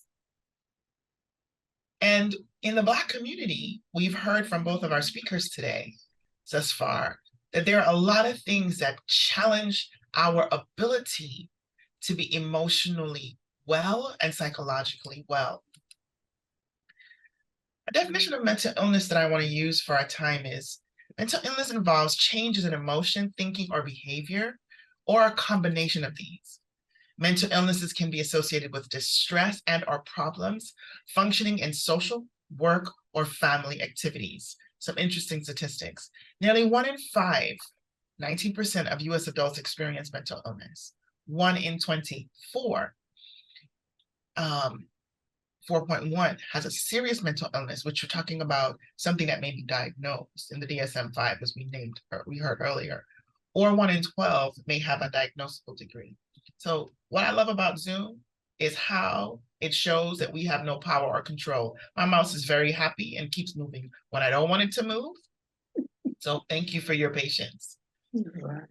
Here's what's most important for us to understand, especially within the context of those of us who come out of the African diaspora, those of us who are living in these shores, this continental United States, that mental illness is nothing to be ashamed of. I'm going to say it again. It is nothing to be ashamed of. It is a medical problem, just like heart disease or diabetes. So when we think about the mental health of Black males, one of the things we must consider is this about how we show up. How do we show up when we're in Black bodies and we identify as males? So our identity is wrapped into what we look like, right? When we walk into a room, people are going to make assumptions about who we are before we open our mouth. And when I think about it from the perspective of someone who's a person of faith, we struggle with this idea of identity, especially if the identities are not in alignment with how we've always seen each other. And we're living in a time where we're having this whole conversation about sexual identity, and that's why I'm putting it here. And so I want to broaden the way we think to say that when we are engaging and thinking about mental wellness, we have to think about how these persons who appear to be male, show up as male, are navigating the world. Are they identifying as cis, or are they a part of the LGBT community? And I know what happens when we get to this, especially when I'm talking to church folk, is, Pastor, chaplain, what are we doing? And I want to say, hold on a moment to think about the fact that if we believe that all of us are made in the image of God, then part of the work that we get to do is to meet people where they are. So can you imagine what it's like to be someone trying to navigate and remain psychologically and emotionally well when their identity, being in a Black body, and how that is perceived in society is highlighted? Then when you're in that Black body, your sexuality or your gendered identity shows up. And so when we're talking about mental health, when we are working with people or creating space for people to be open about their mental, emotional, and psychological well-being, they're going to bring with them this part of their story. So we talked about identity. Let's now then go, and it's here again, we'll talk a little bit more about racism. We live in a place and a time in Earth's history in the United States where talking about racism, racialized thinking, systems of oppression, if you are not a person of color, and definitely not a Black person, is not okay. Our stories we're being told that our stories and our experiences aren't true. We're being told that our stories and experiences are figments of our imagination by some people in society. And yet we recognize that we make meaning based on our lived experience. So there's no way, if I'm showing up in a Black body, if I'm showing up in a Black male body, that I'm not going I can go through this life without dealing with the lens of racism. I was sharing with you, Sister Claudette, how I was talking to my son the other day, and we're living in Southern California, and our son happens to be in Christian school, and he happens to be one of only Black boys in his school. And I have watched how it's impacted the way that he has come into himself and understanding of who he is as a Black male.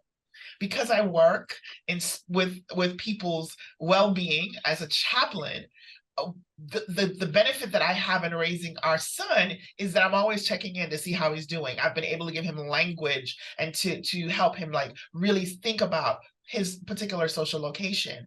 And one of the things we've told him is you have to go to an HBCU for college, because we recognize that him growing up in this particular environment where he is not exposed to a plethora of us, even though we go to a small Black church and we do have Black community, he has not had the privilege that I've had growing up on a little island where everybody looked like me. We were the majority, nor is he growing up in a major cosmopolitan center like New York City, where I lived part of my life, where we could go places and see large swaths of us just doing life, doing the things that we do, laughing and flourishing and thriving in the streets.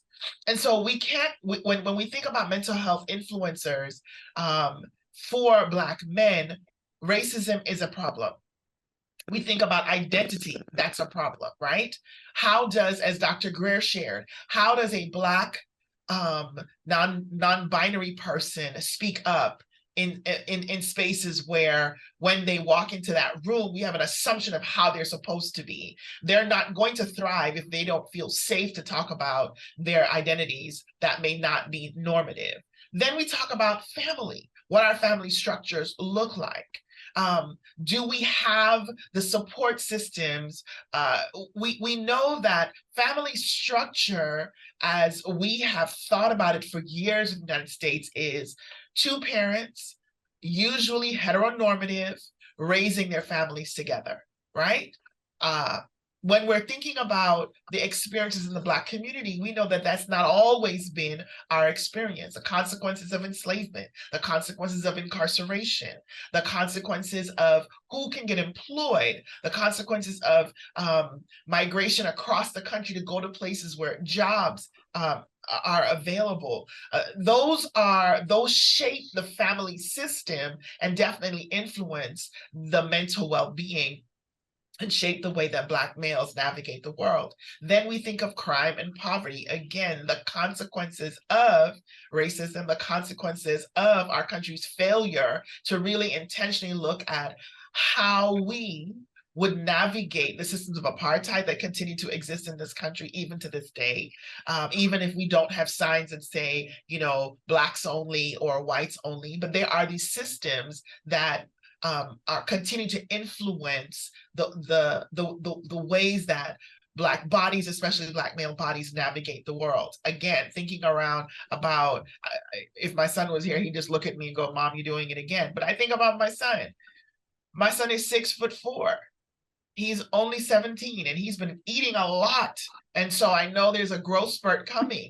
And my husband is 6'5".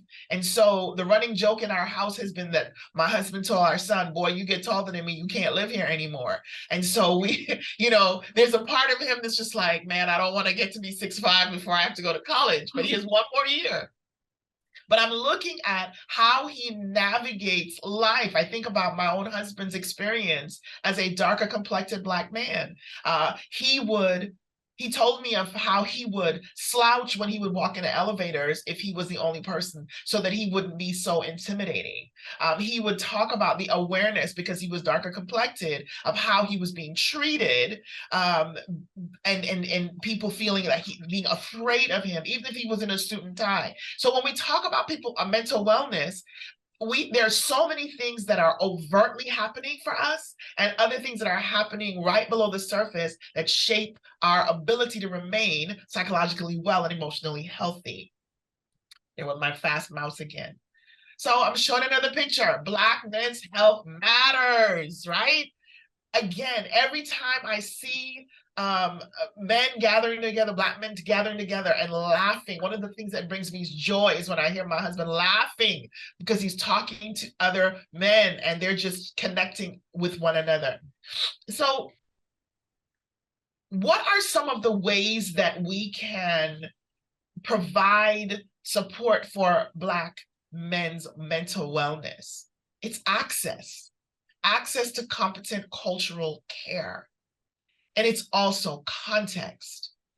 It is being able to identify whether or not Black men have the resources they need to help them first identify that there are some challenges, and then be able to make sure that those resources are accessible and that they are contextually appropriate for them.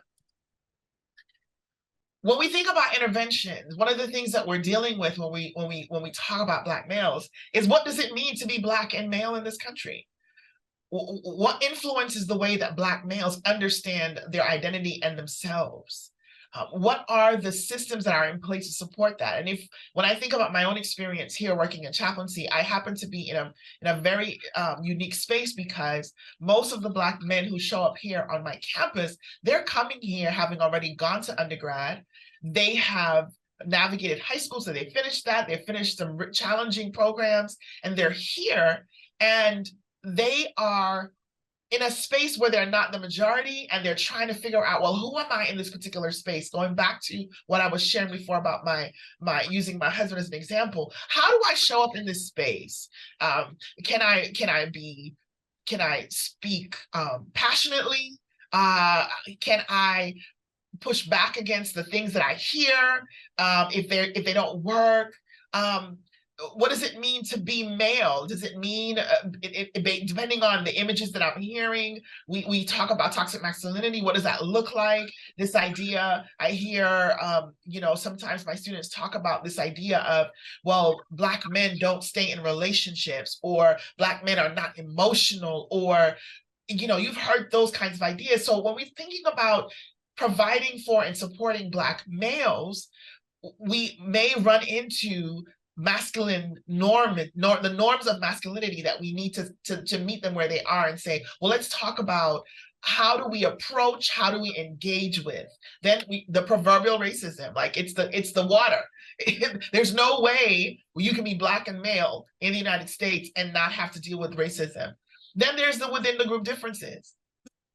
We are living in the United States at a time when there are more of us who are we are still a smaller subset of the larger picture in America, and yet there's we're a diverse subset. We have people who come from the continent, who identify as continental Africans. We have folks who are coming from the Caribbean, like myself, who make up a part of that. And then, of course, we have African Americans, people who are native born. Then within that, we're dealing with the issues of education. We're dealing with the issues of access. We're dealing with the issues of what does it mean to live in the North? What does it mean to live on the West? What does it mean to come from the South? What does it mean to come from the East? So there are all these ways that when we are thinking about supporting and providing mental health support and supporting the wellness of Black men, it's not a one size fits all. We're not a monolith. So it's really important for us when we're going to approach and supporting Black mental health that we think about within group differences as well. One particular one that I want to spend a few moments on is those of us who come out of a faith context. We don't tell anybody our business. I see Reverend Combs on here. I don't even know if we tell the pastor everything, right? So when is it safe, or where is it safe for a Black man to actually say, I am being challenged, I am dealing with depression, I'm dealing with anxiety? It's not something that is normative for us. And so it's really important when we're thinking about the state of Black men's health is to also notice that we who come out of communities of faith, the church is a place where we can begin to reshape and rethink the way we talk about our mental well-being. We also need to think about a holistic care. It's not always going to show up in talk therapy.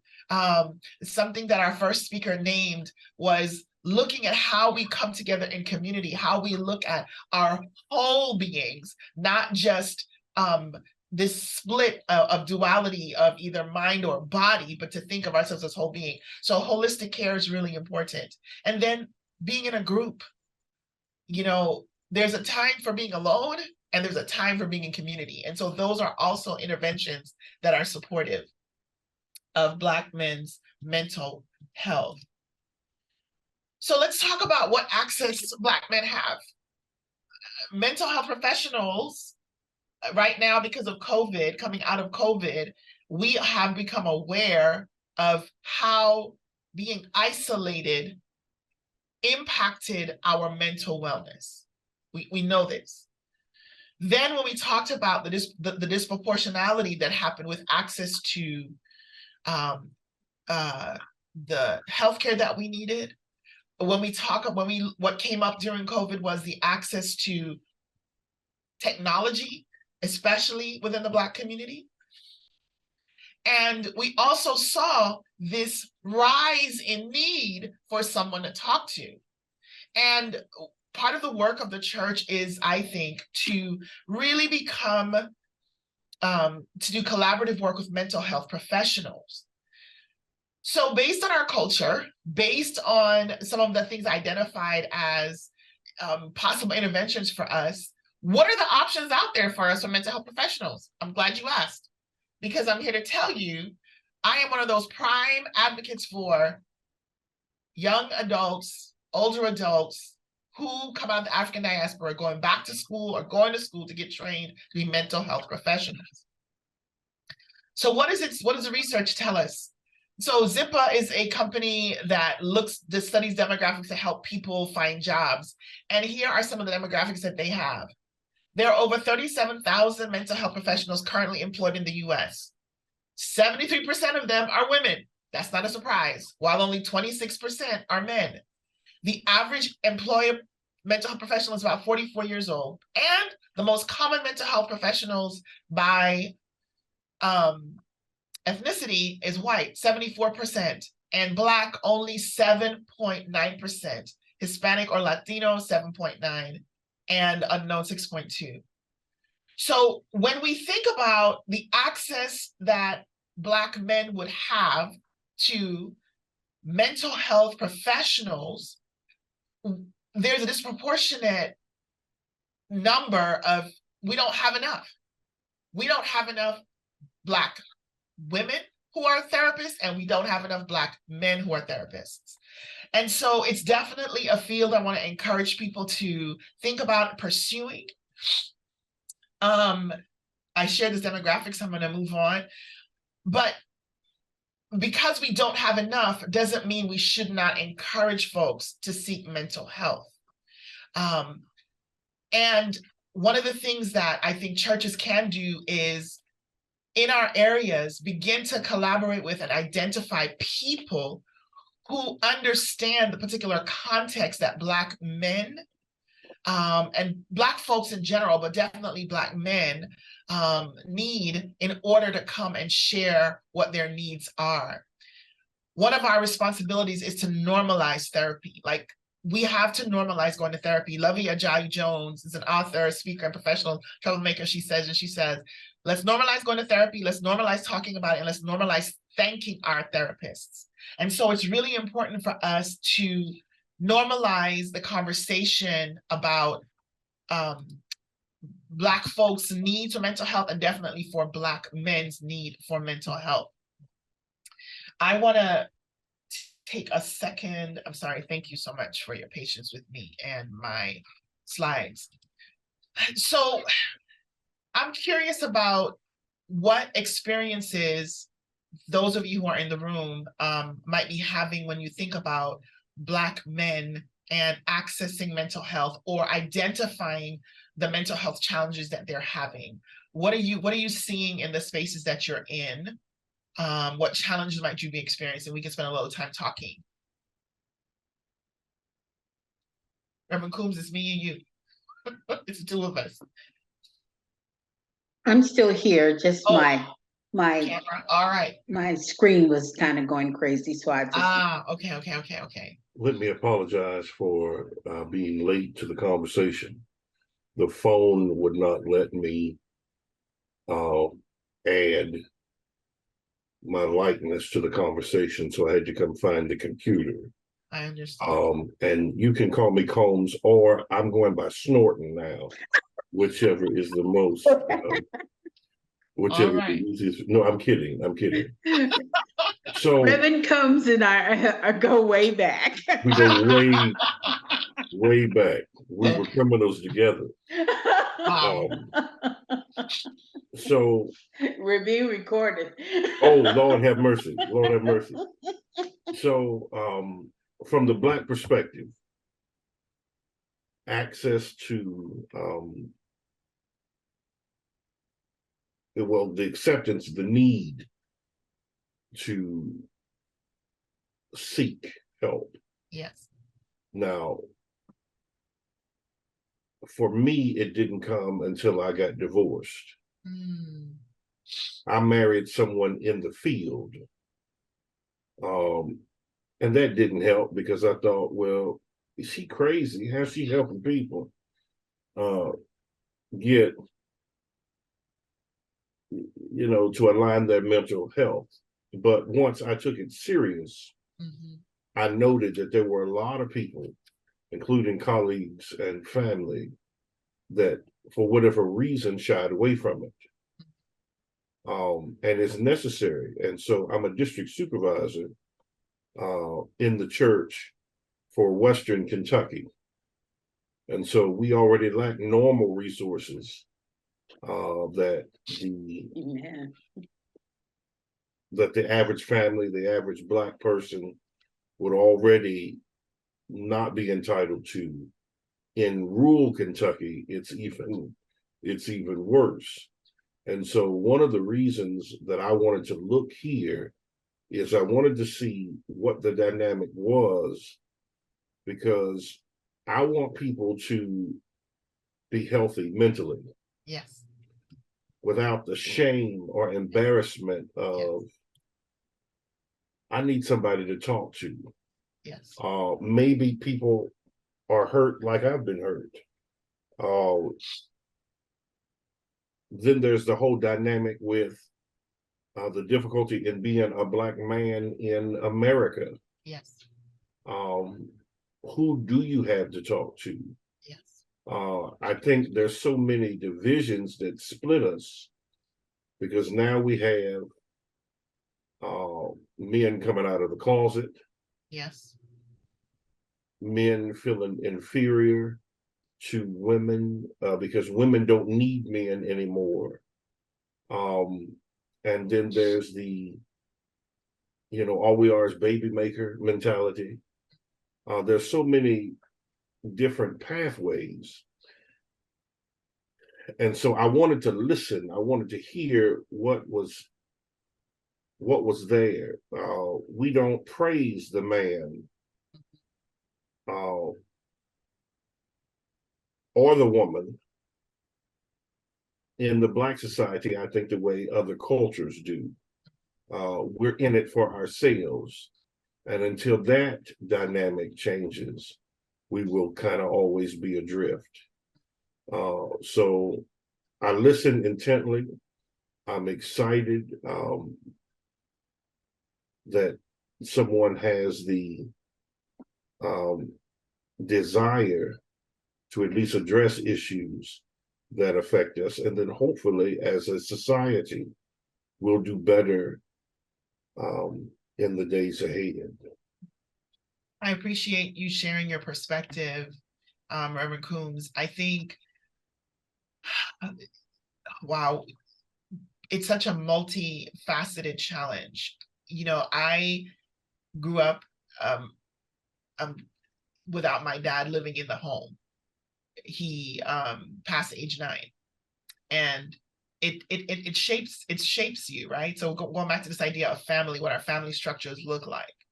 And when in my role, I'll speak specifically now as my role as a chaplain, part of my work when someone walks into the room is to really think about their whole story and how that shows up in that particular space. So when I have, there've been times when in my office here, I've had 4 or 5 Black students just show up. And I remembered one physician, one young person in particular, he's a physician now. He was doing his residency and he just come by to get lunch, come by to say hi. And he walked in and he was like, I didn't know we were having a meeting. And he sat on the floor behind me and ate his lunch. And I asked him, how's it going? Like, how are you doing? And he was, in that one statement of him saying, I didn't know we were all in here having this meeting, I understood he was in a moment where he recognized how lonely it is for him to be a Black male physician functioning in a way that is not, leading into, I have to be better than, I have to be 5 times better than, I can't make a mistake. I can't mess up. And so often in academia, I'm seeing our students, especially our Black male students, come in, and also, as you said, this idea of their value and their worth compared to Black women who are in those same spaces. One of my dental students a few years back went to an HBCU for undergrad, came here for dental school, and was sinking like just the hymn says, I was sinking deep, just sinking, because there was no community, because there was this idea, if we're all Black together, we should be able to navigate this rigorous program. But know it wasn't working out that way. Now, here was what was interesting, Reverend Coombs. As time went on, what was also going on was his understanding of his sexual identity. So, yes, he was with folk. There were only a few Black folks in this dental class. He was a sexual minority in that dental class and didn't feel safe talking about that. And so it took time for us to really unpack and get to, well, why are the reasons that you're lonely? You know, we try to provide community for you. We want to get you plugged in. You know, we have clubs, we have organizations. Here are folks that can mentor you. But it hasn't been safe in the past for us to really be honest. And it's not safe for Black men to be honest, right? Because we have an expectation of how you're supposed to be as a man and how you're supposed to be as a Black man. And when do we accept that that piece of it is relevant? Say more. Okay. I was born in 72. Yes. So I'm working towards 51 years. Yes. And on television, Ricky and Lucy slept in separate beds. Yes, sir. Now, in Sister Claudette's day of modernized television, Power and Empire will have men and women in same-sex unions doing all kinds of stuff on regular television. Yes. And are you a dentist? Oh, no, I'm a chaplain. Okay, you mentioned dentistry. No, I work in a healthcare environment. Okay. A university for healthcare, professionals. Okay, so for me as a Black man, if I wanted reconstruction dental work, tell my grandmother my boo was a guy named Jeff. And she's rearranging all this front set here and the lower set too. But then at the same token, sex was a private matter between two consenting adults. And so if I'm a Black man wanting to take it to the next level, to advance in academia, why is it even necessary that we're discussing? You know, the truth of the matter is, I think not a lot of people will be honest with you about a lot of their sexual desires anyway, nor should they. I don't care about who you're sleeping with. I just want to know what you know on the subject that's going to help advance the cause. And you know, you might think your spouse is the most attractive person in the world. Right. I don't care anything about that. Right. I think you ought to be as miserable in your relationships as I've been in mine. You're not gonna pray with me this morning. And so maybe we make too much out of who's straight, and you know, just as. So I agree with you in the sense of, I hear what you're saying, and I agree with you that part of the struggle that we're having is, why is this relevant, right? Just as you said, when you think about our how we've been socialized into thinking about families, family units, sexual identity, sexual practice, like the way we engage, it is depending on your generation. And I will say to you, Reverend Coombs, that I hear you, because that's definitely based on the time we grew up in and how we were socialized in comparison to my children and how they're being socialized, right? So there's a comfort and an openness and a desire to have conversation about things that we have, that depending on your generation, you might think of it as a private matter. The reason we're not going to agree to this anyway. Correct. So I'm not going to agree that two men need to be together. I'm not going to agree that my son needs to focus on being the wife or the husband, depending on. We're just not going to agree with that. And so why that? So why does it matter? Your question was like, why does it matter? Right. Here's why it matters. Because whether we want to admit it or not, we all have our biases. And our biases show up in the ways we engage with one another and whether or not we're willing to say that somebody's story is valid or it matters. And our ability to accept folk for who they are. And at the bottom line is this, because I know we're probably going to go over time. We could talk for a long time. When we're talking about this mental illness and mental wellness, especially when we're talking about Black males, it is so important from my perspective that we recognize that when we're engaging, our responsibility is to meet people where they are, identify what their needs are, and then direct them to the resources that can help them navigate that. It won't be necessarily you and it won't be me. We need to, however, have access to and be able to point them in the direction to those resources that will help them be who they can be and be the best at it and to flourish and to thrive. Okay, so let me push back on that point. The young man that ate on your floor. Yes. Does his acknowledgement of his sexual preference, what does that have to do with what he's being taught as a dentist? Oh, I talked about two different young men. The one who was sitting on my floor, he's straight. I was talking about another young man. So the one that I was speaking about, what does that have to do with anything? Here's what it has to do with.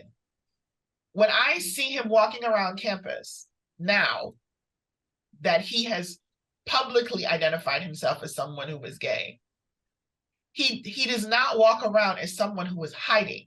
He walks around as someone who has clarity about who he is in this moment. And so there's a confidence that he didn't have before because he didn't have language and it wasn't safe to talk about it. And when we're not safe, when we do not have language, when we are in spaces where we cannot be our whole selves, we aren't thriving and we're not flourishing. And to go back to something you said, I don't have to agree because it's not about an agreement. This is about me being able to make space for this person's being their whole selves in that particular space and time and not having to hide, because it does impact our mental wellness when we cannot be ourselves, when we're not in spaces where we are seen, known, loved, and accepted. And I'll bring it back now to why we're doing this consultation. I am married to a pastor and I function as a pastor. And one of the things we talk about is how our young people are leaving the church. Our young people are not connecting to faith. And as in the environment that I'm working in, where we're helping support professionals, health professionals, and I'm watching their relationship with faith, what I realize is they may have access now to resources in the sense that they're making good money. However, when the vicissitudes of life hit them, if church and a relationship with God is not a priority, they have nowhere else to go. And mental health professionals become, for so many, a place where they go to process their understanding of God, their understanding of their families, their understanding of themselves. And so I think it's really important for us who come out of this, who are given the task and have answered the call to share the gospel, the good news of God's salvation, to recognize that, yes, we're in a different season.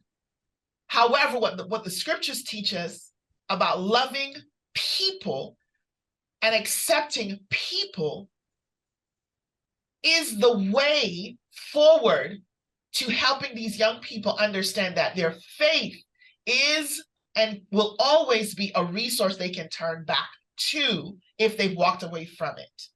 And if we aren't willing as church folk to recognize that the ways people are navigating life today is different. When the conversation is not right or wrong, we get stuck in that binary. It's not about right or wrong. It's different than what we're used to, but it's not different for God. I'm about to preach now. God is not surprised by the things that we are surprised by and what we're comfortable with. This isn't new. It is whether or not we are going to look at this thing from a new perspective. And so, because our conversation was specifically about Black male health, identity, culture, context, generation, those shape the way we go through the world. That's number one. Number two, destigmatizing mental illness, especially when it comes to Black in the Black community and among Black men, is a high priority, something we must prioritize. Number three, those of us who are faith practitioners, identifying for our communities of faith, mental health professionals whose training allows them to integrate faith into their mental health practice.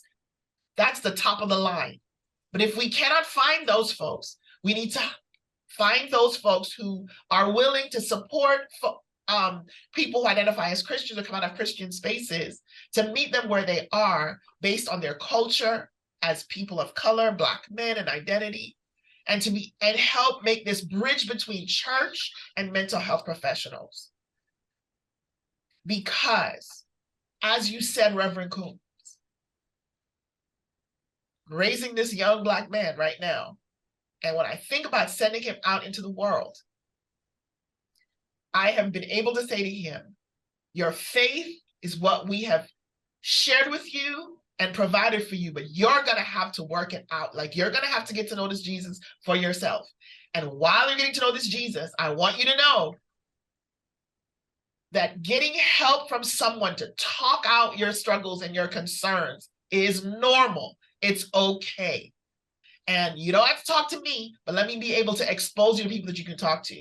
And I think that's what we need to be able to do, to recognize that the prodigal comes home. The prodigal comes home. And while we do not understand this season and we are struggling, our task, I think, and this is how I'll end, is to be like that father, looking, and we know that's the image of God, looking for the prodigals to come home, and for the ones who are home, to give them the resources to help them thrive and flourish, and to welcome home those who will return. And I, for whatever reason, I look at it as two separate ingredients in the same pie. Yeah. I love Reverend Snorton. We go way back. If she needed anything, she could call. We have history serving in the same denomination for a while, but I don't ever call her and say, who you sleeping with? Are you into women? Are you into men? For one, it's none of my business. And again, my upbringing says that's a private matter between consenting adults. I think part of the problem we have with the church is because the church refuses to address the issues of the day in the manner by which our foreparents did.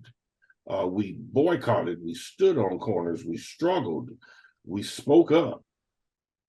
And now no one has anything to say, and younger generations are being drawn to movement. They're being called to action. And so when they see the old Methodist church doing nothing, but these young whippersnappers standing on the corner protesting, having a peace, talking about Jesus lives and can you feel the spirit moving? And all we're talking about is a financial piece of a pie that we will never see. That's more relevant in my society, where Black men are not going out to work hard just to make the preacher and the bishop and the pimp get rich, and we're struggling. And so I think everybody with the sexuality piece kind of keeps that hidden, not justifying it, but it in my world, or maybe as I'm looking at it with my blinders. And I think if the church doesn't have necessary persons in place, where if I had a desire to be with a man, I could talk it through, yes, without it being wrong. Yes. Because if you preach to me about homosexuality and you let all these other sins pass, yes, then I'm leaving your church anyway. Yes. You need to be talking about sin that displeases God, not on my issue because it's not your issue. Yes. And so, but that's my piece to the ingredient, the pie. Well, I appreciate what you brought to the cookout, because it definitely rounds out, you know, what we've been talking about. I wish we had more time to unpack some more. But I don't know if you had any other questions for me, any questions. I do have some resources that I will send to our coordinators so they can disseminate to folks.